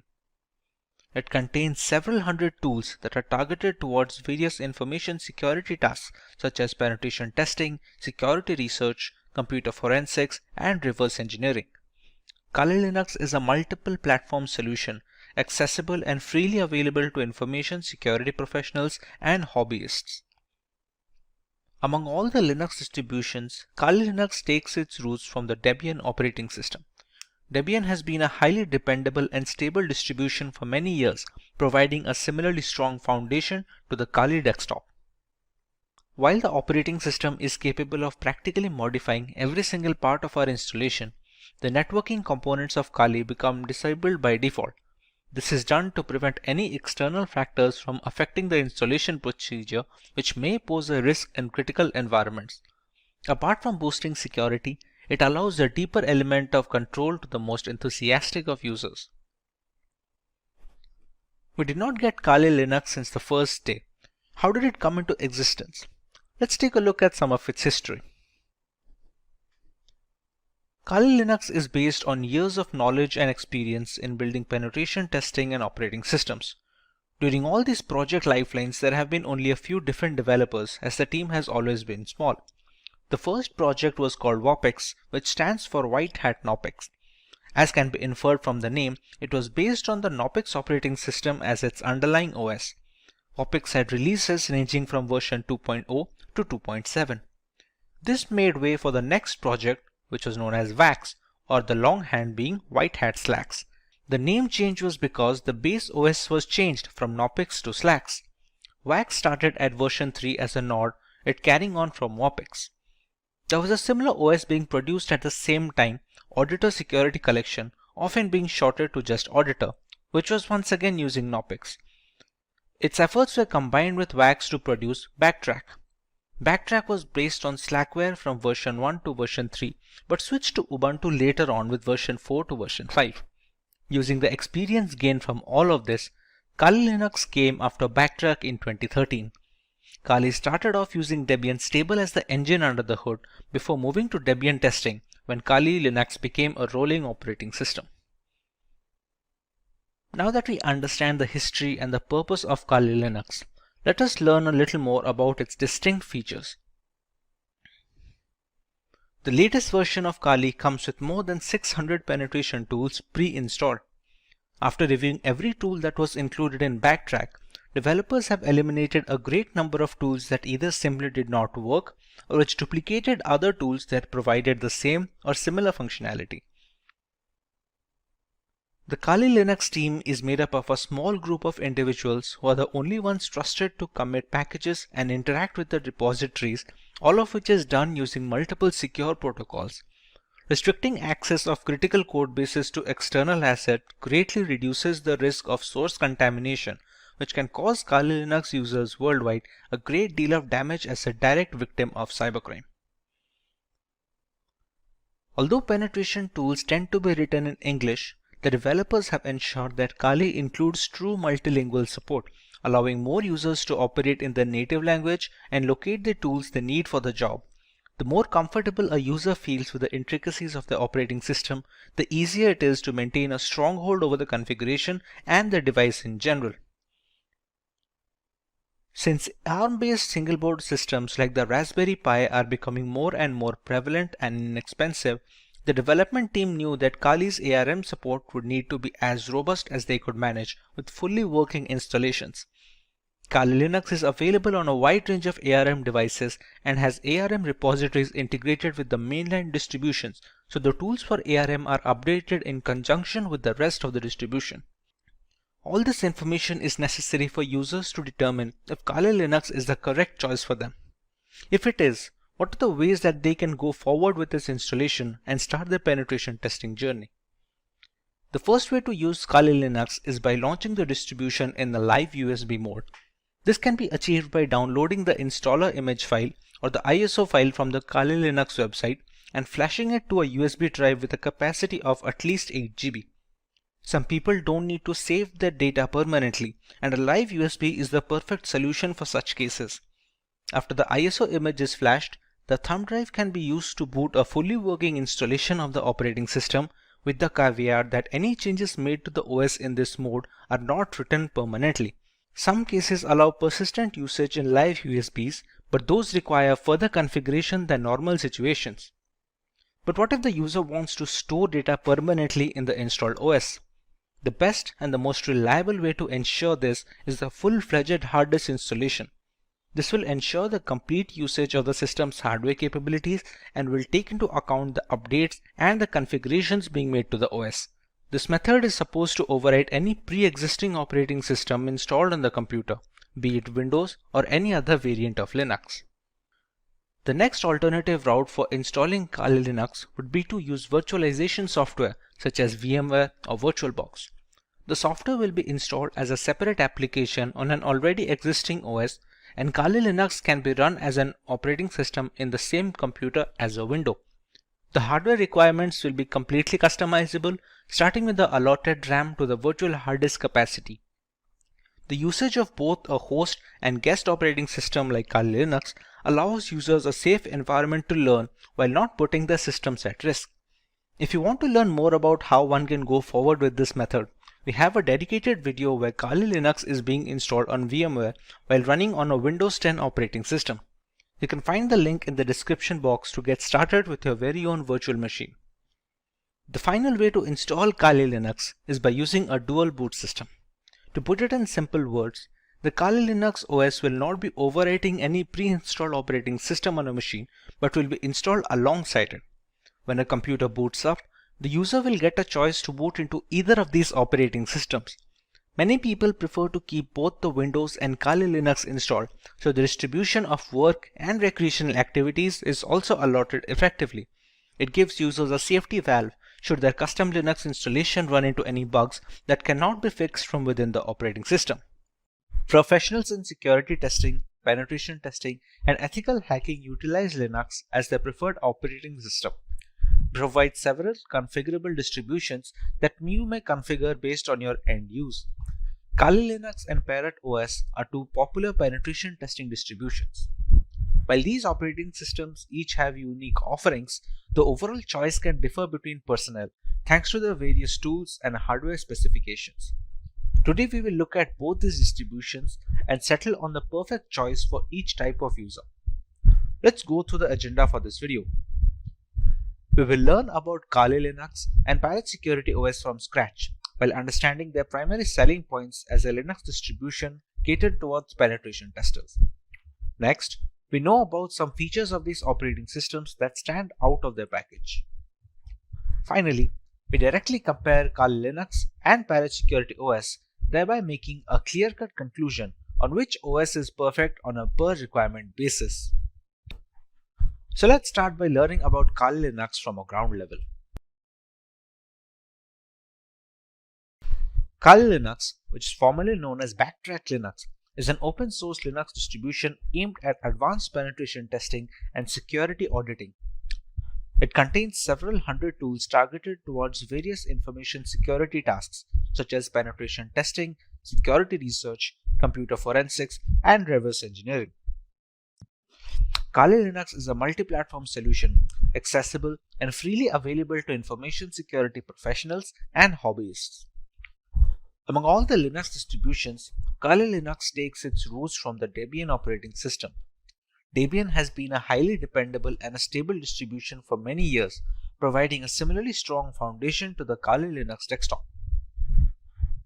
While the operating system can practically modify every single part of our installation, the networking components of Kali Linux come disabled by default. This is done to prevent any external factors from affecting the installation procedure, which may pose a risk in critical environments. Apart from boosting security, it allows a more profound element of security control to the most enthusiastic of users.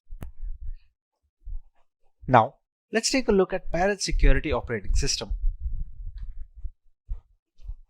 Parrot Security OS is a Debian-based Linux distribution with an emphasis on security, privacy, and development. It is built on the Debian's testing branch and uses a custom hardened Linux kernel. Parrot Security contains several hundred tools targeted towards tasks such as penetration testing, computer forensics, reverse engineering, and security research. It is seen as a generally lightweight distribution that can work under rigorous hardware and software specifications. It features a distinct forensics mode that does not mount any of the system's hard disks or partitions and has no influence on the host system, making it much more stealthy than its regular occurrence. This mode is used on the host system to execute forensic procedures. A rolling release is a paradigm in which software upgrades are rolled out constantly rather than in batches of versions in software development. This ensures that the software is constantly up to date. A rolling release distribution such as Parrot Security OS follows the same concept. It provides the most recent Linux kernel and software versions as soon as they become available. With the basic introduction to the operating systems out of the way, let us take a look at the unique features of both Kali Linux and Parrot Security OS.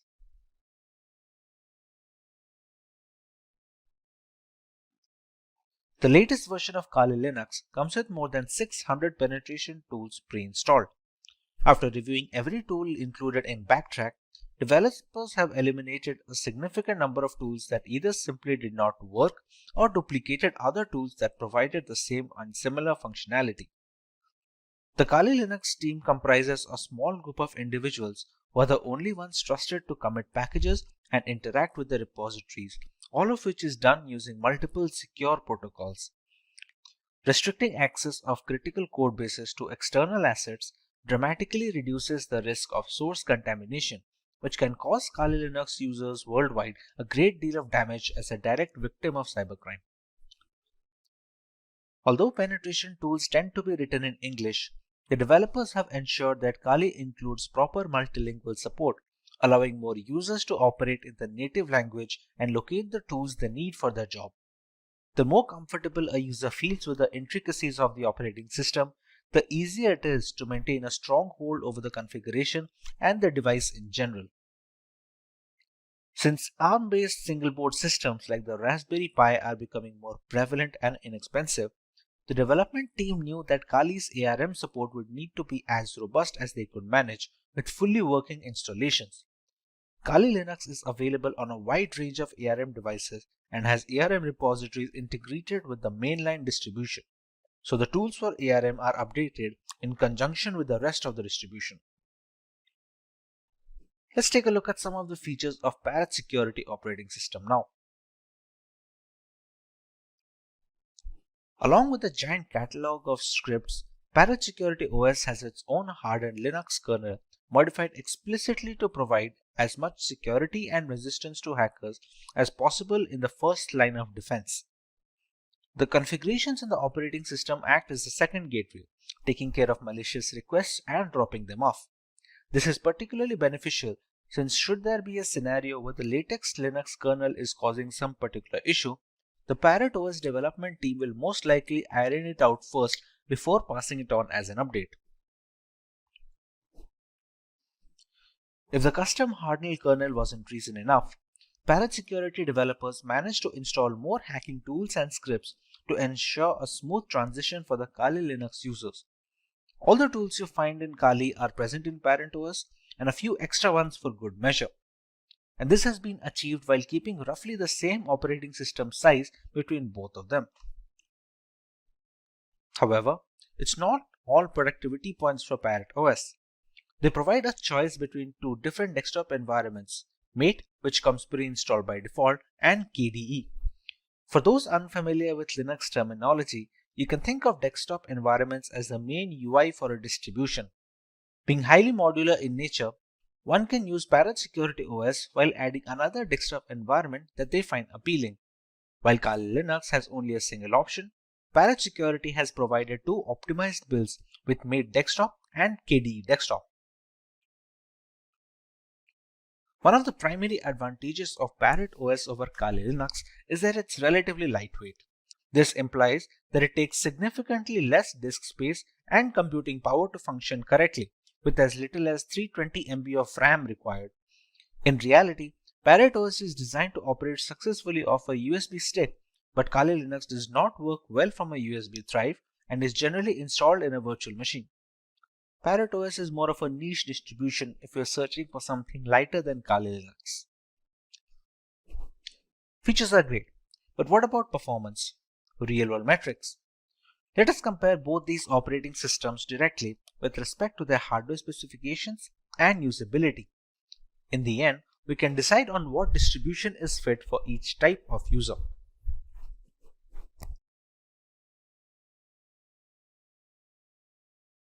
For our first point of comparison, let's take a look at the RAM required. For optimum performance of the operating system, which is highly essential when trying to crack hashes or something of similar nature, RAM usage is a very important facet. While Kali Linux demands at least 1 GB of RAM, Parrot Security can operate optimally with a minimum of 320 MB of RAM.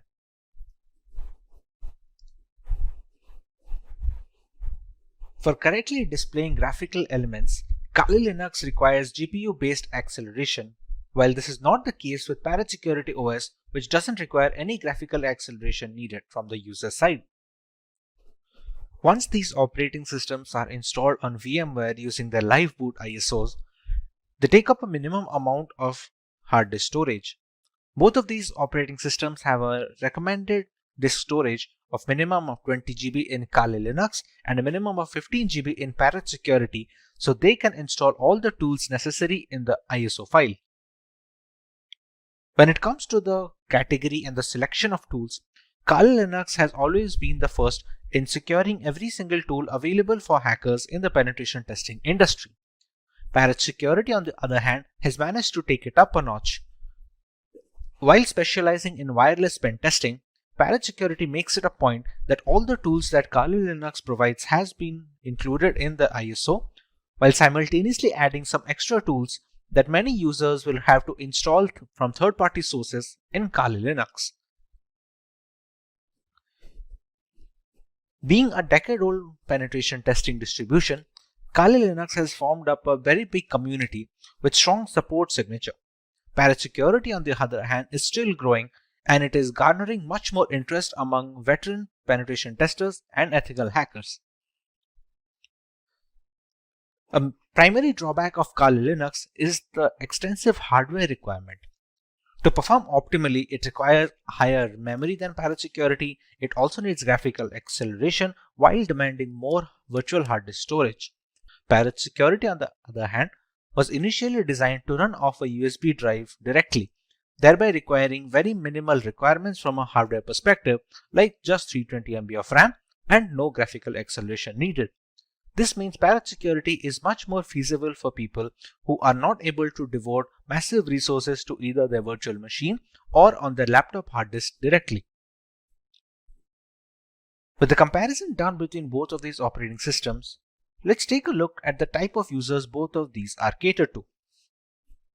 One can go with Kali Linux if they want the extensive community support offered by its users, if they want to go with a trusted development team that have been working on this distribution since many years, if they have a powerful system which can run Kali Linux optimally without having to bottleneck performance, and if they are comfortable with a semi-professional environment which may or may not be very useful for new beginners.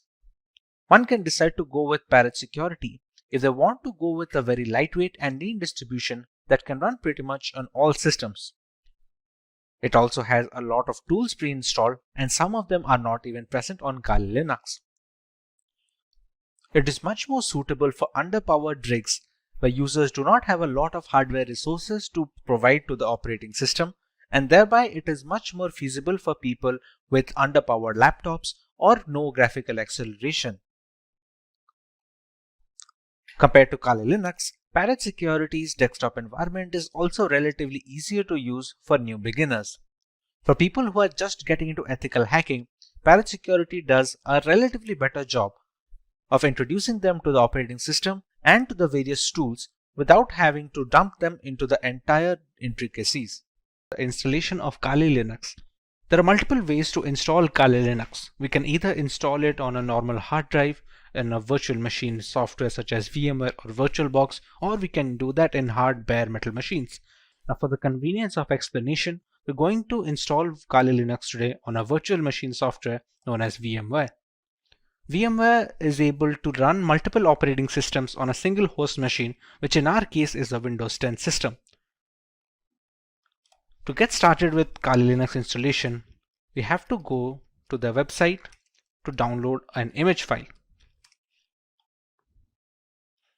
We go to Get Kali, and as you can see, there are multiple platforms on which this operating system can be inverted. As per our requirement, we're going to go with the virtual machine section. As you can see, it is already recommended by the developers. This is the download button, which will download a 64-bit ISO file. We can download 32-bit, but that is more necessary for hard metal machines, or if you're going to use it for older devices which do not support 64-bit operating systems yet. After clicking on the download button, we can see we have a WinRAR archive which will have the ISO files. For now, we have downloaded the ISO file and it is already present with me. So we can start working on the VMware side of things. Once the ISO file is downloaded, we open up VMware Workstation. We go to File and we create a new virtual machine. In these two options, it is highly recommended to go with the typical setup rather than the custom one. The custom is much more advanced and requires much more information from the user, which is beneficial for developers and people who are well versed with virtualization software, but for 90% of the cases, typical setup will be enough. Here, we can select the third option, which will be I will install the operating system later. In some operating systems, we can use the ISO file here directly and VMware will install it for us. But for right now, in the case of Kali Linux, the third option is always the safest. Kali Linux is a Linux distribution. So we can select Linux over here, and the version, as you can see here, it have multiple versions such as the multiple kernels. Every distribution has a parent distribution. For example, Kali Linux has Debian, and there are other distributions which are based or forked from some parent distribution. Kali Linux is based off Debian, so we can go with the highest version of Debian, which is the Debian 10.x 64-bit. Go on next. We can write any such name. We can write Kali Linux so that it will be easier to recognize the virtual machine among this list of virtual machine instances. The location can be any location you decide to put. By default, it should be the documents folder, but anywhere you put, it will hold up all the information of the operating system, all the files you download, all the configurations you store, everything will be stored in this particular location that you provide. When we go next, we are asked about the disk capacity. This disk capacity will be all the storage that will be provided to your virtual machine of Kali Linux. Think of your Windows device. If you have a 1 terabyte of hard drive, you have the entirety of the hard disk to store data on. How much data you give here, you can only store up to that amount of data. Not to mention, some amount of capacity will be taken up by the operating system itself to store its programs and applications. For now, we can give around, let's say, 15 GB of information. Or if the recommended size for Debian is 20, you can just go ahead at 20. It depends all on the user case. If you are going to use it extensively, you can even go as high as 50 or 60 GB if you have plans to download many more applications and perform multiple different tests. Another option we get over here is storing virtual disks as a single file or storing them into multiple files.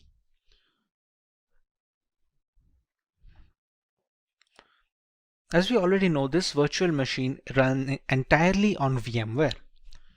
Sometimes when transferring these virtual machine instances, let's say from a personal computer to a work computer, we're going to need to copy up the entire folder that we had mentioned before over here. Instead, all virtual machines have a portability feature.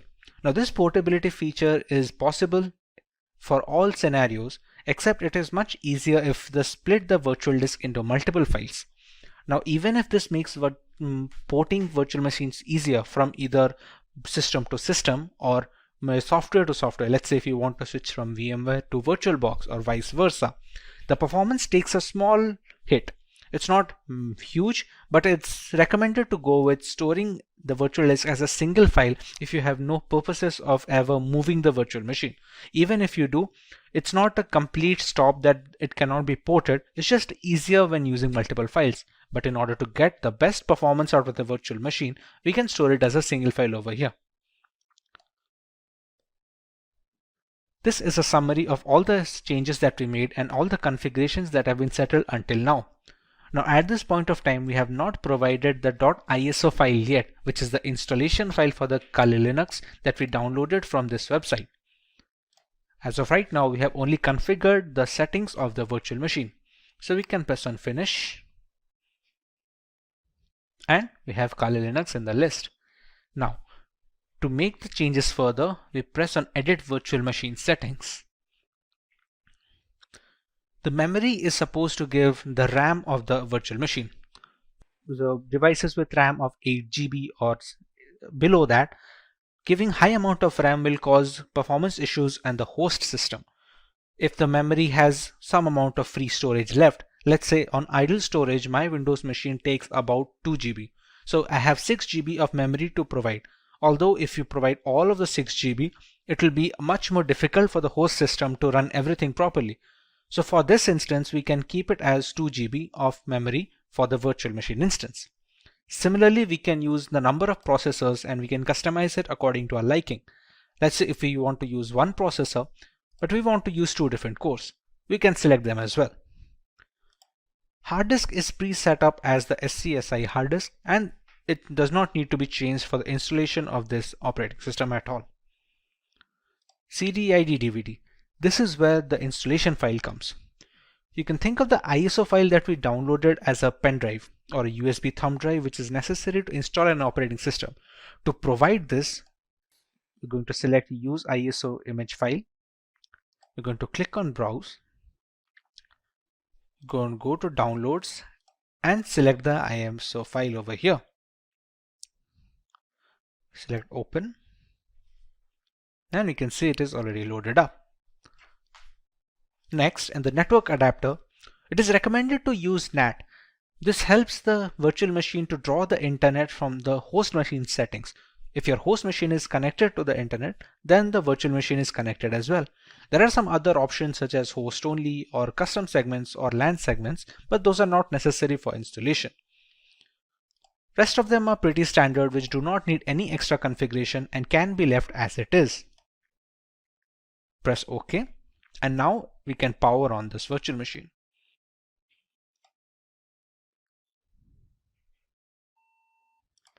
In this screen, we can choose how we want to proceed with the installation. We have a Start Installer option over here. So we're going to press Enter on that.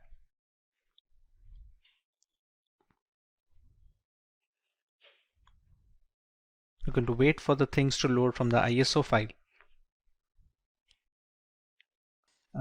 The first step in the installation is choosing the language of the operating system.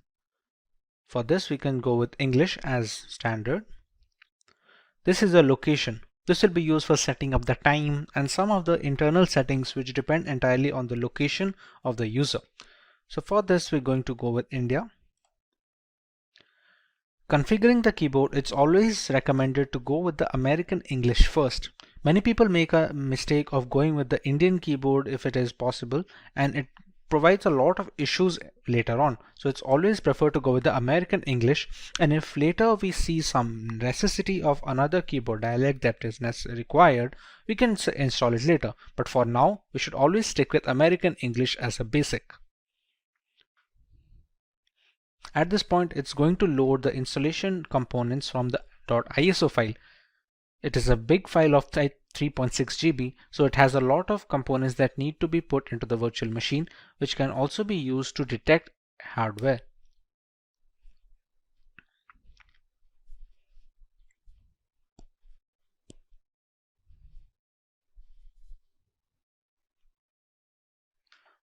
Once the hardware and the network configuration is done by the ISO file, we want to write a host name for the system.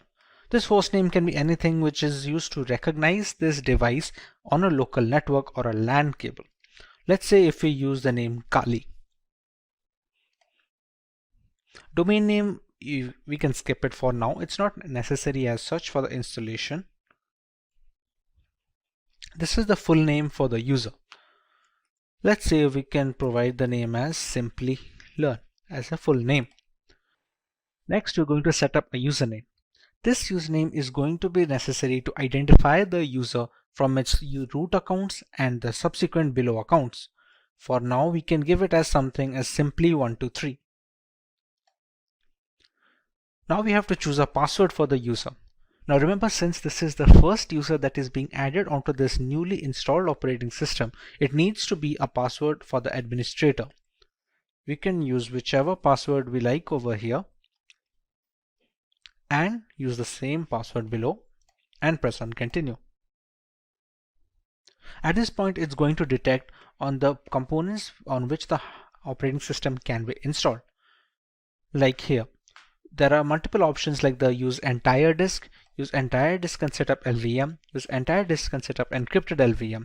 For newcomers, it is recommended to just use the first one, since LVM encryption is something that you can learn afterwards when you're much more hands-on with the Linux operating system. For now, we're going to use the use entire disk guided installation and press on continue. When we set up the virtual machine on VMware, we had set up a disk capacity. There we gave a purpose 20 GB. That is the hard disk which is being discovered here. Even though it is a virtual disk, on VMware it acts as a normal hard disk on which an operating system can be installed. So we select this one and press on continue. Here there is a multiple partition system. All the operating systems that are installed have different components. One is used for the keeping of the applications, one for the files, other for the RAM management and other things. For newcomers, it is always recommended to keep it in one partition. And we're going to select that and press on continue. This is just an overview of the partition it's going to make. As you can see, it has a primary partition of 20.4 GB and a logical partition of 1 GB used for swap memory.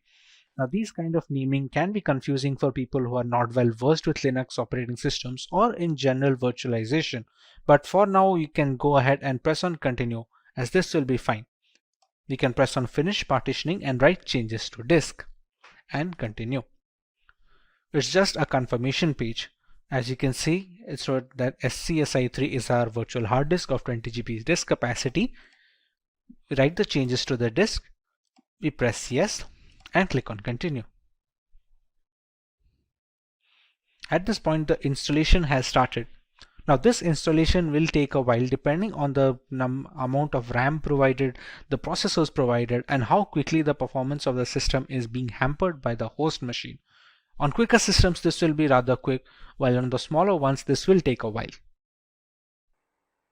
Since this is going to take some time to install, as it is being run on a virtual machine with only 2 GB of RAM, we're going to speed up this part of the video so we don't have to waste any more time just watching the progress bar.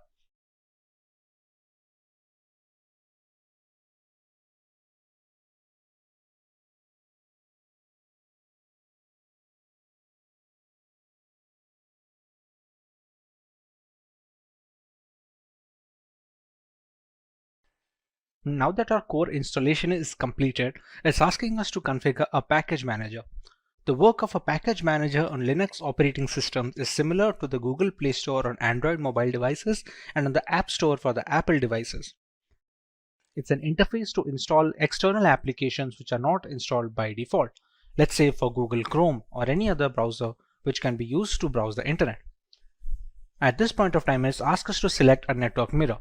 We're going to select as yes and move forward with this. Next, it's going to ask us for an HTTP proxy, which we can leave it as blank and press it as continue forward. At this point of time, it's looking for updates to the Kali Linux installation. This will fetch the new builds from the Kali server, so the installation is always updated to the latest version. Now that the package manager is configured, we have the grub bootloader. The grub is used for selecting the operating system while booting up. Its core functionality is to allow the operating system to be loaded correctly without any faults. So at this point of time, if it asks install the grub bootloader to your primary drive, we can select this as yes and press continue. Remember, the installation was conducted on dev SDA. So we're going to select installation of the grub loader on the same hard disk that we have configured. Press this one and press continue. So now the grub bootloader is being installed. The grub is highly essential because it shows the motherboard where to start the operating system from. Even if the operating system is installed correctly and all the files are in correct order, the absence of a bootloader will not be able to launch the OS properly. As you can see, the installation is finally complete. So now we can press on continue and it's going to finalize the changes.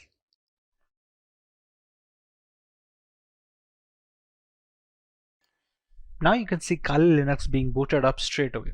It doesn't check for the ISO file anymore since the operating system is now installed onto the virtual hard disk storage that we had configured before.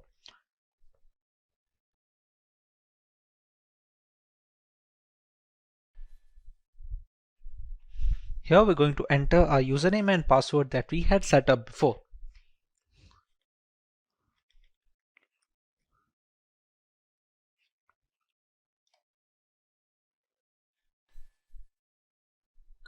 And we have the Kali Linux system booted up.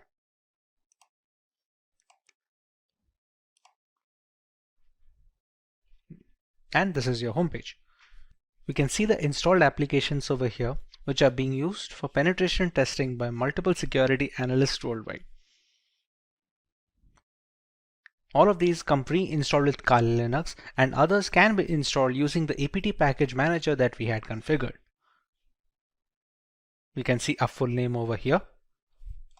And with this, our installation of the Kali Linux is complete.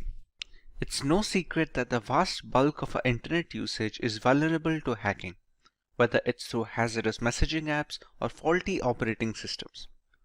Penetration testing has become the norm for vulnerability assessment in order to fill this vacuum in digital security. Kali Linux is a well-known operating system in this fight against hackers.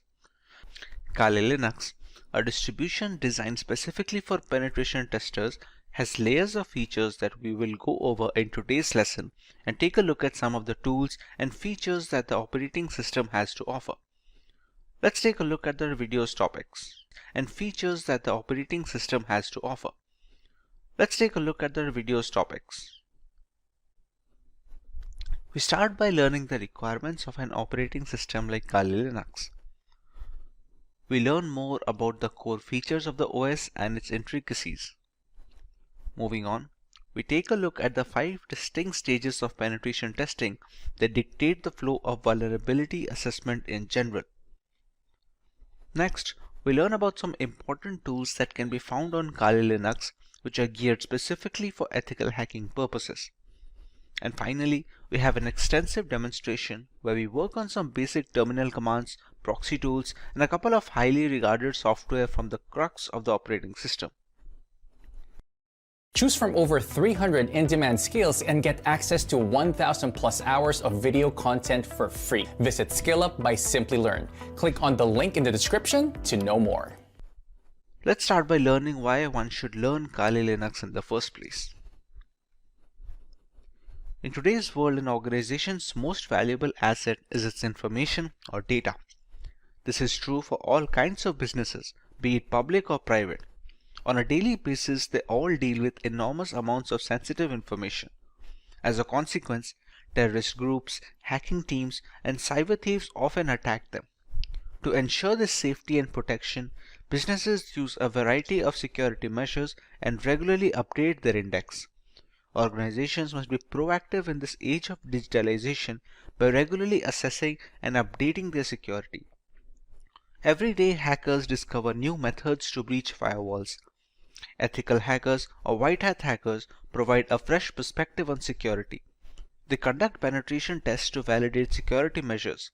Generally, they will penetrate your networks and give you relevant information about your security posture. Once an organization has this knowledge, it may upgrade its security procedures accordingly. The latest version of Kali Linux comes with more than 600 penetration tools pre-installed. After reviewing every tool that was included in Backtrack, developers have eliminated a great number of tools that either simply did not work or which duplicated other tools that provided the same or similar functionality. Occasionally, when conducting penetration testing or hacking, we must automate our activities since there may be hundreds of conditions and payloads to test, and manually examining everything is time consuming. To improve our productivity, we utilize tools that come pre-packaged with Kali Linux. These tools not only save us time, but also accurately capture and process the data.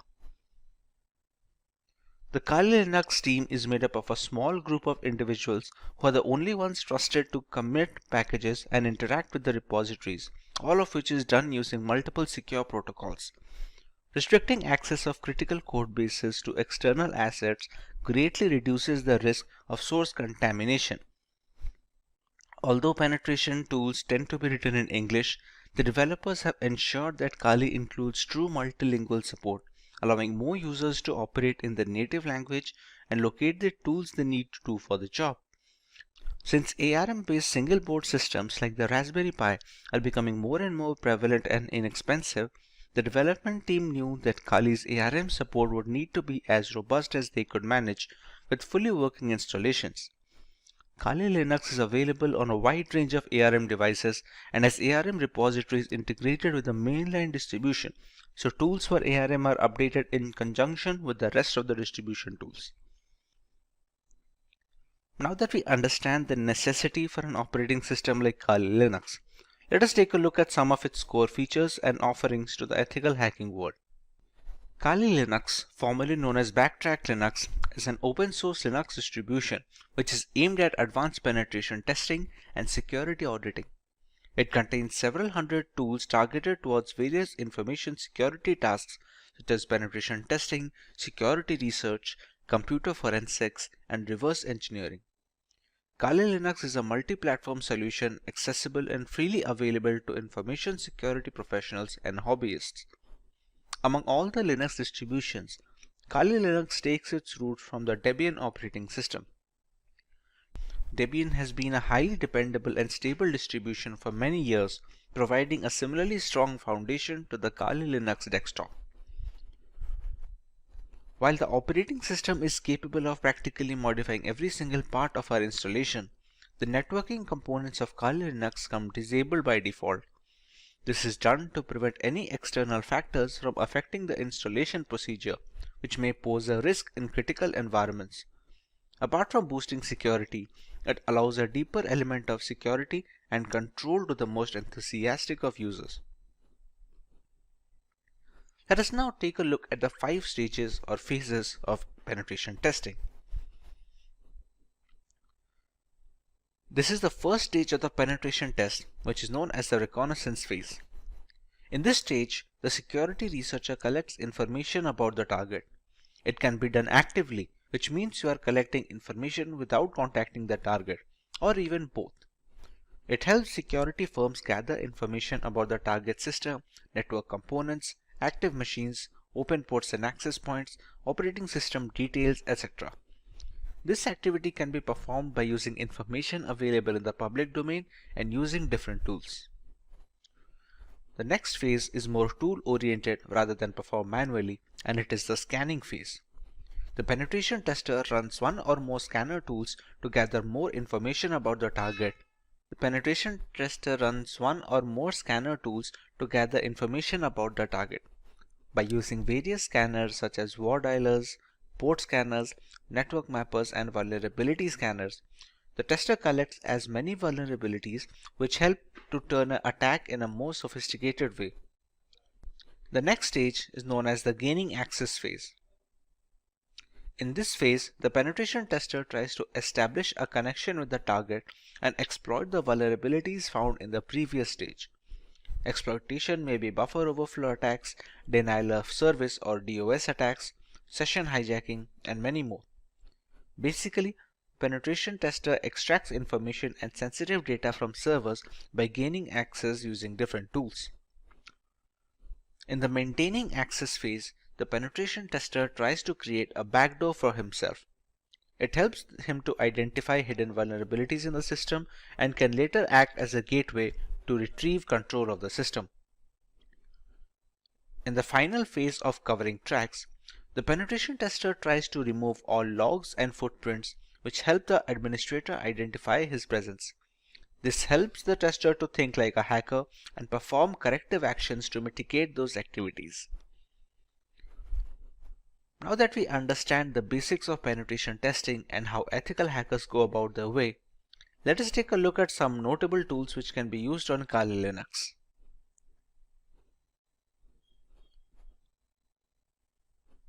At the top of the chain lies Nmap. Nmap is a free and open source utility port scanner which can be used for network discovery and security auditing. Many systems and network administrators also find it useful for tasks such as network inventory, managing service upgrade schedules, and monitoring host or service uptime. It is most beneficial in the early stages of ethical hacking, where a hacker must figure the possible entry point to a system before running the necessary exploits, thus allowing the hacker to leverage any insecure openings and breach the device. It's a part of the scanning phase of the penetration testing. Nmap uses raw IP packets in novel ways to determine what hosts are available on the network, what services these hosts are offering, what operating systems they are running and their versions, what type of packet filters and firewalls are in use, and dozens of other characteristics. It was designed to rapidly scan large networks but works fine against single hosts as well. Since every application that connects to a network needs to do so via a port, the wrong port or server configuration can open a can of worms which lead to a thorough breach of the system and ultimately a fully hacked device. Next on the list we have Metasploit. The Metasploit framework is a very powerful tool that can be used by cybercriminals as well as ethical hackers to probe systemic vulnerabilities on networks and servers. As a part of the third stage of penetration testing, it's an open source framework which can be easily customized and used with most operating systems. With Metasploit, the ethical hacking team can use a ready-made or custom code and introduce it into a network to probe for weak spots.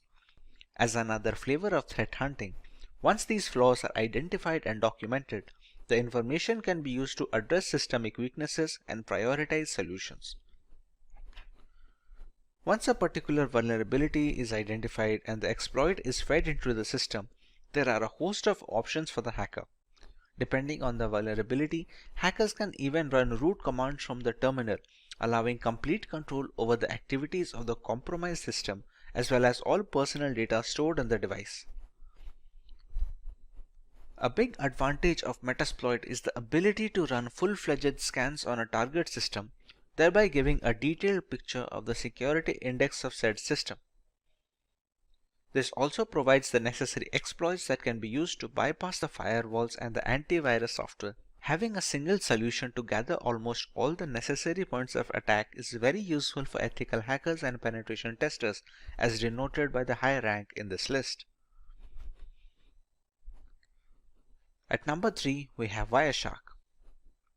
Wireshark is the world's foremost and widely used networking protocol analyzer. It lets you see what's happening on your network at a microscopic level and is the de facto standard across many commercial and non-profit enterprises, government agencies, and educational institutions. Wireshark is a popular open source tool to capture network packets and converts them to human-readable binary format. It provides every single detail of the organization's network infrastructure. It consists of devices designed to help measure the ins and outs of the network. The information collected through Wireshark can be used for various purposes, such as real-time or offline network analysis, identification of the traffic coming onto your network, its frequency, and its latency between specific hops. This helps network administrators generate statistics based on real-time data. Wireshark is also a cross-platform tool that can be installed on Windows, Linux, and Mac systems to enable hackers in all ecosystems to monitor network traffic irrespective of the operating system. The development team is determined to maintain this level of freedom for their users in the foreseeable future. The next tool on our list is AirGarden, which is a part of the third phase of penetration testing. This is a multi-use bash script for Linux systems to hack and audit wireless networks like our everyday Wi-Fi router and its counterparts. Along with being able to launch denial of service attacks on compromised networks, this multi-purpose Wi-Fi hacking tool has very rich features which support multiple methods for Wi-Fi hacking, including multi-field WPS hacking modes, all-in-one WEP attack, handshake file capturing, evil twin attacks, pixie dust, and so much more. It usually needs an external network adapter that supports monitor mode, which is necessary to be able to capture wireless traffic traversing the air channels. Thanks to its open source nature, AirGarden can be used with multiple community plugins and add-ons, thereby increasing its effectiveness against a wide variety of routers, both in the 2.4 GHz band and 5 GHz band. The next tool is John the Ripper. John the Ripper is an open source password security auditing and password recovery tool available for many operating systems. John the Ripper Jumbo supports hundreds of hash and cipher types, including for use of passwords of operating systems, web apps, groupware, database servers, network traffic captures, encrypted private keys, file systems, and document files.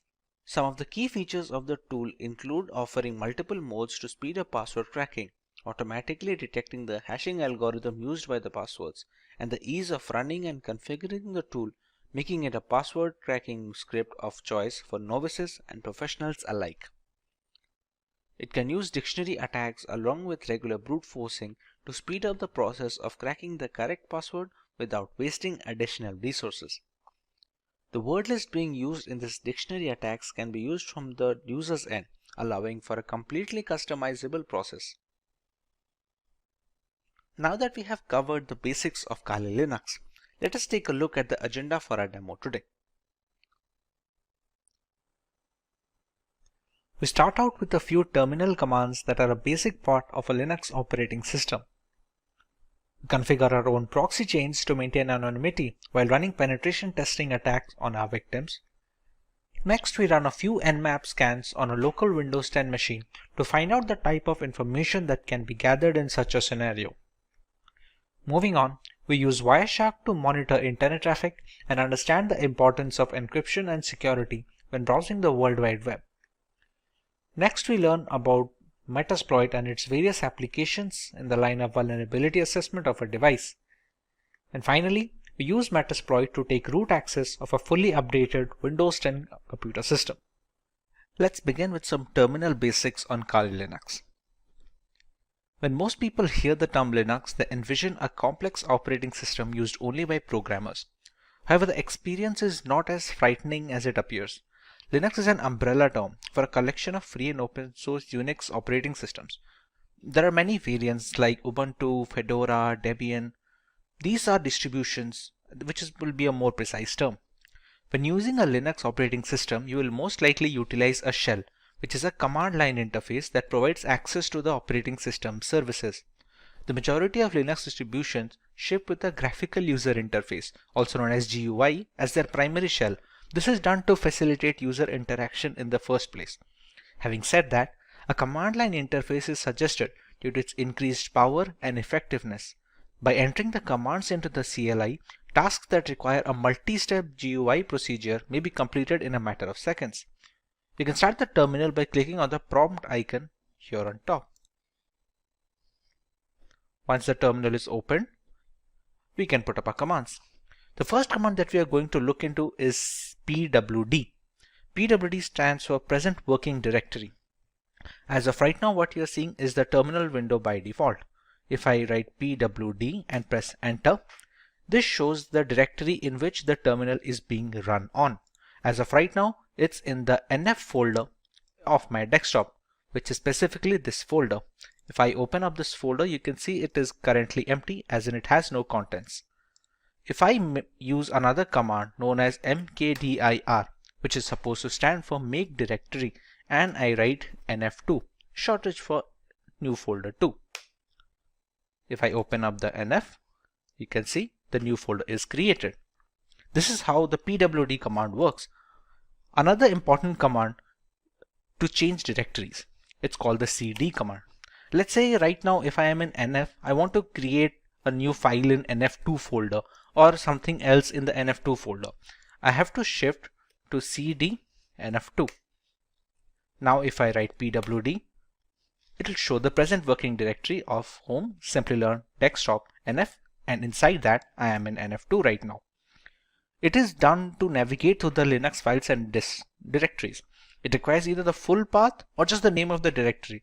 If we have to move a completely different folder on a completely different file, then we can use the entire path like this. For now, cd works.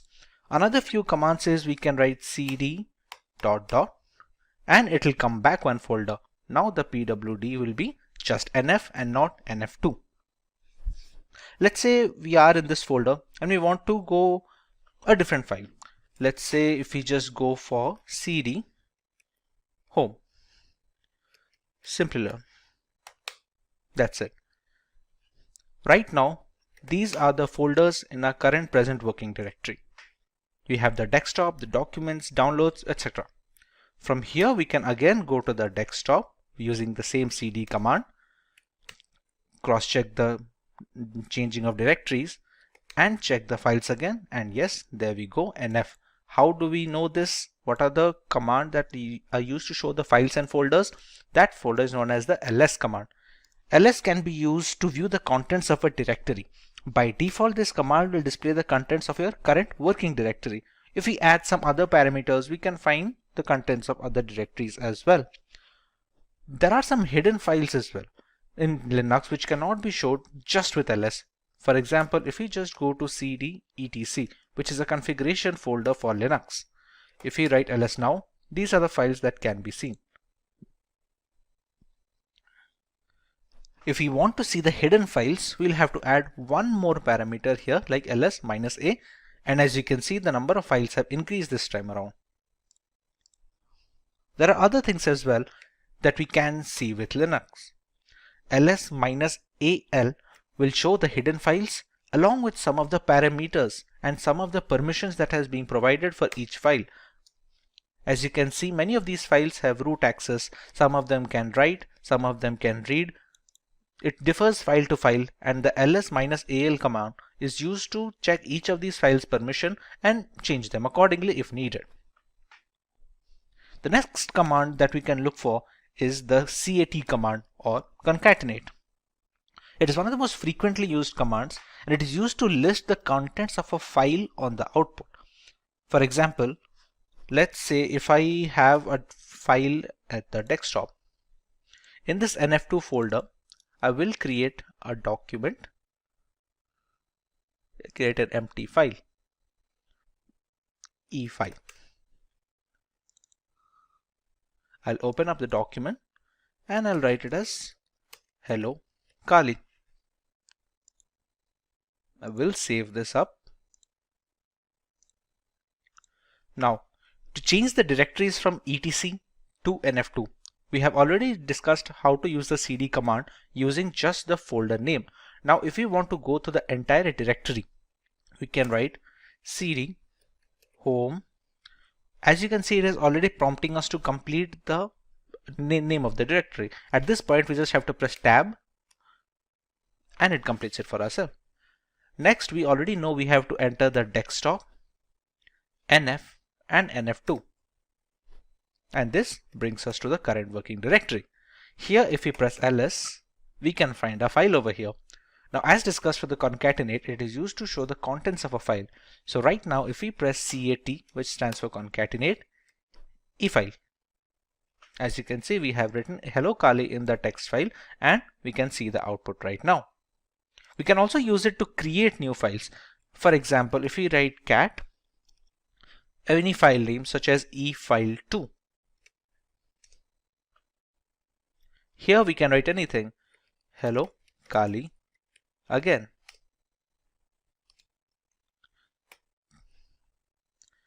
Once we press Ctrl C here, we can check e-file2 and we have hello Kali again printed over here. We can see the same using the concatenate command as well. If I press ls, you can see we have two files here, and I can go with cat e-file2 and I have hello Kali again. This is how the concatenate command works. Apart from this, it can be used to copy. There is a different command called cp, which is used to copy the files from one place to another. Mind you, this is not moving, this is only going to copy the command. For example, currently our pwd, which is the present working directory, is in the nf2 folder, as you can see over here. Let's copy the efile2 to the nf folder. We can write cp efile2 and give the path of the nf folder, which will be home, Simplilearn, desktop, and nf. Now if I press ls, I'll find both the files in nf2 since I copied. To go back to the nf folder again, we can again use the same command of we can again use the home, Simplilearn, desktop, and just nf. No nf2 this time, just nf. As you can see, this will change back our present working directory. Now when we press ls, we will find the efile2 file and the nf2 folder, and we can confirm this using the GUI as well. This is the nf folder, and you can see the nf2 folder and the efile2 document. If I write cat efile2,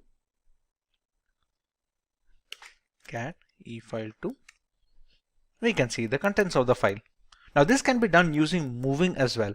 For example, if I go to cd nf2, which is the inside folder, it has both the document files like efile and efile2. Let's say I want to move the efile completely from nf2 to nf1. Instead of writing cp, the command I'm going to use is mv efile, and again give the path of the folder into which I have to copy, which will be again home, Simplilearn, desktop, and nf. As you can see, the contents of the nf2 have appeared here, and efile has been moved from nf2 to nf. This is the nf2, and we don't find efile here anymore. If we press cd ...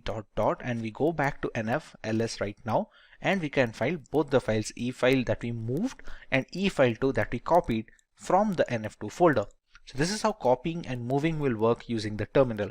Now this is just a simple one-line statement that might take a couple of clicks when using GUI. This is why the command line interface is considered to be much more streamlined for Linux operating systems. Another very important command for Linux operating system is the sudo command. Sudo is short for super user do. The command enables you to perform tasks that require administrative or root permissions. You can think of it as how we run programs as administrator on Windows systems. It is not advisable to use this command for daily use because it might be easy for an error to occur, and the permissions of root are very intricate. So new beginners are advised to use the sudo command only when absolutely necessary. For example, sudo su. With this command, I am giving this terminal a root permission. This su stands for this user. At this point, it's going to ask for my admin password. Once I enter my password, and I now have root access. Note how the password that I entered did not show up here. This is a security measure to prevent people from snooping on your root password, which is the end game of all this operating system. As you also can see, the symbol changed. If the dollar symbol is showing, it shows as a standard user. When you switch to root, you can easily see a hash symbol.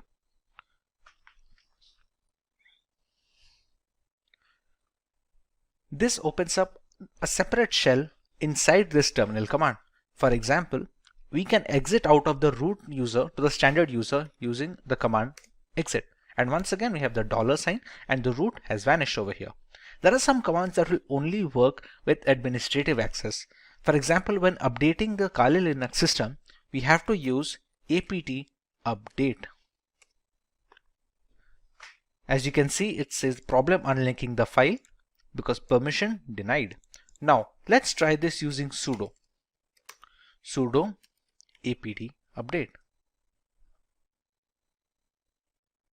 As you can see, it is updating the package repositories which work as the software installed on the system. This can be done using either writing the sudo command every time we want to perform a root access, or we can just write sudo su once and write apt update alone.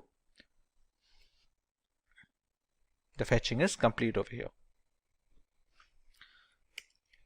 For the second example, let's say I just write sudo su, and this time it's not going to ask me the password because at this current terminal process I've already provided the root password once and it is in memory right now. Now when we used to update the system, we had to write sudo apt update. That was because we were running it as a standard user. Now we are running it as a root user. So all we have to write is apt update and it's going to continue its work. There you go. Another command that can be useful is the ping command. It's pretty self-explanatory. It's going to be checking the internet connectivity. You can be used to check internet connectivity, or you can see if there is a local server on your system which needs to be pinged, then you can check that. For example, if we have to write ping, and we can use either IP address or domain. Let's say if we want to check that if we can access google.com using this Kali Linux installation or not, we can write ping google.com. And you can see it shows the bytes being sent and received and how much time it took to take up the request. This can be done for local systems as well. For example, this installation of Kali Linux is being run on a virtual machine. Once this machine is running, I still have my host machine running over here, the IP address of which is 192.168.29.179. If I try to ping this from here,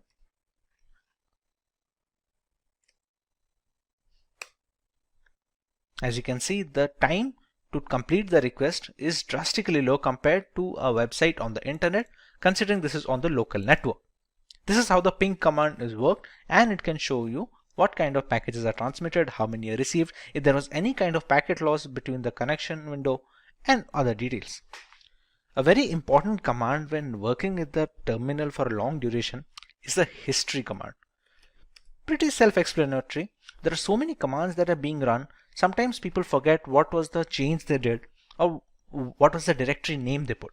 A history command helps to recover some of the commands that you have written. It doesn't go all the way back, but it takes up many commands that were inputted in the last few processes. This is how the history command works. These are some of the most commonly used terminal commands. If you want to learn more about this terminal and every other feature of this, please let us know in the comment section and we'll try to make an in-depth tutorial, especially if you could repeat. If you want to learn more about the terminal, please let us know in the comment section and we will try to make an in-depth tutorial specifically for terminal commands on Linux. Moving on, we learn how to configure proxy chains on our system. Proxying refers to the technique of bouncing your internet traffic through multiple machines to hide the identity of the original machine. It is a good tool that hackers use to accomplish this goal is proxy chains. Essentially, you can use proxy chains to run any program to a proxy server. This will allow you to access internet from behind a restrictive firewall which hides your IP address. Proxy chains even allows you to use multiple proxies at once by chaining them together. One of the most important reasons that proxy chains is used in a security context is that it's easy to evade detection. Attackers often use proxies to hide their true identities while executing an attack. And when multiple proxies are chained together, it becomes harder and harder for a forensic professional to trace the traffic back to the original machine. When these proxies are located across countries, investigators would have to obtain warranties in the local jurisdictions where every proxy is located. To see how proxy chain works, let's open Firefox first and check our current IP address. Write Firefox and there we go.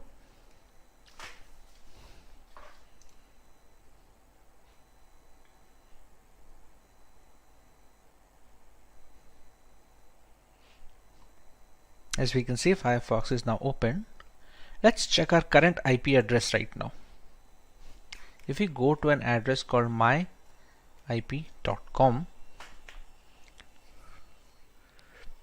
and you can see it easily detects our country is in India and this is a public IP address. Now, if we move to the terminal again, here we can now write proxy chains -h. What this -h does is it finds a help. It stands for the help file. This is for help file. What we found out using this is proxy chains has a config file here, etc proxychains4.conf. This is the config file found. Using this config file, we can customize how our proxy chain should work. If we want to open that, we have to use it in a text editor. On Windows, we have Notepad and other things like that, Microsoft Word to edit documents. On Linux, we have a tool called Nano. To access the Nano, we use the command nano and give the path of the file that we want to check. As of right now, the proxy chains config file is located over here. So we're going to follow the path there. chains4.conf. And here we go. We see the config file. There are three basic types of proxy chaining here. We have a strict chain where all the proxy in the list will be used and they will be chained in order. We have a random chain where each connection made through proxy chains will be done by a random combo of proxies in the proxy list. And you have dynamic chain. It's the same as strict chain, but dead proxies are excluded from the chain. And here we can set up whichever type we want. To enable or disable a particular type, we use the hash symbol here. As you can see right now, all the lines have a hashtag symbol at the front, except this one, a dynamic chain. This is the current one being used. Let's say if I want to use a strict chain method, so I can add a hash value here and remove the hash here. At one point of time, any one of these 3-4 types should be enabled. Let's go for the dynamic chain. We can disable this strict chain by putting the hashtag in front and removing the dynamic chain. As you can see below, we have few commands to how to handle the nano text editor. This symbol is known as the control button on your keyboard. Now if we want to write out, which is synonymous to saving the file, it's supposed to go with Control O. So if I press Control O on my keyboard, it says file name to write, and we have to press enter here since we want to overwrite the proxy chains 4.conf file. We don't want to create a new file over here. So just press enter and we get a permission denied. This permission denied we're getting is because we have opened this using a standard user. etc is a system folder. To be able to make some changes, we have to use it using a sudo command. To exit this nano, we have to use the Control X command. We use Control X. We're going to clear, and this time we're going to use the sudo command. Sudo nano etc proxy chains 4.conf, and we have the same file open up again. Now this time if we want to make a change, let's say we're going to add a strict chain instead of a dynamic chain, we remove the hashtag from strict. We're going to use Control O for the save file option. We're going to press enter and it says wrote 160 lines. Again, if we want to reverse this change, we put the hashtag over here, enable dynamic chain, we press Control O, press enter, and it says wrote 160 lines. Now we can exit straight away using the Control X format. Right now we have not provided any file or a proxy chain. We can have proxy IP addresses from the internet, but we have to make sure that they are safe and they don't snoop on our data. When there is no proxy chains being provided personally, it's going to use the Tor network, but for that we have to start Tor. Tor is a service in Linux. To know more about this Tor, we can write sudo systemctl, which is used to know the status of services on the Linux operating system, and status of Tor. Systemctl, sorry, instead of stl, it should be systemctl status Tor.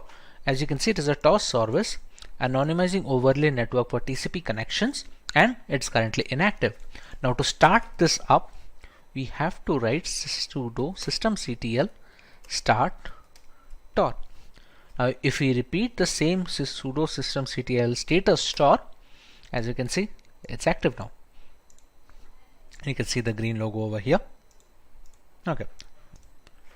To integrate the Firefox and the browser, we can use the proxy chains command directly over here. We can write proxy chains.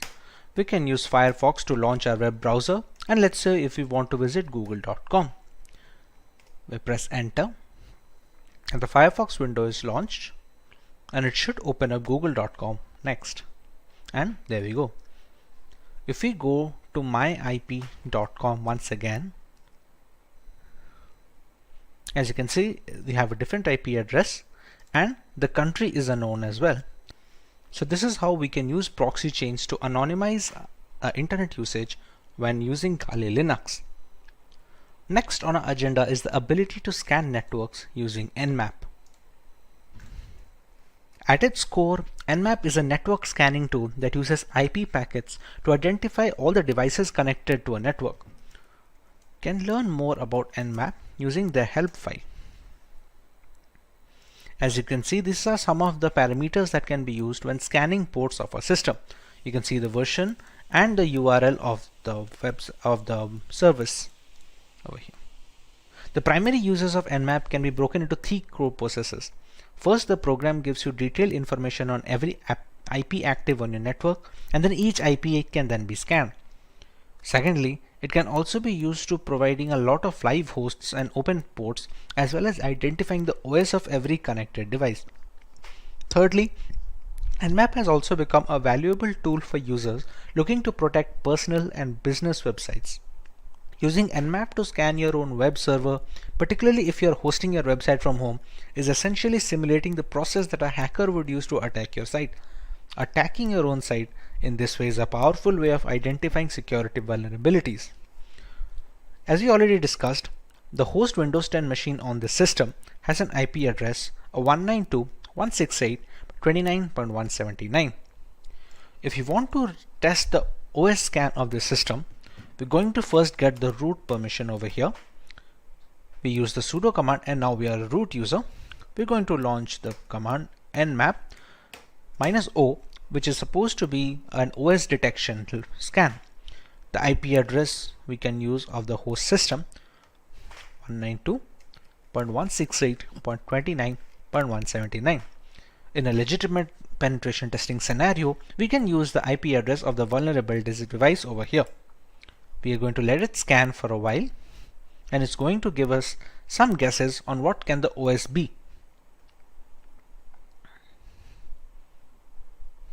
As you can see, the scan is done, and it has shown some of the ports that are open. You can see the MSRPC port open, the HTTPS 443 port open, which is used to connect to the internet, and it has some aggressive OS guesses as well. For example, it thinks there's a 94% chance that it's going to be a Microsoft Windows XP Service Pack 3. That's partly because a lot of the Windows XP update packages are still prevalent on Windows. Now that the OS detection is confirmed, there are multiple more details that we can gather from Nmap. Let's go with the nmap -a command, which is supposed to capture as much data as possible. There is also a speed setting. You can call it a speed setting or a control setting of the -t. -t ranges from T0 to T1 to T2 all the way up to T5. This basically determines how aggressively the victim is being scanned. If you scan slowly, it will take more time to provide the results, but it will also give a less chance for the intrusion detection system on the vulnerable machine firewall to detect that someone is trying to penetrate the network. For now, if we want to go with somewhat of a high speed, we can go with the T4 and provide the same IP address of the local machine I am trying to attack. It's going to take a little bit of time since it's trying to capture a lot of information.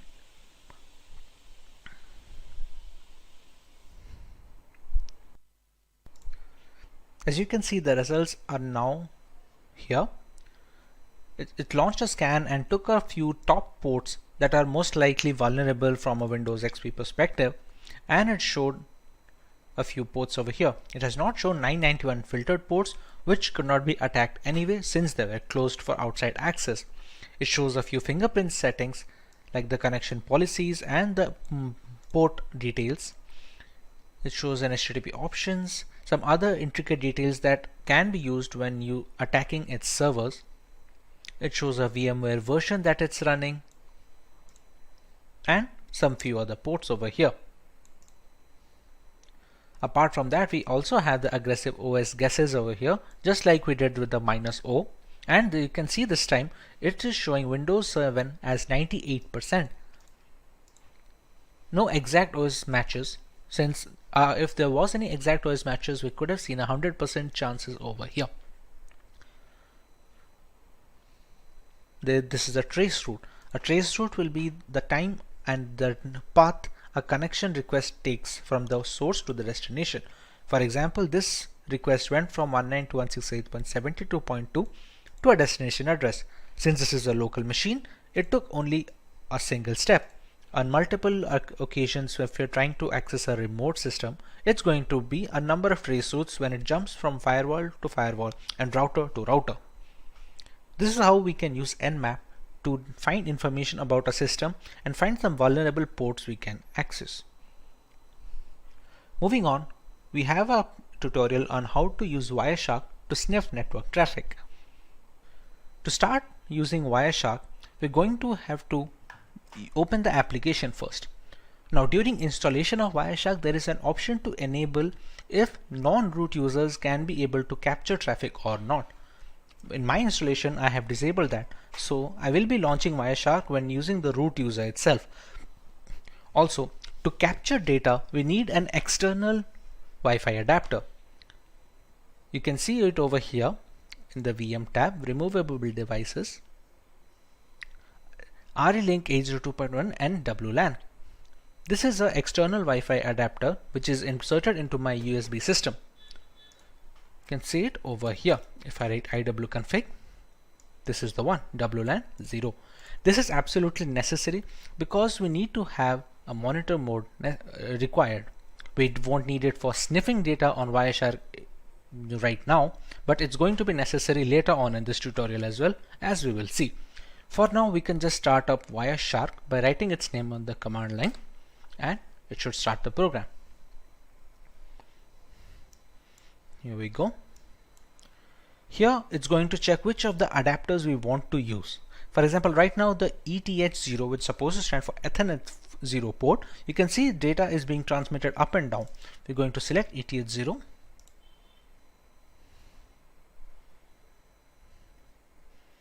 And we have started capturing data.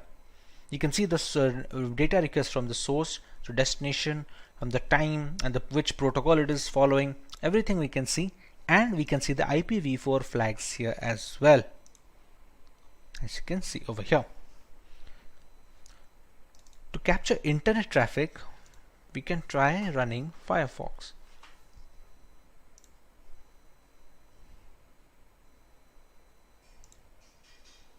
If we just write wikipedia.com,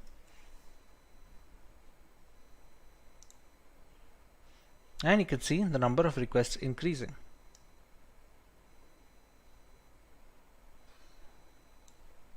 Okay, this is a spelling mistake. Wikipedia. Here, you can see the application data of all these requests going up, and they're connected to a destination server of 102.166.224. Now, even if we check the transmission control protocol flags over here and so many more things, we cannot find anything beneficial. As you can see, the information over here is gibberish, which is supposed to be, since it's supposed to be encrypted. Now, this is possible due to this being an HTTPS website. Hence, you can see the lock symbol over here, and connection is supposed to be secure. Now, what about HTTP ports? We have seen many people recommend to not visit HTTP ports. Repeat. We have seen many people recommend to not visit HTTP websites, and even if we have to visit, to not provide any critical information. For example, let's go to a random HTTP page over here. As you can see, this is saying connection is not secure, and this is an HTTP page and not HTTPS. Now let's check for some of the information that is passing through this. This is a login form. Let's say I have a legitimate account over here. If I write my account name, and my password is supposed to be password 1234. I press login, and the password does not match because I do not have an account over here. But let's say I did, and I was logged in as expected. We can go to Wireshark. We can use filters over here. Now all the requests that I am sending, it's a TCP request. So I can write a filter containing TCP contains whatever string if it is being passed. Let's say for the end username, I write my account name. So I can just write my account name over here and press enter to find a request over here. Now as you can see, there are many flags over here. If we go to the HTML form URL encoded and open up some of its flags, as you can see, I can see my account name and Simplilearn password over here. This is the same details that I input on the website. Let's say I did have a legitimate account on this website. I would have logged in with no problems, but anyone who would be using Wireshark to sniff on their data can easily get my credentials from here. This is why it's recommended to not provide any information on HTTP pages. The security is not up to the mark, and always look for the lock symbol when visiting any website or making any internet transactions or providing any information. This is how we can use Wireshark to detect transmission and sniff packet data that is being transferred to the network adapter. Next, we have to learn about what is Metasploit. The Metasploit project is a computer security project that provides information about security vulnerabilities and aids in penetration testing and IDS development. We can open up the terminal here. We're going to allow root access, and to open up Metasploit, the keyword is MSF console. It's going to take a little bit of time to start it up. Now the Metasploit console has been loaded. From here, we can decide what type of attack we want to launch and what kind of exploits we can launch against vulnerable targets. For example, like we had already discussed, I'm running this virtual machine on a Windows 10 host machine. So if I open the command prompt from my Windows 10 over here, if I need to check the IP address once, I go with ipconfig. Here you can see the IP address of this local machine. Moving on, if we have to attack that machine, let's say we want to see what kind of exploits are going to work over there. Now we already know that Windows has some common vulnerabilities. One of those vulnerabilities is the HTA server vulnerability. HTA is supposed to be a HTML application, but when passed the right payload, it can be used to open a backdoor into a system. To start off with the Metasploit and accessing such applications, we're going to use the command use exploit, and the name of the reverse HTA server is this: Windows MISC for miscellaneous HTA server. As you can see, it already found this one. Alright, now there are some options that we need to set for this exploit to go through. For example, you can see some of the options over here. There is a payload. The payload is supposed to be the malicious file that we are going to send on the HTML application, which allows us to give the backdoor. For example, right now the payload, which is the malicious file, is a Windows Meterpreter reverse TCP. Completely understandable. Now let's set the L host. L host and R host and SRV host should be the one where we are going to launch the attack from. For example, if we launched another tab of this console and we just press ifconfig, The IP address is 192.168.72.130. So we're going to set the L host as 192.168.72.130, and we're going to do the same thing with SRV host.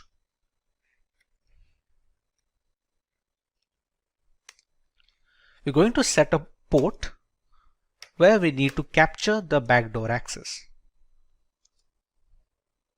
Next, the payload has already been set. This payload will launch a backdoor and give us meterpreter access to the system. Meterpreter can be considered as an upgrade of a normal command prompt shell. We will look into it once we get the access in the first place. Now that we have set the commands, we can press on exploit and press enter. Now, you can see we have a URL over here. We're going to copy this URL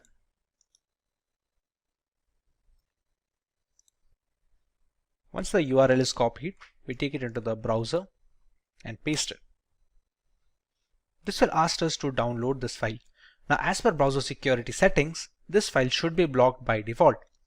We can decide to keep it, and with the correct formulation of this malicious package, even the website browser antivirus softwares will not be able to detect good payloads. We're going to save this file and we're going to open it. Publisher could not be verified. If we press run and we go back to our meterpreter access over here, you can see it has already captured a URL of an HT server and it is writing delivering payload. Just have to wait for a few seconds till the payload is delivered. It has sent this much amount of data. Meterpreter session 1 is opened and we should get the access soon. There we go. Now, to understand where is the session set, we can write sessions -i. As you can see, it has a meterpreter over here. We're going to write sessions -i. The session ID is 1, so we're going to write 1. And we have the meterpreter access. Now, to get a fair idea of the system, we're going to write sysinfo, and it's going to the computer name, the OS, architecture, all these things. We can write the help command to see what are the things that we can get out of the system. We can take screenshots, we can control the webcam and start a video chat. We can take a lot of things over here. There are other commands as well where we can change the file directory, like the cat command, cd command. There are so many things that work in the normal CMD which we can run on the meterpreter as well. Now, if we want to access this command prompt of the system directly, we can go with this. We have to write shell, and there we go. We are in the downloads folder right now. To see if this is the same computer or not, we're going to write ipconfig.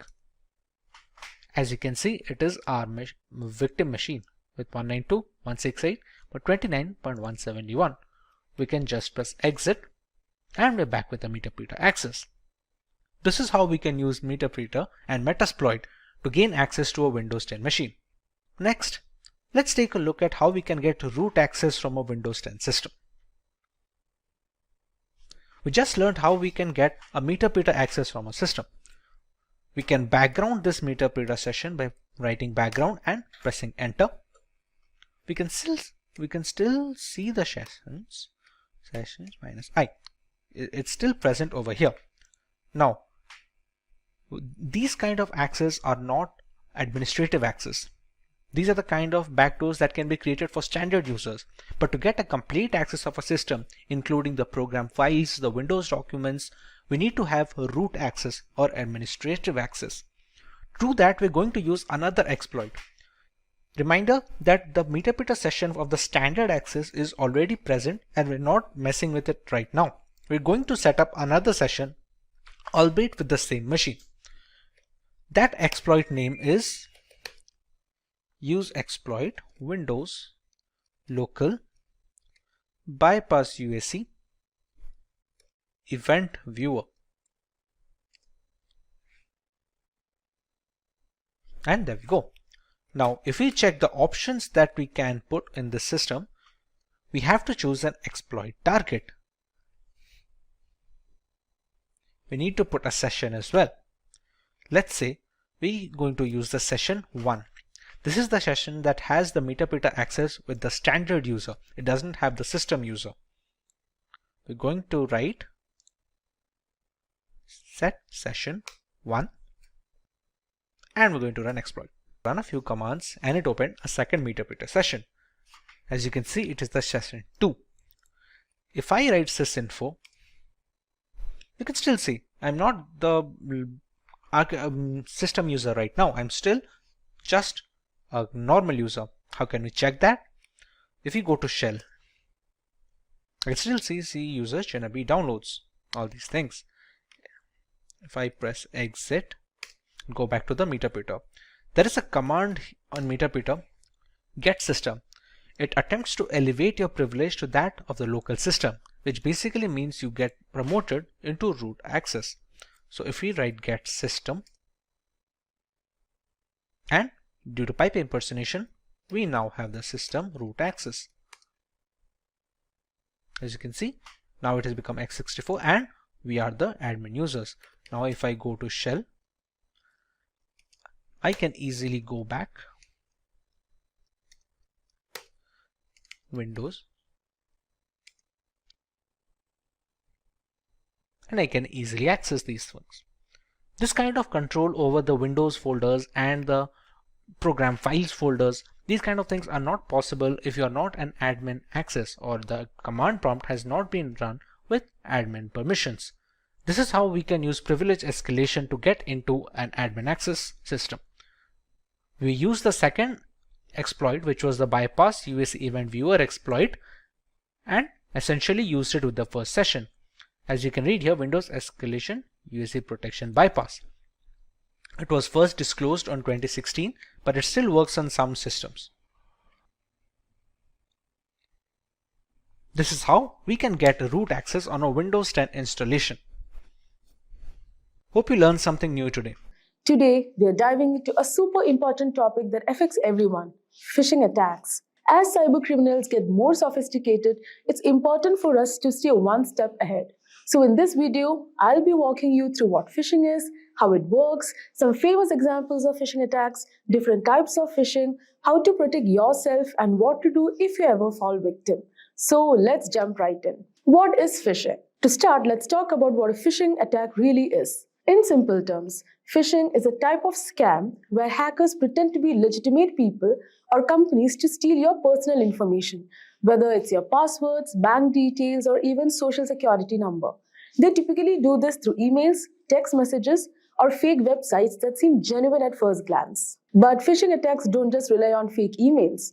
They use a psychological trick known as social engineering. Now, social engineering is all about manipulating people into making poor decisions, like clicking on a malicious link or sharing personal information. Let's take an example. Imagine you work in a company and one day you get an urgent email from someone who looks like your boss. The email says, "I'm in a meeting right now, but I need you to send me the financial reports immediately. Click here to access a secure file."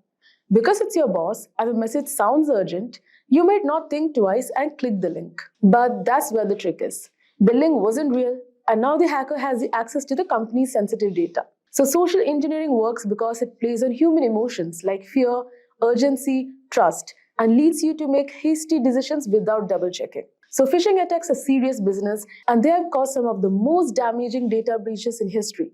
Let's take a look at some of the most famous examples. First, let's talk about the Sony Pictures hack in 2014. This is one of the most well-known phishing incidents. It all started when Sony employees received phishing emails that looked completely legitimate.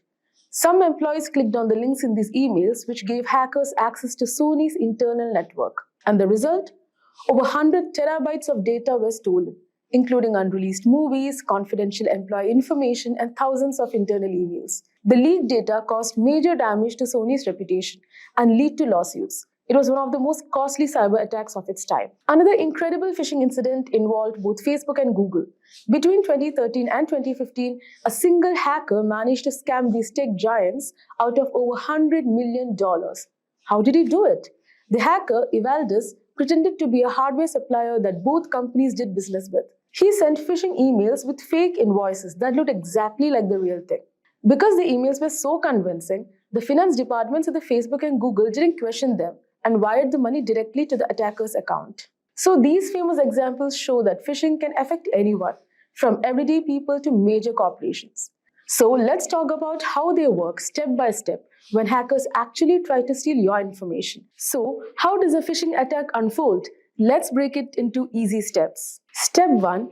Phishing attacks typically start with a carefully crafted message, often in the form of an email or text. This message will look like it's from a legitimate company, like your bank, a popular service like PayPal, or even someone you personally know. Hackers usually use several techniques to make these emails look authentic. One common technique is domain spoofing. This is when hackers create a domain that looks almost identical to the legitimate website, but with subtle differences. For example, instead of paypal.com, they might use paypal1.com or pay-pal.com. Because most people glance at the sender's email address quickly, they don't notice the subtle change. The next step is to get the victim to visit a fake website. When you click on the link in the phishing email, you're often redirected to a website that looks exactly like the real thing. These fake websites are often designed to perfectly mimic the official login pages of services like your bank or email provider. To create these fake websites, hackers often use what's called a phishing kit. Now, phishing kits are pre-built tools that make it easy for attackers to clone real websites. The hacker then hosts the fake website on a malicious server or uses DNS spoofing, where they manipulate the DNS records to redirect users from the legitimate website to their fake version without the victim knowing. Now, once you land on the fake website, the next step is for the hacker to collect your information. So these fake pages are designed to look identical to the real ones. So when you enter your username and password, you think you're logging in securely. But hear what's happening in the background. Phishing sites use various methods to capture the information you type in. One common technique is form jacking, where the form on the website is modified to send the data directly to the attacker's server. Alternately, hackers can use key logging malware that records every keystroke you make, capturing usernames, passwords, and even credit card information as you type. So to make the fake site even more convincing, attackers often secure it with a real SSL certificate. Now, this means the website might show up as secure with a padlock symbol in your browser, making you believe it's legitimate. So this is why it's important to check more than just the HTTPS in the URL. Now, once the hacker has your data, they can use it in various ways. The most common method is using your stolen credentials to log into your accounts. This is known as credential stuffing.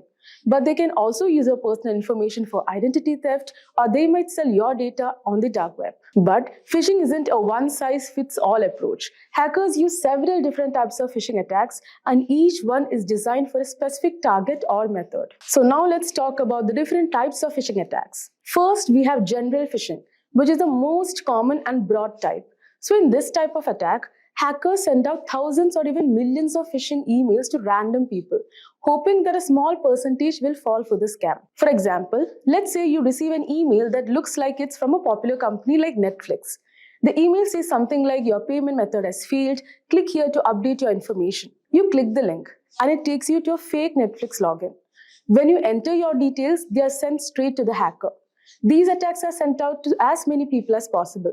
Whoever falls for it, falls for it. It's all about volume with general phishing. Next is spear phishing. So unlike general phishing, spear phishing is much more targeted. So the attacker picks a specific individual or company and tailors the attack to that person or group. So spear phishing requires some research and planning. So it's more sophisticated than general phishing. For example, imagine you work in the finance department of a company and you receive an email from someone pretending to be the CEO. The email says, he's unable to transfer the money to the partner company and asks you to transfer it. So since it appears to be from your boss and it sounds urgent, you might be tempted to complete the transfer without questioning it. That's the goal of spear phishing. Because the email is personalized and often uses real names or insider information, it's much easier to fall for it. So this makes spear phishing especially dangerous for businesses. Now let's talk about whaling, which is similar to spear phishing but with a bigger target.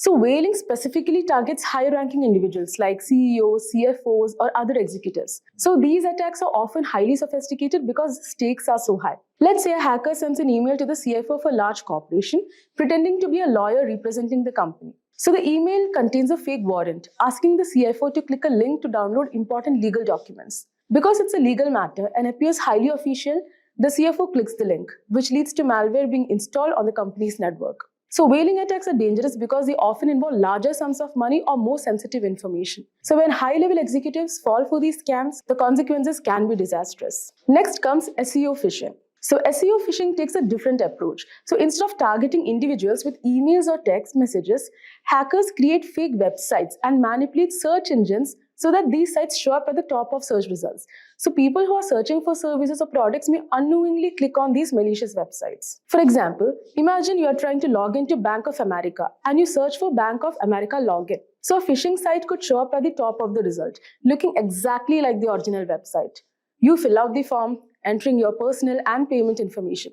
But instead of going to the bank, all of that information goes straight to the hacker. So SEO phishing works because we trust search engines to lead us to legitimate sites.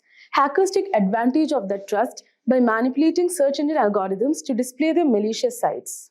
And finally, there's smishing, which stands for SMS phishing. Smishing involves sending fraudulent messages through SMS or text. So these texts often appear to come from a trusted source, like your bank or a delivery service, and contain a link that leads to a phishing site. For example, let's say you get a text that looks like it's from a delivery company such as FedEx, telling you to set your delivery preferences.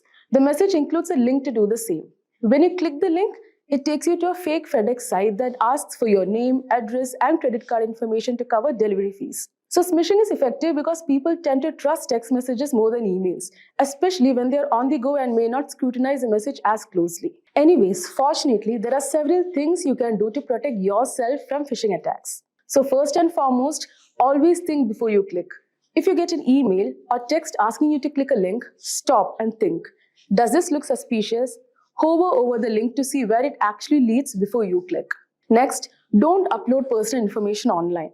Be careful where you share your personal information online. Hackers often gather details from social media or public profiles to make their phishing attempts more convincing. So make sure to keep your software, operating system, and apps updated. Regular updates include security patches that protect against known vulnerabilities.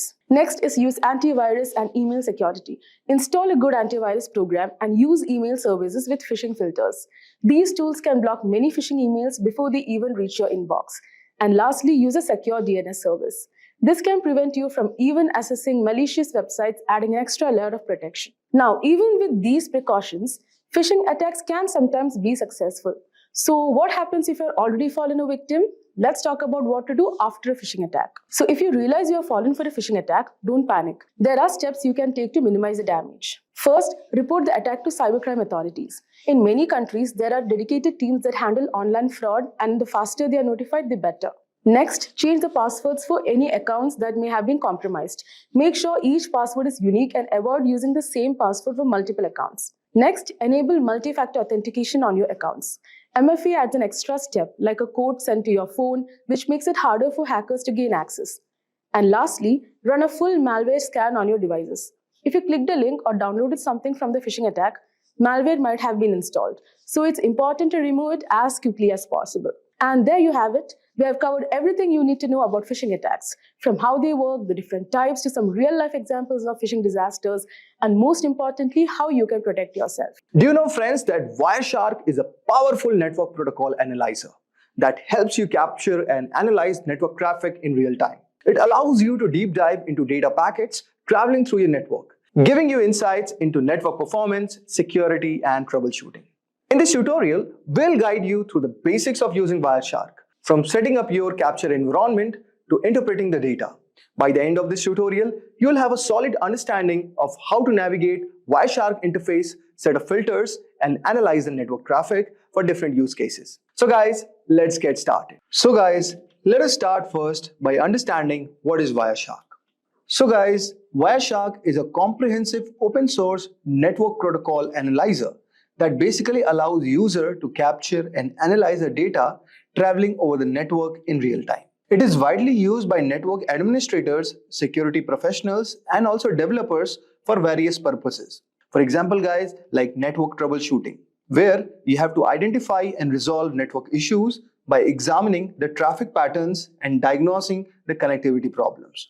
The next one is network analysis, which we'll also be doing in our hands-on, where you have to understand and optimize network performance by analyzing data flows and interaction between network systems. The third one is security auditing. You will also have to detect and investigate unusual or potentially malicious network activities such as unauthorized access or data breaches. And finally, you have a protocol development, where you can debug and develop network protocols by capturing and analyzing protocol messages and behaviors.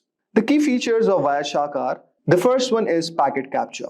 Wireshark captures packets of data transmitted over the network. Each packet contains a wealth of information, including source and destination addresses. And also you get protocol, types, and payload data. So as you can see all over here, I've already downloaded Wireshark, and I'll guide you also how to download it. But as you can see, these are the lines that shows that the Wi-Fi packet graph is showing that this is how the packets are transmitting. So this is basically the real-time analysis what you can get through in Wireshark. Next one is you get a detailed inspection. Guys, Wireshark also decodes and displays data at various protocol layers. Example, you can get Ethernet, IP, TCP, HTTP, which allows for detailed examinations of network communications. You can also perform filtering and searching. Then you'll also get a chance to do data visualization, which includes features for visualizing network traffics such as flow graphs, as you can see all over here, and also statistics, which can help in understanding network behavior and performance. Wireshark is available for multi-operating systems, like for Windows, macOS, Linux, and many more. Now, there are certain scenarios where network security engineers use it.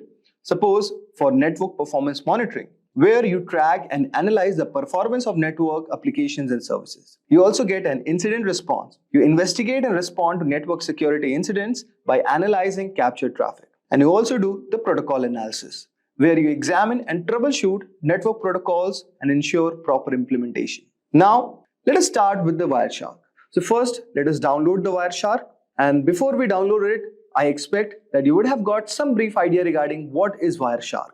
Now, what you have to do, guys, you have to go at this link, wireshark.org.download.html. So since I'm using Windows, so I have clicked on Windows x64 installer. Just right click on this. So as you can see, it will start downloading. So guys, since I've already downloaded it, I may not have to do it again. And the steps are very simple. Just you have to click yes, and it's going to download all the required dependencies, and your installer will be ready. And after clicking all the OKs, you are going to get something like this. So this is your entry of the Wireshark network analyzer. Now, so as you can see all over here, you can capture the network packets from these interfaces. So you can see local area connection 10, adapter lookup, traffic capture, Bluetooth is there, then you have the Ethernets, okay? So let us choose the Wi-Fi as a network interface, okay?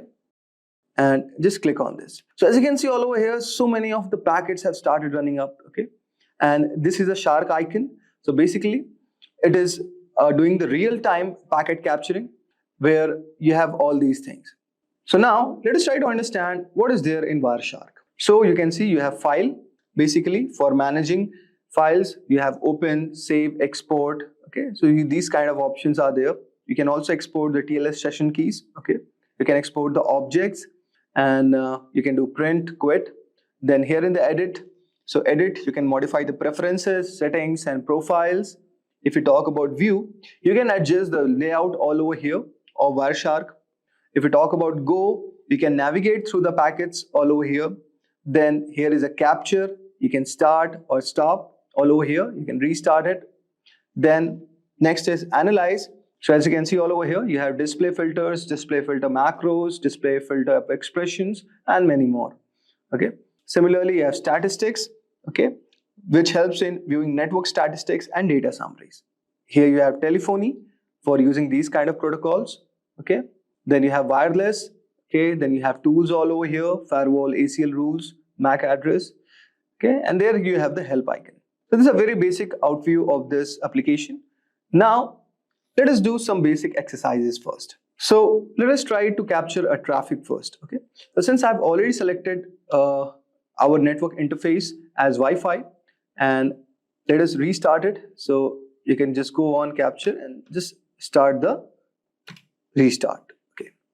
So this has started. Now go to your browser and just type, say, HTTP, okay, and say bin.org is the file.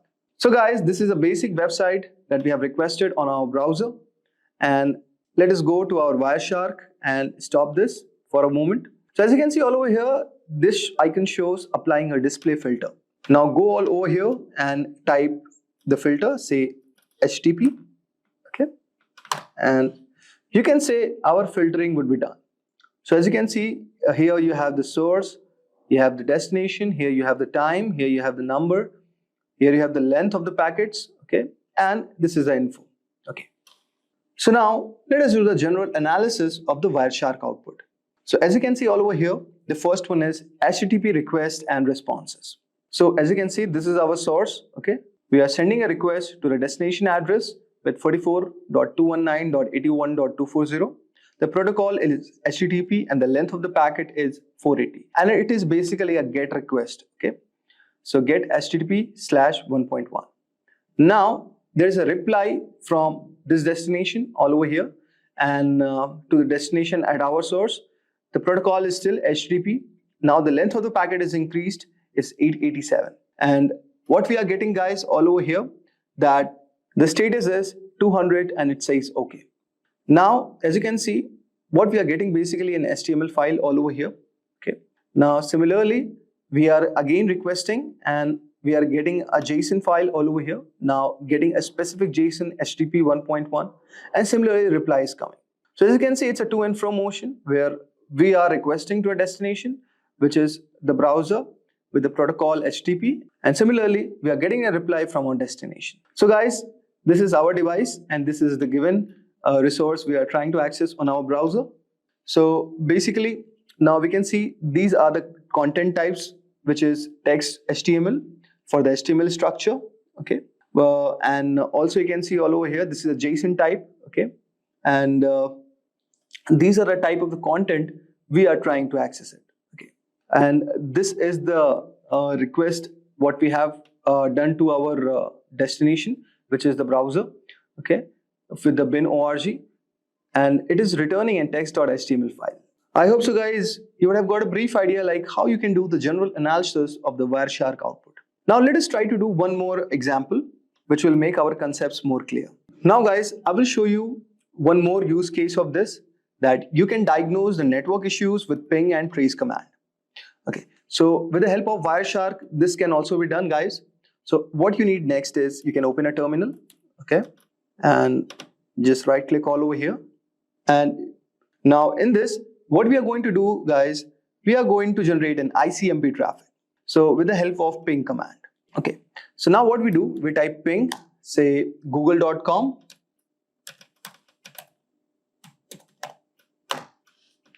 and you can see all over here the request and reply have started. And now what we will do guys, we will use the tracert command for tracing our packet flow. So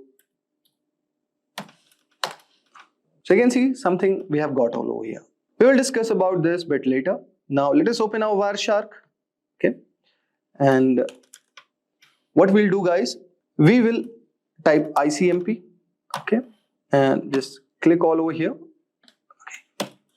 So guys, go to the filter and type ICMP, okay, and just click all over here. And but before that, you have to stop this. And now let us try. So you can see all over here that here the destination is showing unreachable, but here we are getting the reply, okay. Now let us try to examine this protocol, okay. So what all over here, let us try to understand first what we did in the terminal, okay. So guys, when we are typing the command ping google.com, this command is basically testing the reachability of google.com by sending the Internet Control Message Protocol or ICMP echo request packets and waiting for the replies, which is echo response. Now guys, let us break down the ping results. So first three replies, we are going to see that each reply shows the IP address of 142.250.193.110, which is one of the Google servers. And you can see the round trip time latency for the packets. For the first time, it is showing around 76 milliseconds. For second round trip time, it is showing around 88. Then third is 99, and fourth one is 30 milliseconds. Now you can see there is something called time to live also. And in this case, the time to live for each packet is around 55 milliseconds. Okay. So basically this field indicates how many hops or routers the packet can pass through before being discarded. Okay. Now you can also see the request timeout. So the fourth packet is a request timeout, meaning no reply was received within this set time. And you can also see the ping statistics. So you can say here sent 4 packets, received 4 packets, and there is no loss. Okay. So this is one thing. And also approximate round trip in milliseconds, you can see minimum is 30 milliseconds and maximum is 99 milliseconds. Average is calculated 73 milliseconds. So this is statistics what we got. Now you can see all over here we have the traceroute command. Okay, so here no arguments are provided first. So let us try to understand. The D means do not resolve IP address to host names. Okay, where H means maximum number of hops of routers to search, and W means timeout in milliseconds for each reply. So suppose if I see traceroute.google.com, so guys, this will show all the hops that the packet has to travel through reach the Google server, which will help to diagnose where the delays or issues might occur on the path. Now, you can see all over here, there are a lot of options are given. So similarly, you can read this. Now let us try to do the Wireshark analysis. So you can see all over here with our source 10.101.5.118, and we are sending the request to the Google server. And this is Internet Control Message Protocol. So you can see all over here, this is echo. This is a ping request with ID 0x001. And we can see the sequence is also given, the time to live, and we are replying in 7641 milliseconds. So this packet is basically what we are doing, guys. We are 7630 is our packet number, and this is what we are sending as a request. Then 7641 is a reply from the Google server with the given ID, okay, the sequence number of this and the time to live, and it is also giving the request one. Now what you can do, guys, you can also apply one filter all over here. We can, okay, now with the help of this, you can just see there are a lot of options as a filtering. Okay, so you can read the documentation for this, and whenever it is turning red, guys, it is showing something as error. Okay, and now let us do this and let us type our IP address, say 101, okay, 1.5.118. Okay, so this is also one of the way you can apply the filter. Okay, so it's going to filter out the IP address. Okay, say let's do this. So it is going to filter out our IP address, which is basically the same which is sending, because we have not given any other ping request. So guys, here what we can see, so this is kind of the analysis what we are doing basically. Okay, so guys, this was a Wireshark analysis for diagnosing the network issues with the help of ping and trace commands. And you can do a lot more other things with the help of Wireshark. Basically, these tools are used by network administrators, hackers, and also network engineers to understand the network performance, diagnose the network issues. Okay, so this was a short exercise which I have shown you about the basics of Wireshark. I hope so you would have enjoyed our today's video. Hey everyone, today we will explore the world of cybersecurity with Hacker GPT, specialized version of ChatGPT designed for ethical hacking and cybersecurity. In a digital landscape where cyber attacks occur every 39 seconds, causing billions in damages annually, Hacker GPT provides the essential tools and knowledge to defend against these threats. So Hacker GPT offers guidance on a wide range of topics including security practices, ethical hacking techniques, and scripting for system security. Cybercrime damages are expected to reach $6 trillion annually, making it a major challenge for organizations. And if we talk about some of the breaches, so in 2020, over 36 billion records were exposed due to data breaches. And the infamous Equifax breach of 2017, where 147 million people's information was compromised, highlights the importance of regular security assessments and vulnerability management. These are the areas where Hacker GPT excels. And Hacker GPT strictly adheres to ethical guidelines, refusing to assist with any unethical or illegal queries. So our commitment is to provide guidance that adheres to legal and professional standards. helping you become a responsible cybersecurity professional. So guys, let's get started with Hacker GPT that equip you with the knowledge and skills to defend against cyber threats ethically and effectively. So guys, this is ChatGPT and this is the paid version of ChatGPT 4.0. And what I was telling you is this is the Explore GPT section. So here you can find all the GPTs that are created by ChatGPT, OpenAI, or the individuals, or you can find the companies who have created GPTs. So you can find these are the recently used, and this is the most used Hacker GPT. You can find other GPTs also, that is Hacker GPT, and you could see that, and they have been used by 5,000 plus users, and this have been used by 10,000 plus users. So you can just search for EthicalHacker GPT here, and it has been rated 4.5 stars, 10,000 plus conversations, and these are the conversation starters if you need any assistance. And the capabilities you can see here, and the ratings given by users, and more by the creator who has created this. So we'll start with this. We'll start the chat here, and I want to tell you guys that ChatGPT doesn't answer non-ethical questions. So if you try to extract that information from ChatGPT, that won't be possible. But we can do a bit, like we can cross a bit line with EthicalHacker GPT, but that should be used for ethical purposes only. So I will show you guys how you can utilize this GPT. And one more thing guys, if you want to create your own GPT, you can also create that also. You can go to Explore GPT section, and here's the create option. Click on create, and here you can start creating your GPT. If you click on configure, you can write the name of your GPT, description, instructions, and the conversation starters as you just saw with the Hacker GPT, EthicalHacker GPT, and the capabilities what you want to be enabled, you can do that. And here in the create section, you could write the prompts here, and it will take that information and use it for more purposes. And here you could attach more files that could help create your GPT. Okay guys, so here you could see the configuration and the preview of your GPT, and you can finalize that. So moving back, we'll get back to EthicalHacker GPT and start with our conversation with him. So starting with, the first thing we can do is we can ask him like, how can I perform a basic security assessment on a web application? So if I tell you guys, performing a basic security assessment on a web application is crucial for identifying vulnerabilities and ensuring the application is secure. And this process involves using various tools and techniques to test the application for common security issues. So you could ask him that, how can I perform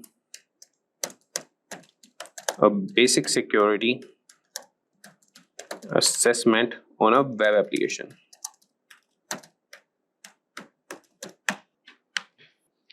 And just wait for a few seconds, and you could have the response from EthicalHacker GPT. So you could see that performing a basic security assessment on a web application involves several key steps, and these are the key steps. Number one is preparation and information gathering. And how you can do that, these are the steps: identify the scope, gather information. Then is the second step, that is reconnaissance, and you can use the tools Burpsuit, Nikto, and others. Similarly, you could see all the steps here. So I won't be guiding, or I won't be reading what responses are generated by EthicalHacker GPT. I have used that, and he provides very accurate, like I would say around 95 to 96% accurate results. Here I want to show you guys how you can utilize it. So I will show you prompts and what things you can ask him. So this was all about, repeat.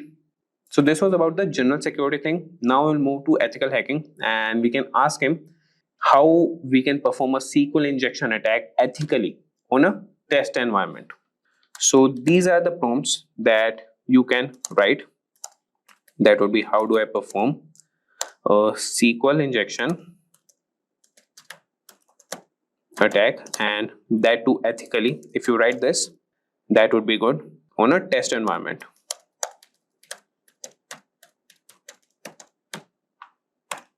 And if I tell you guys, so SQL injection is one of the most common web application vulnerabilities, and understanding how to perform a SQL injection attack ethically on a test environment can help you identify and mitigate this risk in your own applications. And you could see he has responded and he has provided you the steps that you can set up a control test environment first thing, then preparation, and you could use these tools. Then you have the manual SQL injection testing. So these are the methods that you could use, that is or 1 equal to 1 for the database, and automated SQL injection testing. So this is the command for that, and you could verify vulnerability, documentation, reporting. So you could see that this GPT is capable of answering the basic questions, as we have discussed the basics question till now. Now we'll move to scripting and automation. So here you could see how he respond to this. So we'll ask him, can you provide a Python script to scan open ports on a network? So let's see what he provides. Provide a Python script, and that too to scan ports on a network. So scanning open ports on a network is a fundamental step in identifying potential vulnerabilities, and a Python script that can automate this process, making it easier to regularly check for open ports and secure them. So this is the Python script. You can use any ID and run on that, and you could see that he's explaining the code also. Yeah, you can ask him like, can you explain the code line by line, and this Hacker GPT will do that for you. And how to run the script, that also he has provided you.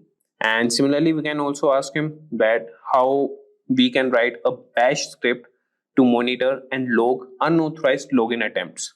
And if you want, I can also run this prompt.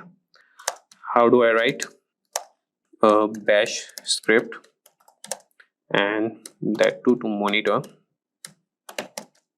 and log unauthorized access, unauthorized login attempts. So we can monitor and log unauthorized login attempts, and that would be essential for maintaining the security of your system.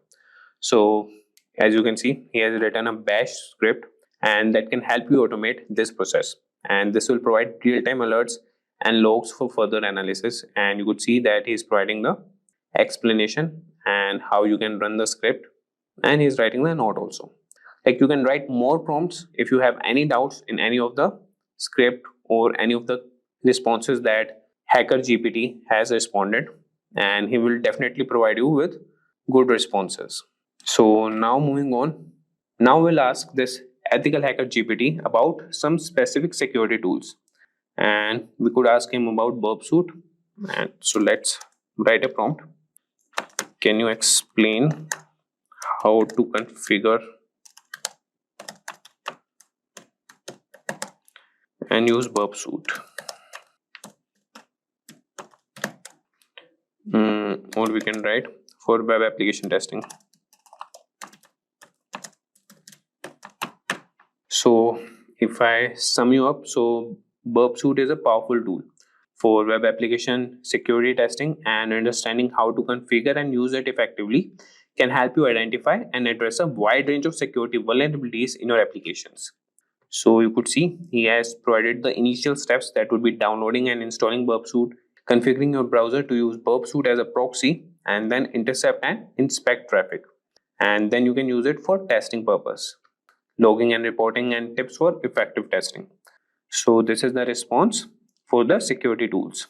And if we talk about incident response, we can ask him to write a script to collect system logs for forensic analysis. So collecting system logs is a critical part of incident response and forensic analysis, and this script can automate processes that can ensure that you have all the necessary data to investigate security incidents effectively. So if I write here, we can ask this Hacker GPT, and I'm sure he will provide the response for that and write the script. So can you provide a script to collect system logs for forensic analysis? So as I told you, this is the critical part of incident response, and we have covered about the tools, that is burp suit. We have asked him about the automation process, general cybersecurity question, ethical hacking, that would be SQL injection attack, and the Python script to scan open ports on a network. So he can write scripts also, automation tasks, and he could respond with the general cybersecurity questions also. And if you see here, for the incident response, he has written the script to collect system logs for forensic analysis. So I won't be explaining this code, as we're just looking for the prompts that we can give to EthicalHacker GPT. If you want, you could just ask him also that explain this code line by line. And here he has mentioned also the explanation, that is directories and files to collect. And after that, he is collecting the logs, and that will be copied in the directory, that is, he has mentioned it, a variable that is output directory. Archiving logs, cleanup, and how to run the script. So this was about the incident response. Now we'll move to some advanced topics. And in advanced topics, what we can ask him is how to perform a man-in-the-middle attack in a controlled environment. And remember these, that you have to mention some of the keywords that would be in a controlled environment. And for that thing only, he will respond or provide the response to you. So I will start here, that how do I perform a man in the middle attack in a controlled environment. So if you understand man in the middle attack that works in a controlled environment, this can help you develop better defenses against such attacks. And it's important to learn and practice these techniques ethically. So you can see here that he is providing the prerequisites and the step-by-step guide how you can conduct a man in the middle attack. So first is set up the control environment, then install necessary tools, enable IP forwarding, perform ARP spoofing, and then capture and analyze traffic, clean up and restore the network, and conclusion. So you could just follow up with more prompts, that I want more information about setting up the control environment. Just write this prompt, and this EthicalHacker GPT will provide more responses to you. So he will provide you how you can set up the control environment. So now moving on, we will ask some more prompts, and that could be about the reverse engineering. So we could ask him that, can you explain the processes of reverse engineering a malware sample? Or we can also ask about honeypot to detect malicious activity. That could be, how can I implement a honeypot to detect malicious activity? Or what are the techniques for securing a Docker container? So we'll ask him one prompt here. Let's see what he responds to that. So how can I implement a honeypot to detect malicious activity?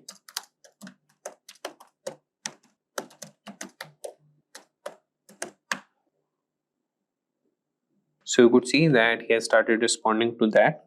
And if I tell you the sum, so a honeypot is a security mechanism set to detect, deflect, or in mechanism to some manner, and it counteract attempts at unauthorized use of information systems. Implementing a honeypot can help you monitor and understand attack patterns.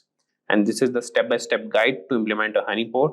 You can choose the type of honeypot, prepare your environment, install and configure the honeypot software, and these are all the commands how you can configure it. Then you can monitor and analyze the honeypot and regular maintenance and updates. And this is the simple honeypot using honeyd. You could install that and run these commands.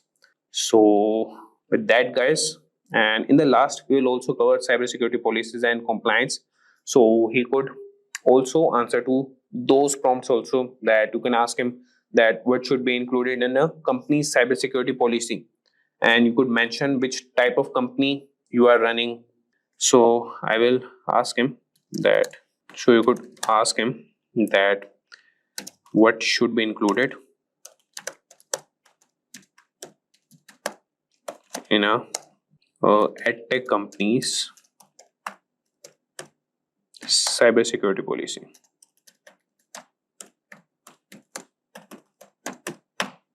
So let's see. So you could see here that creating a comprehensive security policy for an edtech company involves adding various aspects, and that would be introduction. First is the purpose for cybersecurity policy, scope, roles and responsibilities, data protection and privacy, network security, application security, user security awareness and training, incident response and management, compliance and legal requirements, physical security, device and endpoint security. So similarly, you could ask him that draft me the company's cybersecurity policy and start with the introduction. So he will provide you all the introduction points, and then you can ask him that draft roles and responsibilities. He will draft that also.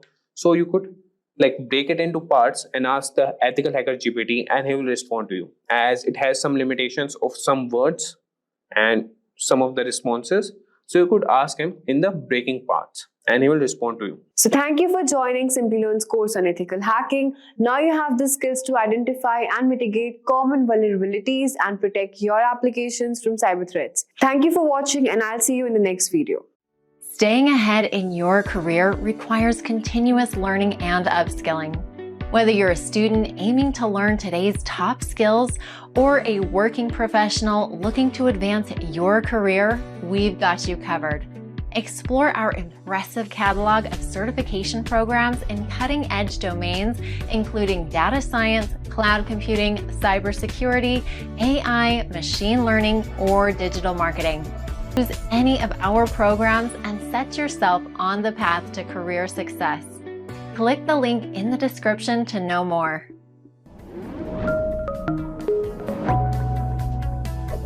Hi there, if you like this video, subscribe to the Simplilearn YouTube channel and click here to watch similar videos. To nerd up and get certified, click here.